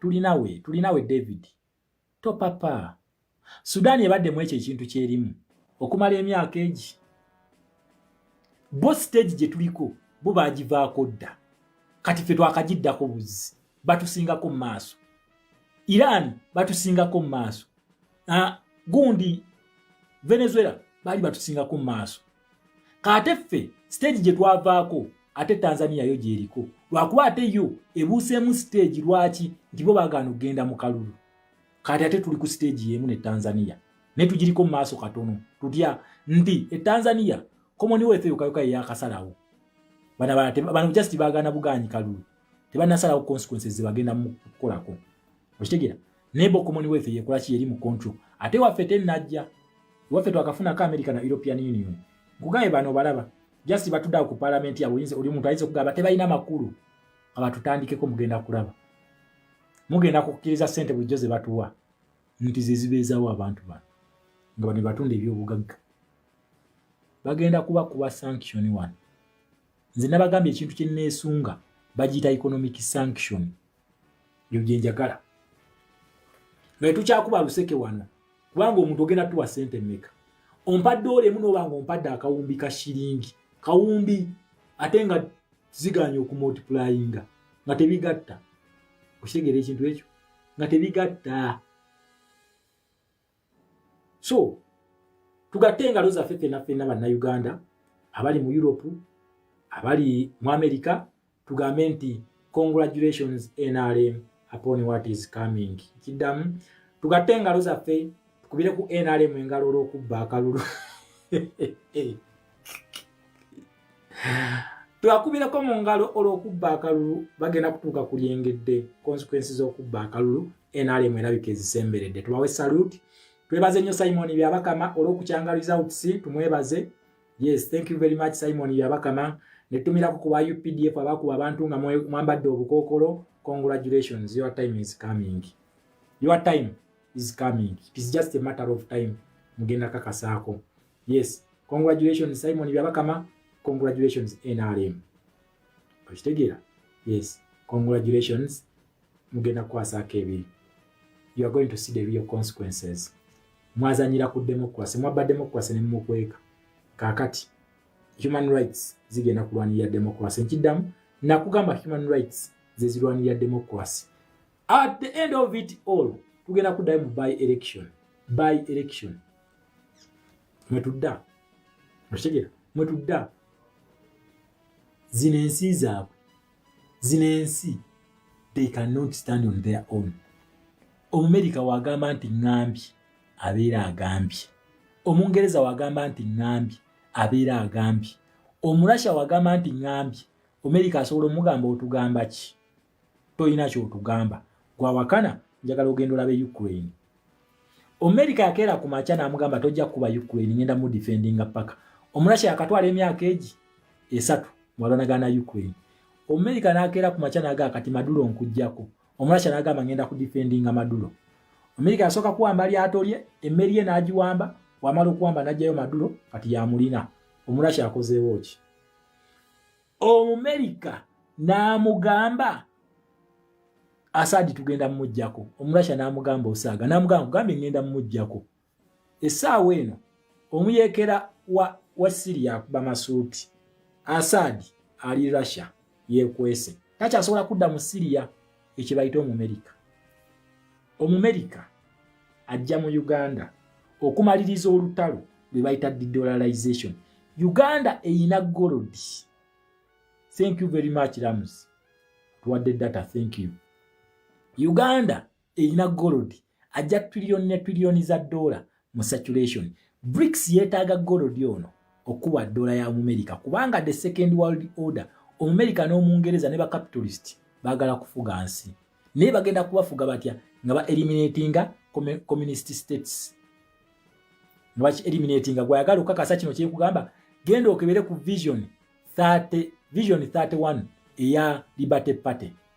Ojai president gundi ani yatukiikira ali Dr. Kauma. Genda otunulye ku vision 31 eya Liberty Party. Ogenda kakasa kye kugamba Liberty Party akabinja kukalinganga kannamu ne kali sponsored by America. Akabinja kano ka identifying abakulembeze abagenda okuvuga democracy mu nsi zaabwe ne ku continent yaabwe kwe bali ne kaba sponsoringa. Obubinja buno bonna tebunnajja. These are for any policy tebinnaba. Eno revolution eno stage tenatambula ko wadde temina kye mwalabye mmwe. Era mwabakala okupostinga ebyo mwetegeke. Temwina kye mwalabye ku eno stage. Tuyayo Omungereza ajja oyomu Liberty Party ataka akabinja ako mukalaba ako. Adaba NRM bakyayina ebizibu. Akabinja ako mukalaba. Akabinja ako kote kiwogera balwana. Oba oyagala kulwana nga bajja nga bakulwanyisa. Ekye bakola akabinja ako. Oba ogwanya ebyemirembe balwana. Tetunabalabako. Tulina akabinja ke bayita OAS. Tetunakalabako. Tekanaba kujja. This is just the beginning of a new stage. Jibaita human rights. Wano webigwera nkugambye, underline the word nti webigwera. We just check ko underline once about yosirike. Yabagamba wemba mulamu ngenda bafuukira ekizibu. Ate wenfa we munzita ngenda bafuukira ekizibu oguzibu. Situzibu oguzibu. Kakati they have to choose. Either they want bizibu oguzibu.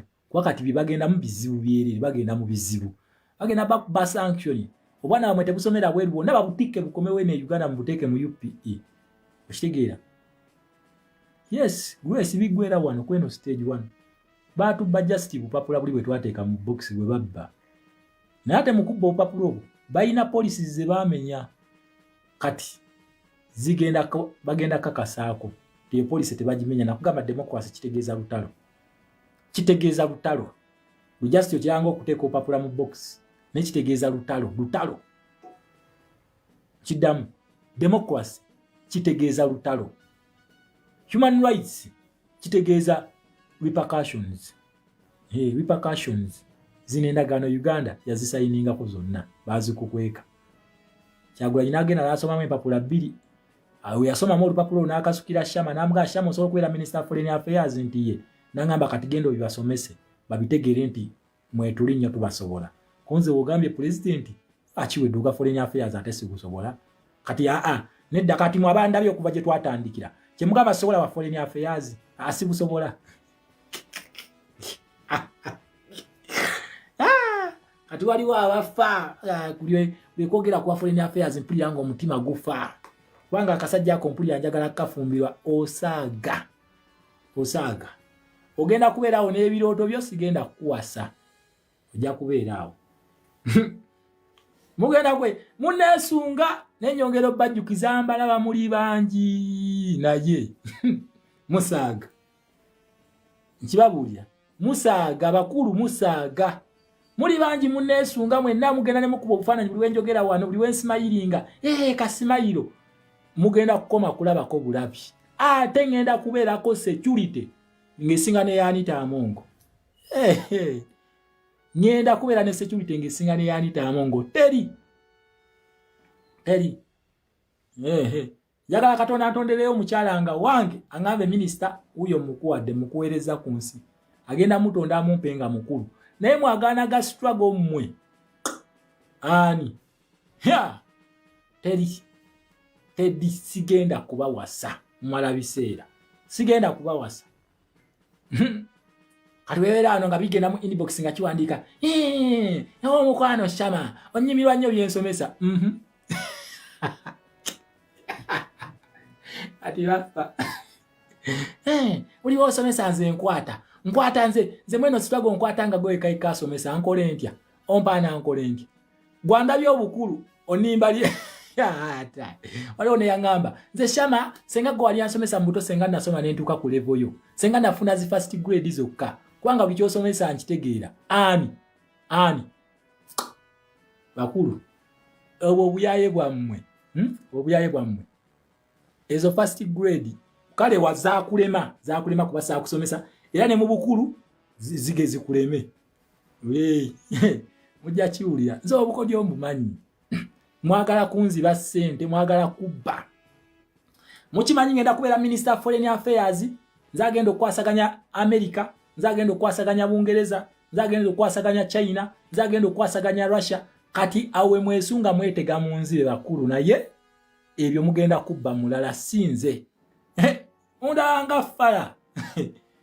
fala mbala bya bugagga bakulu mwina okwekolera buli omu agenda kubeera neki buli omu agenda kubeera n'omulimu mu Uganda lwaki ate mutunuulira kifo kyange akafo kange lwaki ke mutunuulira okitegeera ekintu ekyo buli omu akola ebibye that is it buli omu yeekolerere opportunity egenda kujja nga ffenna tufuna okitegeera naye buli kaseera ne mubeeraawo buli omu ulya nti ono Minister of Foreign Affairs addako ate agaanaga struggle mwetega mwanta amagantu mmwe mwetega okitegeera Minister Shama nze buli wonsomesa nkwata Shama mpayo lectures nga zange nzeka ngani azikuwa bakulu teri tulina kusomera wano bategeera obukodyo bwammwe naye tusomera wano bakulu wano wetusomera wakiri nze simanyi so ensonga eri serious naye bakusekamu naye ensonga eri serious fe tusekamu naye temumanyi kirimu NRM temumanyi kirimu kampu ya NRM okitegeera ekintu ekyo ebintu bibi kati Zoganya yogerako waki lwaki mwagala ebizibu lwaki mudabangula kirasi eno kati Zoganya ajjiddemu wa mu foreign policy tuli ku European Union this is a foreign policy okitegeera kati oleeta Zoganya ada yagaana gano yenda kati kujjako comment section abantu b'oku YouTube batudde muli eno ku TikTok muleekaana a TikTok ye UPE ya struggle eno ye UPE mwina ga comment yago abo ku YouTube beba internationals mwe ba UPE mwe unstegeera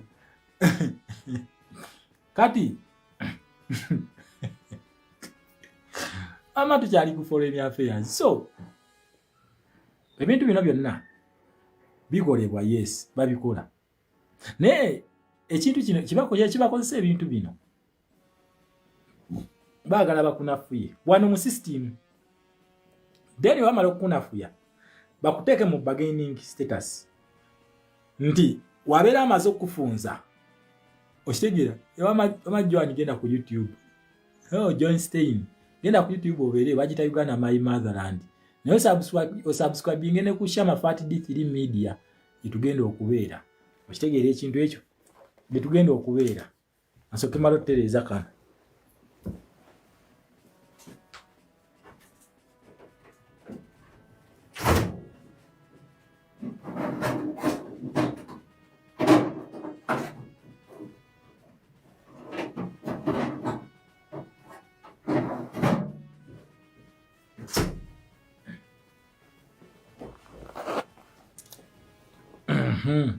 netukoma mu kirasi where we tubaddewa so madde nkyabagamba nti mulaba system eno okujja nebba akalulu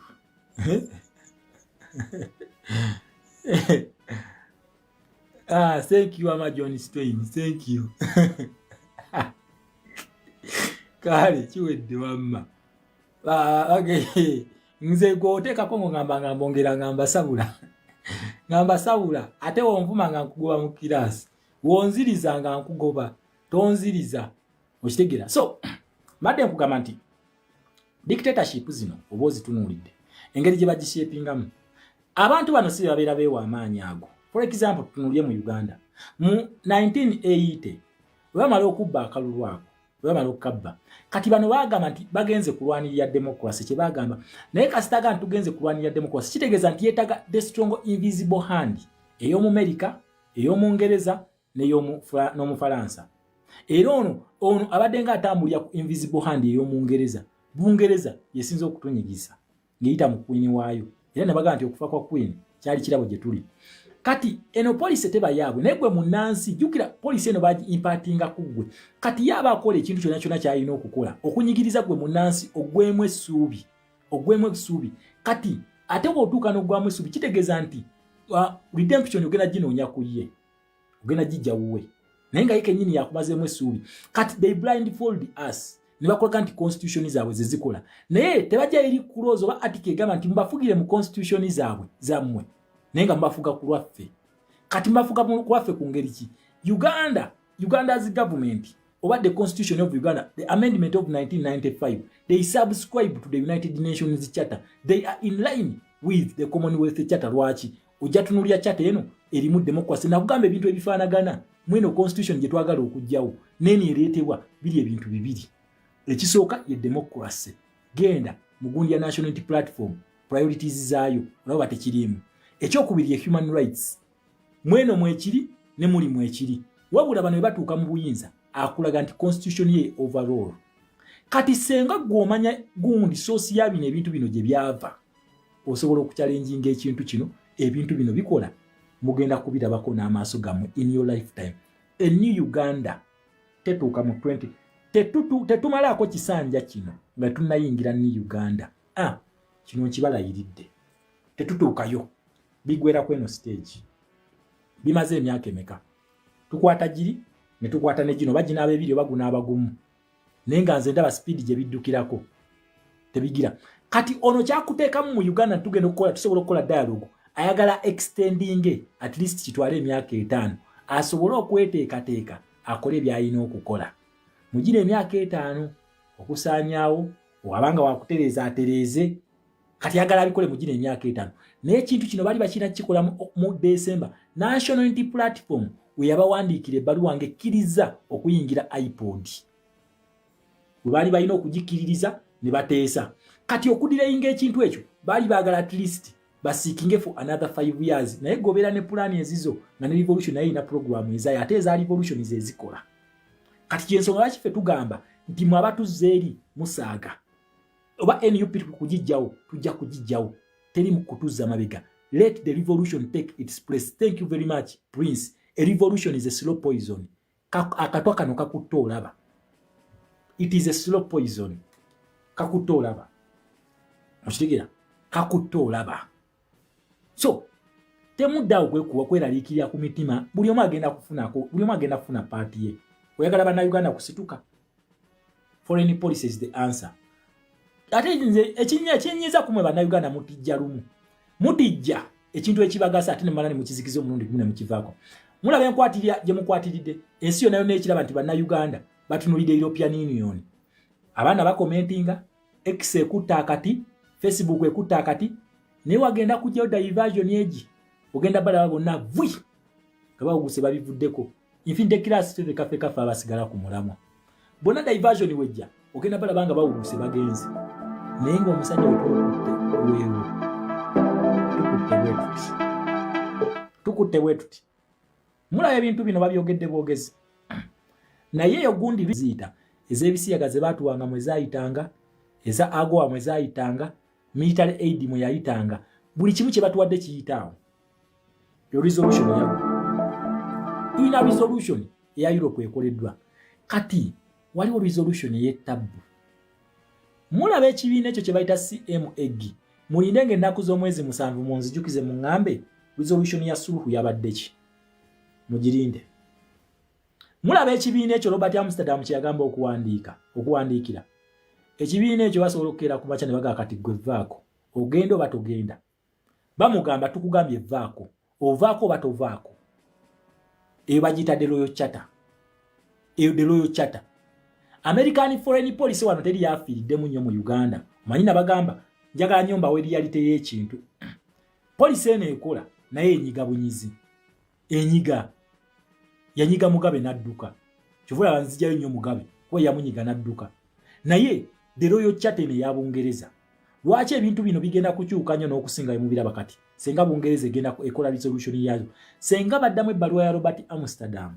Abasajja bano. Ate kati we tugenze wano esubiri eyongere nti bagenda kugiddamu lwaki? Amerika kyategeera ekiri mu mutwe gw'America kiri mu mutwe gwa Bungereza. Kiri mu mutwe gwa France. Naye ate ekiri mu mutwe gwa Bungereza kibeera mu gwa America. Tekibeera mu gwa France. Lwaki? France is not an economic power. France is a colonial power. It is a colonial power. Kati okola bali bonna America abakwata n'abagata kubanga ki America is an economic power.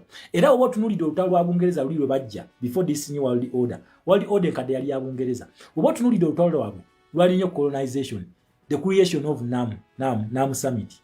Akabinjako kali nnyo ku lutalo lwaki lwa colonization lwa matwale. Naye olwono luli economical. Kati obola baye akozesa nnyo economic tools. Ogeza sanctions azikozesa najja Omungereza ono Omumerika ono okutuuka okukuba oba omupushinze nnyo ekyakubiza Kagame kupushinga ate endagaano eri kulaga nti aginyooma naye kati gwe katukube olyoka otegeere naye ebintu ebipushinga nnyo towards kubanga ye gundi ye ya economy naye ate ono Omungereza ye asobola okukyusa Commonwealth state ate agikyusa mu ngeri bbiri. 1. Uganda eyinza ogenda Mugabe we etya batukwata ne batuwanduukula mu Commonwealth. Kasa batuwanduukulya mu Commonwealth status babeera bagituggyeko. Kitegeeza benefits tosobola zifuna. Ate oba tosobola nagenda kufuna colonial power mulala. Tosobola. Okitegeera oba tosobola. Oba si kyekyo bano balina ekintu tulina nabo direct intervention bagirina Bungereza mu Commonwealth states zonna ina direct intervention. Nabagambye akantu kano tugenda katestingira Tanzania. Akantu kembasomesa kati ka CMEG Commonwealth Ministerial Action Group na subscribing a Commonwealth Charter oba Royal Charter tugenda katestingira Tanzania ngenaku z'omwezi 7 mark those dates. All eyes on Tanzania. Nkidamu bakola bingi ebyokubabuzabuza bakola biki naye ngenaku z'omwezi 7 omwezi ogujja all eyes njagala muziteeke Tanzania nga kati omutunulira European Union njagala amaaso gonna tugenda tunulya Bungereza ku Tanzania kubanga kola akakiiko ke bateekawo bwe kalina okukola submission then batubuulira ekiddako. Olwo gayigeno nonyo omusajja gwe bayita Kyakkuwa omuyuganda muyita kyakwa bali be bachukua abatanzania mugende munonye yakulira akakiiko ako kati akafuga Tanzania ku side zonna era kali independent. That independent committee ne mu Uganda gye twetaaga yeyo okitegeera bano just batulinnyako bulinnya kutulaga nti bakitalo bakabi nnyo tebalina kye bali bapulezidenti ba Africa they are just paper tigers. Babeera b'amaanyi nnyo nga balumbi atayina mundu babeera b'amaanyi kale okusinzira ku intelligence yaffe gundi oli yakubiddwa emigo mizimu n'akubibwa amasasi naye nga gwe wakubye bambi bwe beewaaniramu talina wadde training y'akasaale nga tagirina. Amagye ga Africa g'amaanyi nnyo ku bantu abatayina mundu g'amaanyi bakulaga nti boye najanga vimba bwati neyeesabika inayina ng'agenda okulwanyisa ki naye mugambe mukulu tugende Kongo wali wazalendo ng'ekuddiza nga naawe ozzaayo olabe weyeekweka ate kati otutuuka mu operation wezityo ezeetaagisaamu emmundu banoonya abantu ba bulijjo kyobola bannayuganda bali mu zimission Iraq Uganda yatutta amagye Uganda yatutta abalwanyi mu ggwanga lya Ukraine nkijjako national tuleeta details. Bannayuganda bali mu Ukraine bakuwa abantu batta abantu be Ukraine tewaliwo gundi yonna ekkiriza bannayuganda genda kyobola Esame Ruto yavuddeyo n'akola investigation Uganda yeefudde kyesirikidde. Report y'amagye ga bannayuganda bali mu Ukraine abatta abantu be Ukraine yafulumye dda ku mmeeza weebiri tubirina lwakusirika. Samei Ruto yavuddeyo n'agamba kati agenda tandika okuholdinga zino farms zonna ezitwala bannakenya mu ggwanga lya Russia agenda baholdinga accountable. Uganda yeefudde kyesirikidde beefuula nti bo tebannabiwulira mu report tebannagirabako era ne video tebannaziraba eza bannayuganda abali mu Iraq abali mu Ukraine abatta bannansi beeyo. Kitegeera ekintu ekyo bannayuganda bali mu Ukraine batta bannansi ba Ukraine ku lwa Iraq which is against the United Nations kubanga tebaliyo ku peace mission. Dibo kirizibwa ogenda mu nsi endala olina kugenda ku peace mission wabula bano they are allies in the murder of Ukrainians. Their consequences. There are dire consequences. Just wait. Zinjogera ebintu byange nenkakkana nenzikakkana bali mu Ukraine baatuuka dda bayitira Russia ne bawa training ya week emu ne bakuwa emmundu n'ogenda ku front line. Nkiddamu batuukira Russia e Moscow ne bawa training ya week emu ne bakwata emmundu ne bagenda ku front line.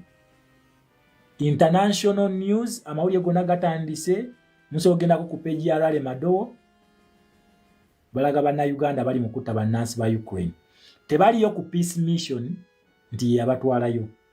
Amagye g'ensi emu gakkirizibwa okgenda mu nsi endala nga mugenze ku peace mission kukuuma ddembe under United Nations Charter oba under United Nations.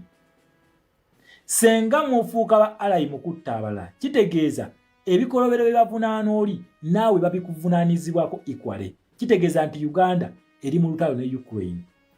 Kati buli alayi wa Ukraine naye alina okwegatta ne Ukraine okuholdinga Uganda accountable.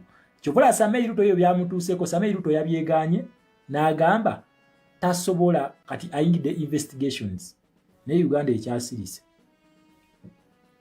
Bampita Dr. Shama mulina nezo consequences zijja. Amuzi embago tetunnabiwona oba lwaki Uganda ye eyagala nnyo emitawaana. Tukyali kugwe Sudan ogwa amuzi embago tetunnaguwona ate muyingirira gwe Russia na Ukraine. So nga tumaliriza munna Uganda njagala kati kweno app mutandika okuvimba mukoleyo ne badge mugambe ffe tusomera mu infinite class mugikole mukole badge nga mugamba ffe tuli ba infinite class kubanga na abantu challenginganga kati bye bitambula ku pages za European Union naye mulinde action zijja kiddamu mulinde action kati mwe tujja kolayo ne badge ng'osomera ku infinite class ng'ogiteeka kuno oganze nsomera mu infinite class okitegeera nabagamba we are ever challenged